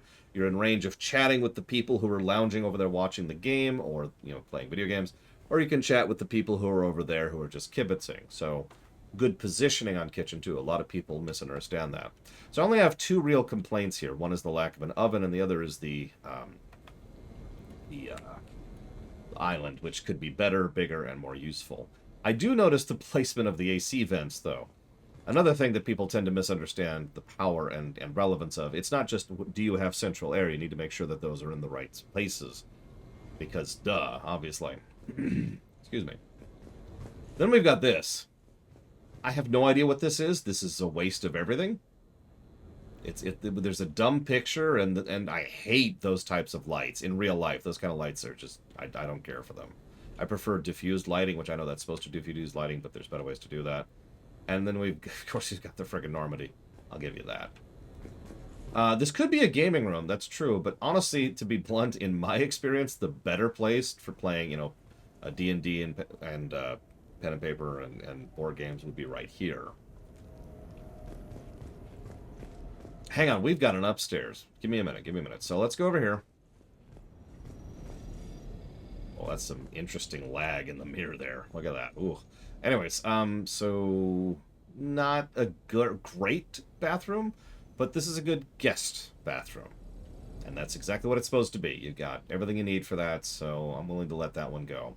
Except for that stupid picture. Get a real painting or don't get a painting at all. So yeah, we got a nice half bath. You know what? I actually like that. There's a position of a table right here, and you're probably thinking, why would there be a table right here? This is where you put stuff, either when you're on your way into the bathroom or when you've just come in from the front door, which I know it's a bit of a trip, but still. More rocks. Still don't like the rocks, but I like the lights, I like the trees, and I like the brush. This could be more green, but it's good for what it is. More dumb paintings. Anderson, look individual design, please. You're killing me, buddy. So this cannot be the bedroom. So by definition, this effectively has to be the guest bedroom. Now, I might complain about this because this is weird layout, but we do see there is actually a door thing here, right? So this can have some privacy. And it's got a nice walk-in closet, and I love walk-in closets. I'm a huge fan of walk-in closets, so I wish I had one right now. And once again, good airflow. Now, that being said, the placement of those lights is horrific, unless you actually want to use those as part of your way to wake up every morning. Because that will wake you up better than any alert on your freaking phone. Let me tell you what. I have nothing to say about this, except I want one of these in real life, because they're great. Yeah, rise and shine. I think I missed one up here. Hang on, let's go check this room. So here we have the game room. There's our D&D table right there. Actually, I'm going to stick by that. This is a great room for that kind of thing. If you had proper chairs, pro tip, if you're going to have chairs which are deliberately intended to be relaxed in, make sure they have armrests. These are chairs intended for someone who does not want to be comfortable. Now, you might think that's a weird thing to want, but there are actually circumstances where you specifically want someone to not be comfortable in. Whatever. Then we've got, I don't know what this is. This is a waste of everything. We should just tear all this out, put some shelving in, and get some board games in here. That's what I'm thinking. And then all of this, get rid of all those books. Nobody reads anymore. I think he's literally got the same book like 20 times on that shelf. So instead of these stupid books, we'll get more board games, more video games. Oh, there we go. Put some video games in here. Get the streaming setup going on. Hey, good chairs. And another bar. Anderson, you drink too much. No, this actually makes sense, because this is where you just kind of sit and mix and create. So you're probably thinking, why would you have like a half bar in your gaming room? Ignore alcohol for just a second. Pretend alcohol doesn't exist. What this is where you put the pizza. This is where you lay out the nachos. This is where you put the snacks. Right here. And you got the game right over there within audio disc, and you could keep talking to them, and then you've just got the food layout over here. Have I mentioned that I am a little bit of a housing geek? I don't get to show it off particularly often, because I usually don't play games like that. But I tell you what, if we ever play a game that's, you know, like The Sims... Because what I used to do in The Sims, especially Sims 3, wasn't really just, you know, playing the game. It was building the houses. Anyways, floor 2. Okay, I don't like this. This shouldn't flow this way, but we'll get back to that in a second. Let's look at our master bath here. Okay, I do like the shower. I kind of like the shower. I prefer the showers where... This is actually a relatively new thing.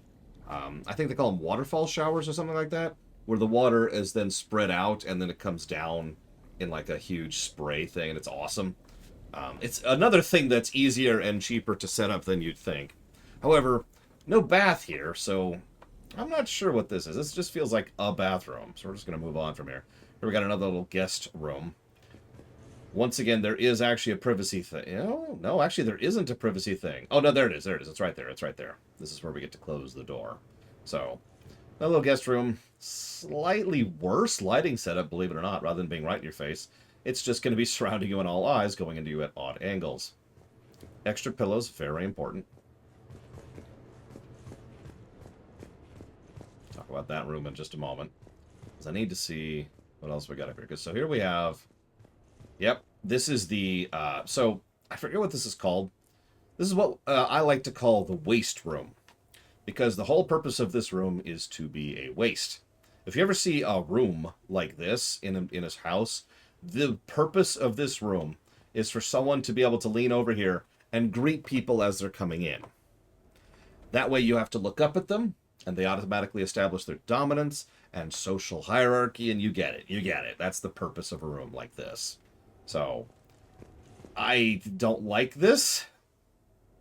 If I was going to do anything with this, I would probably try to set it up into another lounge area. Because get rid of this crap. And, you know, set up some couches or something. Maybe set up a TV up here. You know, something like that. Place for you to chat and chill. You know, get a little bit extra space. Like, use it for something. I don't mind the balcony, really. What I mind is that it's just there to be, you know, pointless. So I believe this would then be the master bedroom. This sure looks like the master bedroom because it's actually got a weapon bench. And hey, okay, there's our bathroom. This is not a great bathroom. What is wrong with you, Anderson? All right, so hang on. So let's rewind here for just a second. So first of all, bed, centrally located, highlighted, rocks underneath it. That probably sounds like it's a big comfort thing. That's probably cool. I want you to picture, like, you're shuffling around in the middle of the night, and it's not going to be loud, but you're going to hear a... Like the mic can't even hear me. I noticed that it's not even picking it up. There's going to be that grinding sound as you're shuffling around. It's just going to be light, but it's going to drive you bonkers. Don't do that. Lighting is once again like the second guest room. Oh god, we've actually got another layer of lighting there. Now, this is a personal thing. I don't like... I've seen this a lot in real life. I don't like the bed TV setup. This is just my personal preference. I've never liked this. And in a setting like this where your TV is also your phone, I really don't like this. Oh, it would be quiet, Luke. Trust me. It would be quiet. But that's personal preference. I'm not going to ding that. It's just I'd go ahead and move the TV somewhere else. And there's some actual real-life psychology that goes into removing the TV from the room you sleep. Has to do with tricking your brain into compartmentalizing rooms. I'm not actually joking about this, by the way. This is a real thing. If you remove everything that isn't sleep-related from the place where you sleep and consistently do that, then your brain will automatically, when you go into that room, think, it's time to sleep, and it'll help you get to sleep better, and it will help you stay asleep better. So anybody having sleep troubles, that's a little bit of a pro tip there. That's a real thing. So that's one of the reasons why I tend to lean that way. The only thing in my sleeping area is my bed. And that's one of the only reasons I like this room. Nice, big, empty. I like space. Space is the ultimate luxury. Just get rid of the TV. So let's look at this. Let's look at this. So there's no shower, which I find a little bit unacceptable. And you can see through the thing where the toilet is, which would bug the crap out of me, pun intended. But I do like the layout here. I do like most of what we got going on here. Again, good vent placement. And I do like a nice, comfortable hot tub. It's been years. So, not a great master bedroom. None of the bathrooms are good. Let's talk about why I don't like this room. The problem here is there has to be a degree of flow to a house. You go in and then you right? And I hope that explains everything. Yeah, that just makes perfect sense, right? So you come up, and the first thing you see is a big, blank, pointless wall. This is where you put art. And, I mean, in my case, I'd probably put something that, you know, my actual niece has drawn or something, or maybe some photos there, but put something there. That's a good spot where you're supposed to have that visual, and it'll just be a thing as you're coming up the staircase, right? Yeah, maybe a mosaic, something. Put some anime up there, I don't care. Naked woman, don't do that. But then we come up into this, and this is strange, because what we have here is this colossal empty vaulted ceiling, which actually creates a disconnect. It makes you feel like you're outdoors, except it's completely ruined by that lower ceiling. So either commit to the vaulted ceiling entire, or get rid of it, because it's not working as is. Then we have this little section over here. So we got more shelving. We've got a tree right there. More shelving.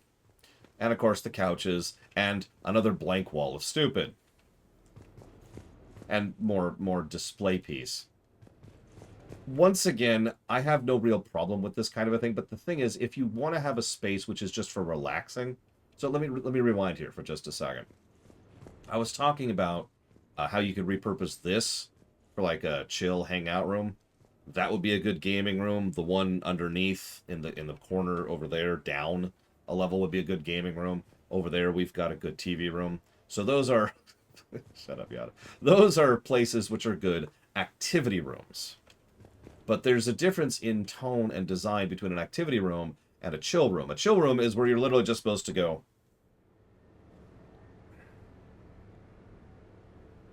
You know what I'm talking about. A lot of people don't have a chill room, so they just kind of use something. They just go with whatever they have access to. Maybe it's their bed. Maybe it's their chair in front of their frickin' monitor like I have. But this could be a good chill room if it was designed for it which it super freaking is not. First of all, the lighting is in wrong positions and the wrong color. When I mean wrong color, this is all cold lighting. You want warm lighting for something like this. You want to have something to look out. Maybe like the fireplace could go here. Maybe you have an aquarium here. Maybe you have a freaking window so you can just look outside. Something. You need to have something here. And then this just ruins everything. I've already complained about that, but that just kind of adds to how this doesn't work. This is not a place to relax. And that's the problem, is this place has no real purpose. This space right here doesn't fit anything. And I think that's everywhere. Thank you for coming to my TED Talk. It is very rare I get to talk about house geekery, so thank you for tolerating me for the last 30 minutes. Let's actually advance some stuff while we're here, shall we?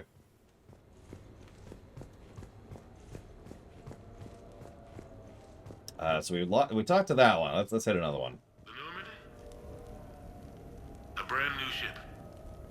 My ship. You don't forget that moment. The first time you're standing there. The whole crew looking to you for direction. Unforgettable. I'd led men and women before that. Seen a lot of combat already. Always managed to find my way home in one piece. Do that a few times, you begin to think you know better than the next guy. Maybe you do, I don't know. But if you're lucky, really lucky, you find yourself on a good ship, in front of a good crew. A crew you can trust with your life. Gifted, disciplined, brave, all of them, eager to set sail into the endless black ocean. I still remember my XO asking what my orders were. Shepard, I said, let's see what we can find. I do like the monologuing by Anderson. By the way, I hate... This sounds like a weird complaint. This table is weird and wrong.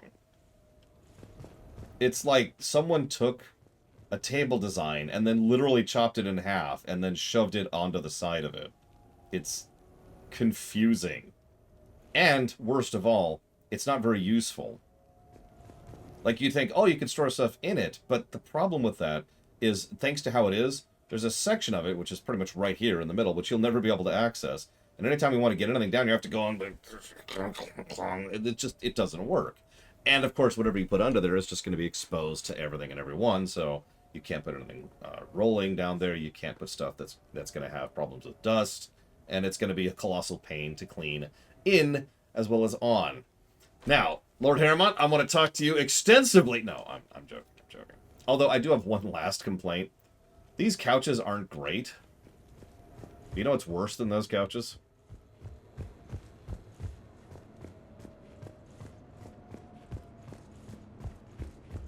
These couches. I know they look the same, but my point is these couches are like the perfect combination of can't sit up straight and can't lounge out. And can't lounge sideways. Now that I'm thinking about it. Look at this. Look at this. Okay, so they don't have proper back, so you can't do this. Very bad back support. So you're going to be sitting like this or like this the whole time because we've got one of these terrible tables again, so there's nothing to put your legs up on, right? There's nothing to actually stretch your legs up out on top of it proper. And even if you did, it wouldn't work because you don't have the pushback. You just go over the back of the thing. Then you think of it from this angle. So instead of sitting like this, now you're sitting like this. And look at how sharp the angles are on the edges of this couch. And please tell me how comfortable you think it's going to be trying to put your back up against that nonsense.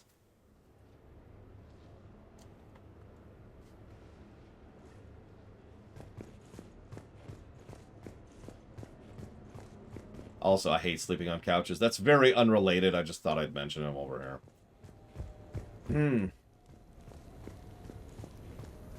Oh my god, Lord Harrimont, you're probably exactly right. Embarrassing moments? I've got more of those than anyone will ever know. Only way to learn something. But if I had to pick one to share... I had just gotten promoted to N7. Full of myself.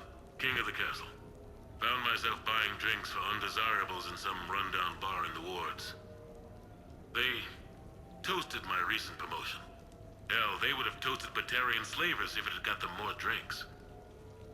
About the time my money ran out, my new friends turned on me. I was outnumbered. Things didn't look good. My plan to get out of there involved lots of punching.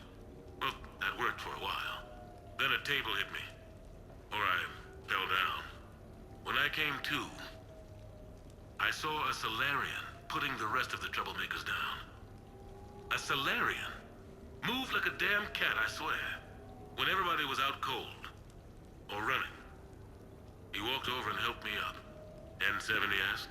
Yes, sir, I replied. He looked over my collection of unconscious friends, nodding. Not bad, human, he said. And he walked away. I had met my first Spectre. Learned an important lesson that day. No matter how good you think you are, there's always somebody quicker, faster, and a hell of a lot smarter than you just around the corner. That little lesson's kept me alive more than once since then.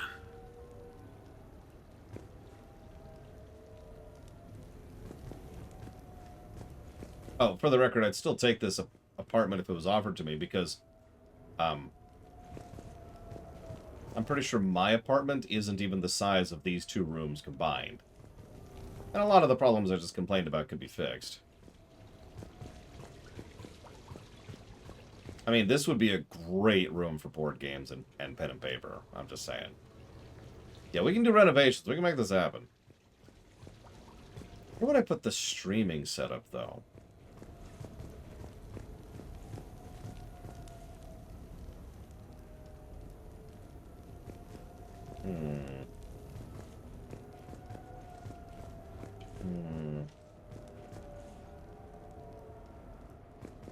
I was actually thinking the same thing, Free. Because my first reaction, my first thought was the bar, but actually... Yeah. Imagine like this. So I'd be facing this way, so you guys would be seeing this. I'd be like, hello, today I'm gonna be dumb and stupid and bald. Except I'd have hair at this point. Be like, da, da, da, da, da. Or maybe point it at an angle, so you can, like, see kind of over the edge, but also, like, I could have something behind me, like the set or whatever. I don't know. I think that's where I'd go. Anyways, I should probably stop thinking about that. So now we're going to talk about the specifics of table placement.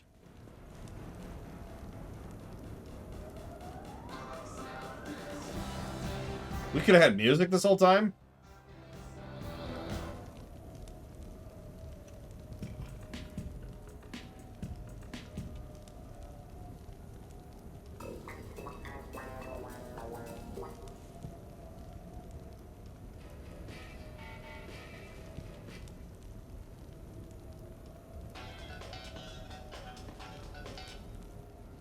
Anyways.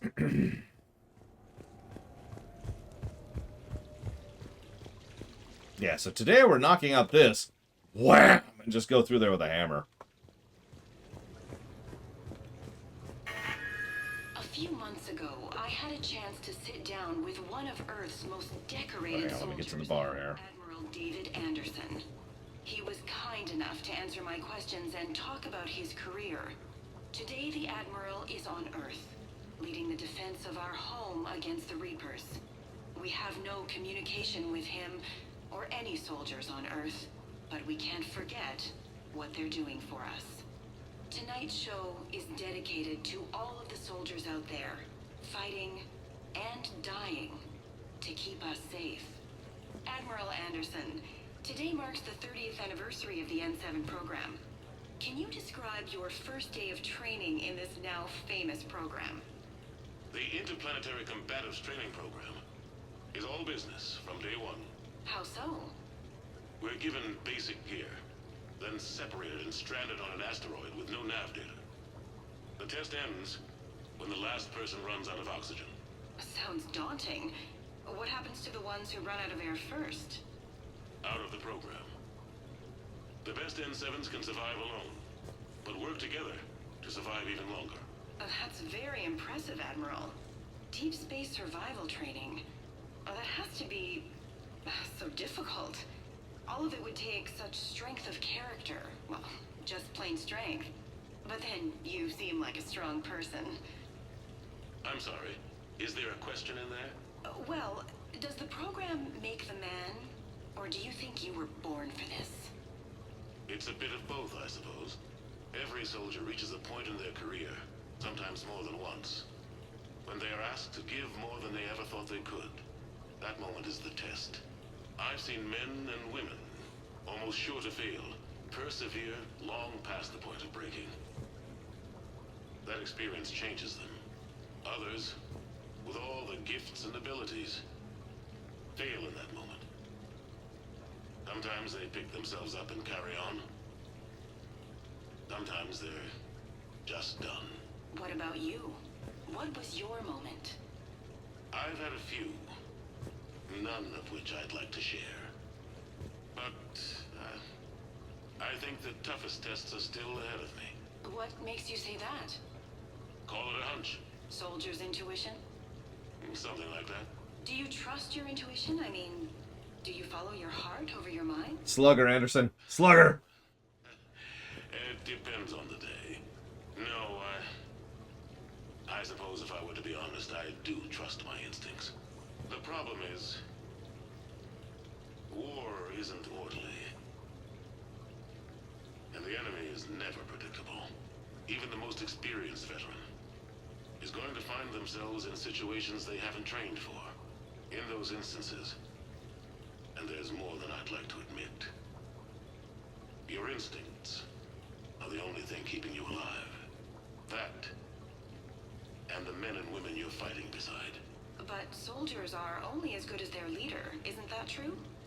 Yeah. A good leader can make an okay squad great.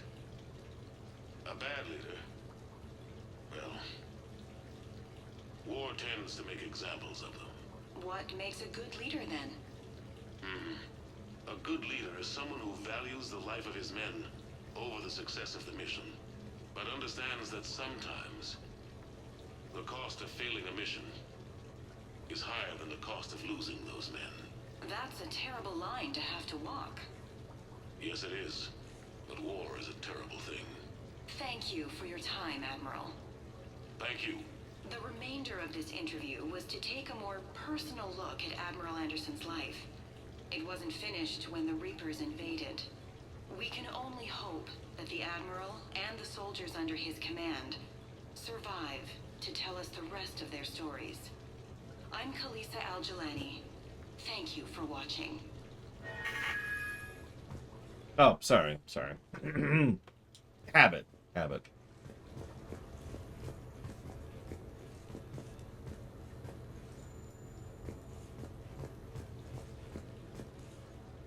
No, it's fine. I got a few minutes. First contact war? Yeah. I was there. My first real combat. First for a lot of us. I remember one night early in the war, strapped to my seat as our transport approached the LZ. Everyone was dead silent. Just the sound of breathing. Good men. I trained with all of them. We were always joking and horsing around, but not this time. Just the rattle of the shuttle. And that heavy breathing. Everyone was thinking the same thing. We're off to fight alien invaders. Aliens. Think about that. We all grew up wondering what was out there. If we were alone in the universe. Now we knew. We weren't alone. And we were in trouble. So there we were. About to face an enemy as different and unknown as we could imagine. I knew I had to say something, keep the men relaxed. So I turned to the soldier beside me, Hendricks, I think, and asked him how his mother was doing. Fine, he said. Why? Because I heard your mama so ugly the Marines thought she was a Turian. Almost shot her. I got a few smiles.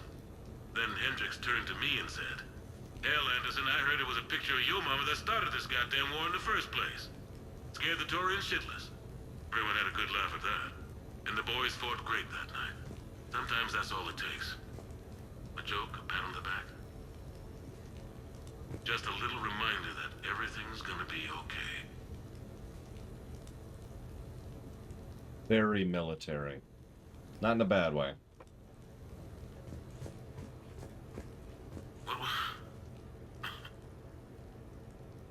What was I talking about? Early days, right? People ask why I joined the military. Everyone talks about honor, duty, sure. But that's never the whole truth. It's 100 little things that add up to commitment. I joined because of a dog. Yeah, a dog. This patchy, mean son of a bitch that used to bark at me every day on my way to school. He'd snarl and I'd start running. Scared the hell out of me. I was just a kid. I remember being in a bad mood one morning. Angry, I can't recall why. When that dog started in on me, I snapped. Started barking right back. We both kept at it until we had nothing left. Dog never bothered me again. Why'd I join the military? Sometimes you just gotta howl to make things right.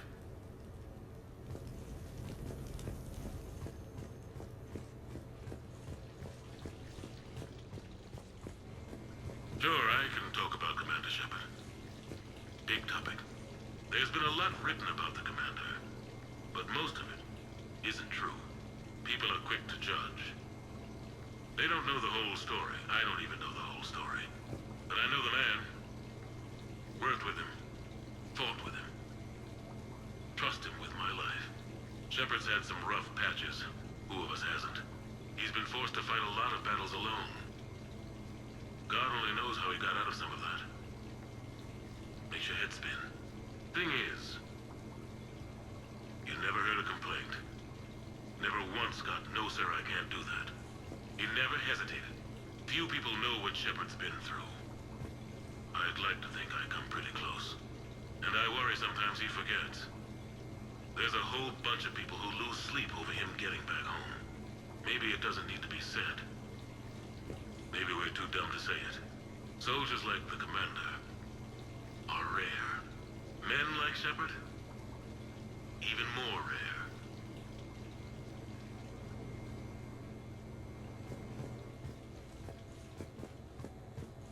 Let's be clear, these Anderson things are getting a positive. I do kind of wish they were a little bit more spread out, as Ventures points out. Okay. I have your new questions here. As a leader, do I ever feel that the end justifies the means? Spirit of law over word of law. I'm not going to touch that with a 10-foot pole, but I think I know what you're after. You're referring to the way I, arranged to have the Normandy released to Commander Shepard before the Battle of the Citadel. I'm not sure how valuable hindsight is to the military. Obviously, it worked out for the best. Without the Normandy and Commander Shepard free to do what they needed to do, what we needed them to do, Saren might have taken the Citadel. I think it's clear what a different galaxy this would be if that had happened. I did what I had to. If I had been wrong, I would have gladly accepted the repercussions. The real trick is never being wrong. If you're looking for more action and less philosophy in these notes, let me know. No, I'm good.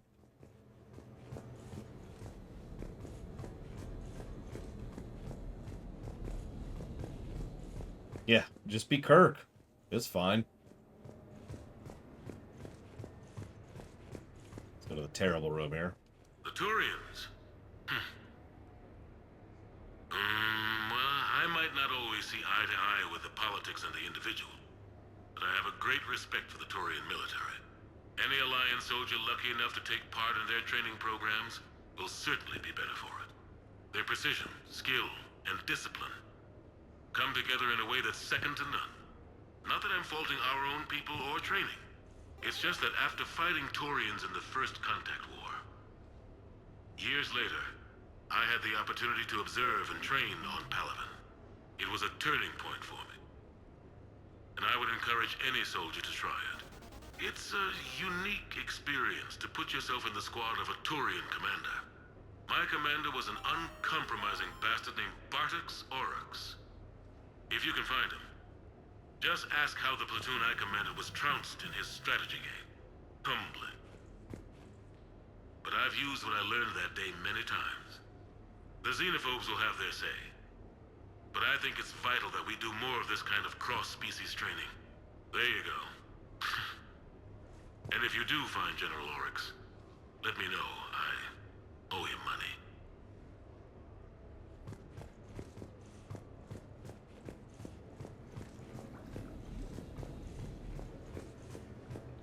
You asked me to talk about the SSV Normandy, the Normandy SR-1. As commander of the Tokyo, I was consulted on the Normandy's design, and on board for her initial training exercises. The average person probably doesn't know that the Normandy was a joint project with the Taurians. Acting CO, Eli Xander, was no diplomat. She ran out of patience with Taurian posturing and politicking during construction.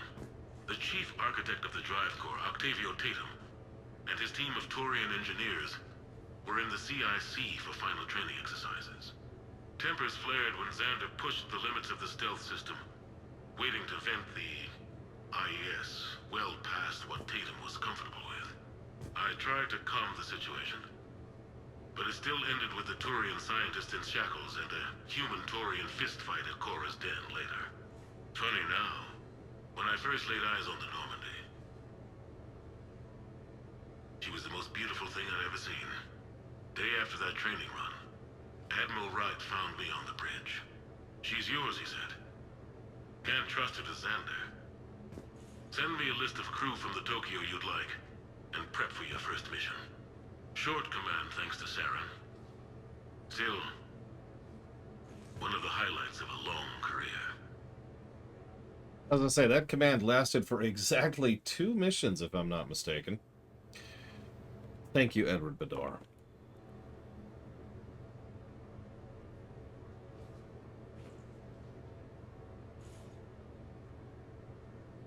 Always and ever. And I suppose you know the question. Excuse me. Anything in here? Nope, okay. Deus Ex HR. You got it. Okay. So, Tombstone data. Admiral David Edward Anderson. Not sure why anybody would be interested, but thanks for asking. I was born in London, June 8th, 2137. The last of 3 children born to Ursula and Paul Anderson. A nurse and a flight mechanic, respectively. But that's a little dry. Someone's gonna spice this up, right? Never been much for the spotlight. Anyway, where was I? It was a second marriage for my parents. They were almost 50 by the time they had me. My mother worked shifts, so my father would often take me to the base. While he worked, I watched transport ships and fighters take off. Worked his whole life around space travel, my father. But he never left Earth. Not for a day. He was a good man. But that's just a side note. Don't put that in. Who is it, Kaylee? Yes, I need to take that. I hope this is what you're after.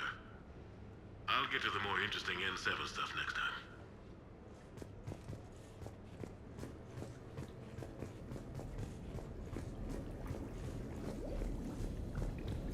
That might be it.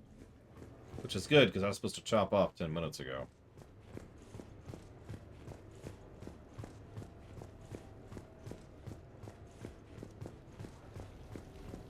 Yeah, I think that's it.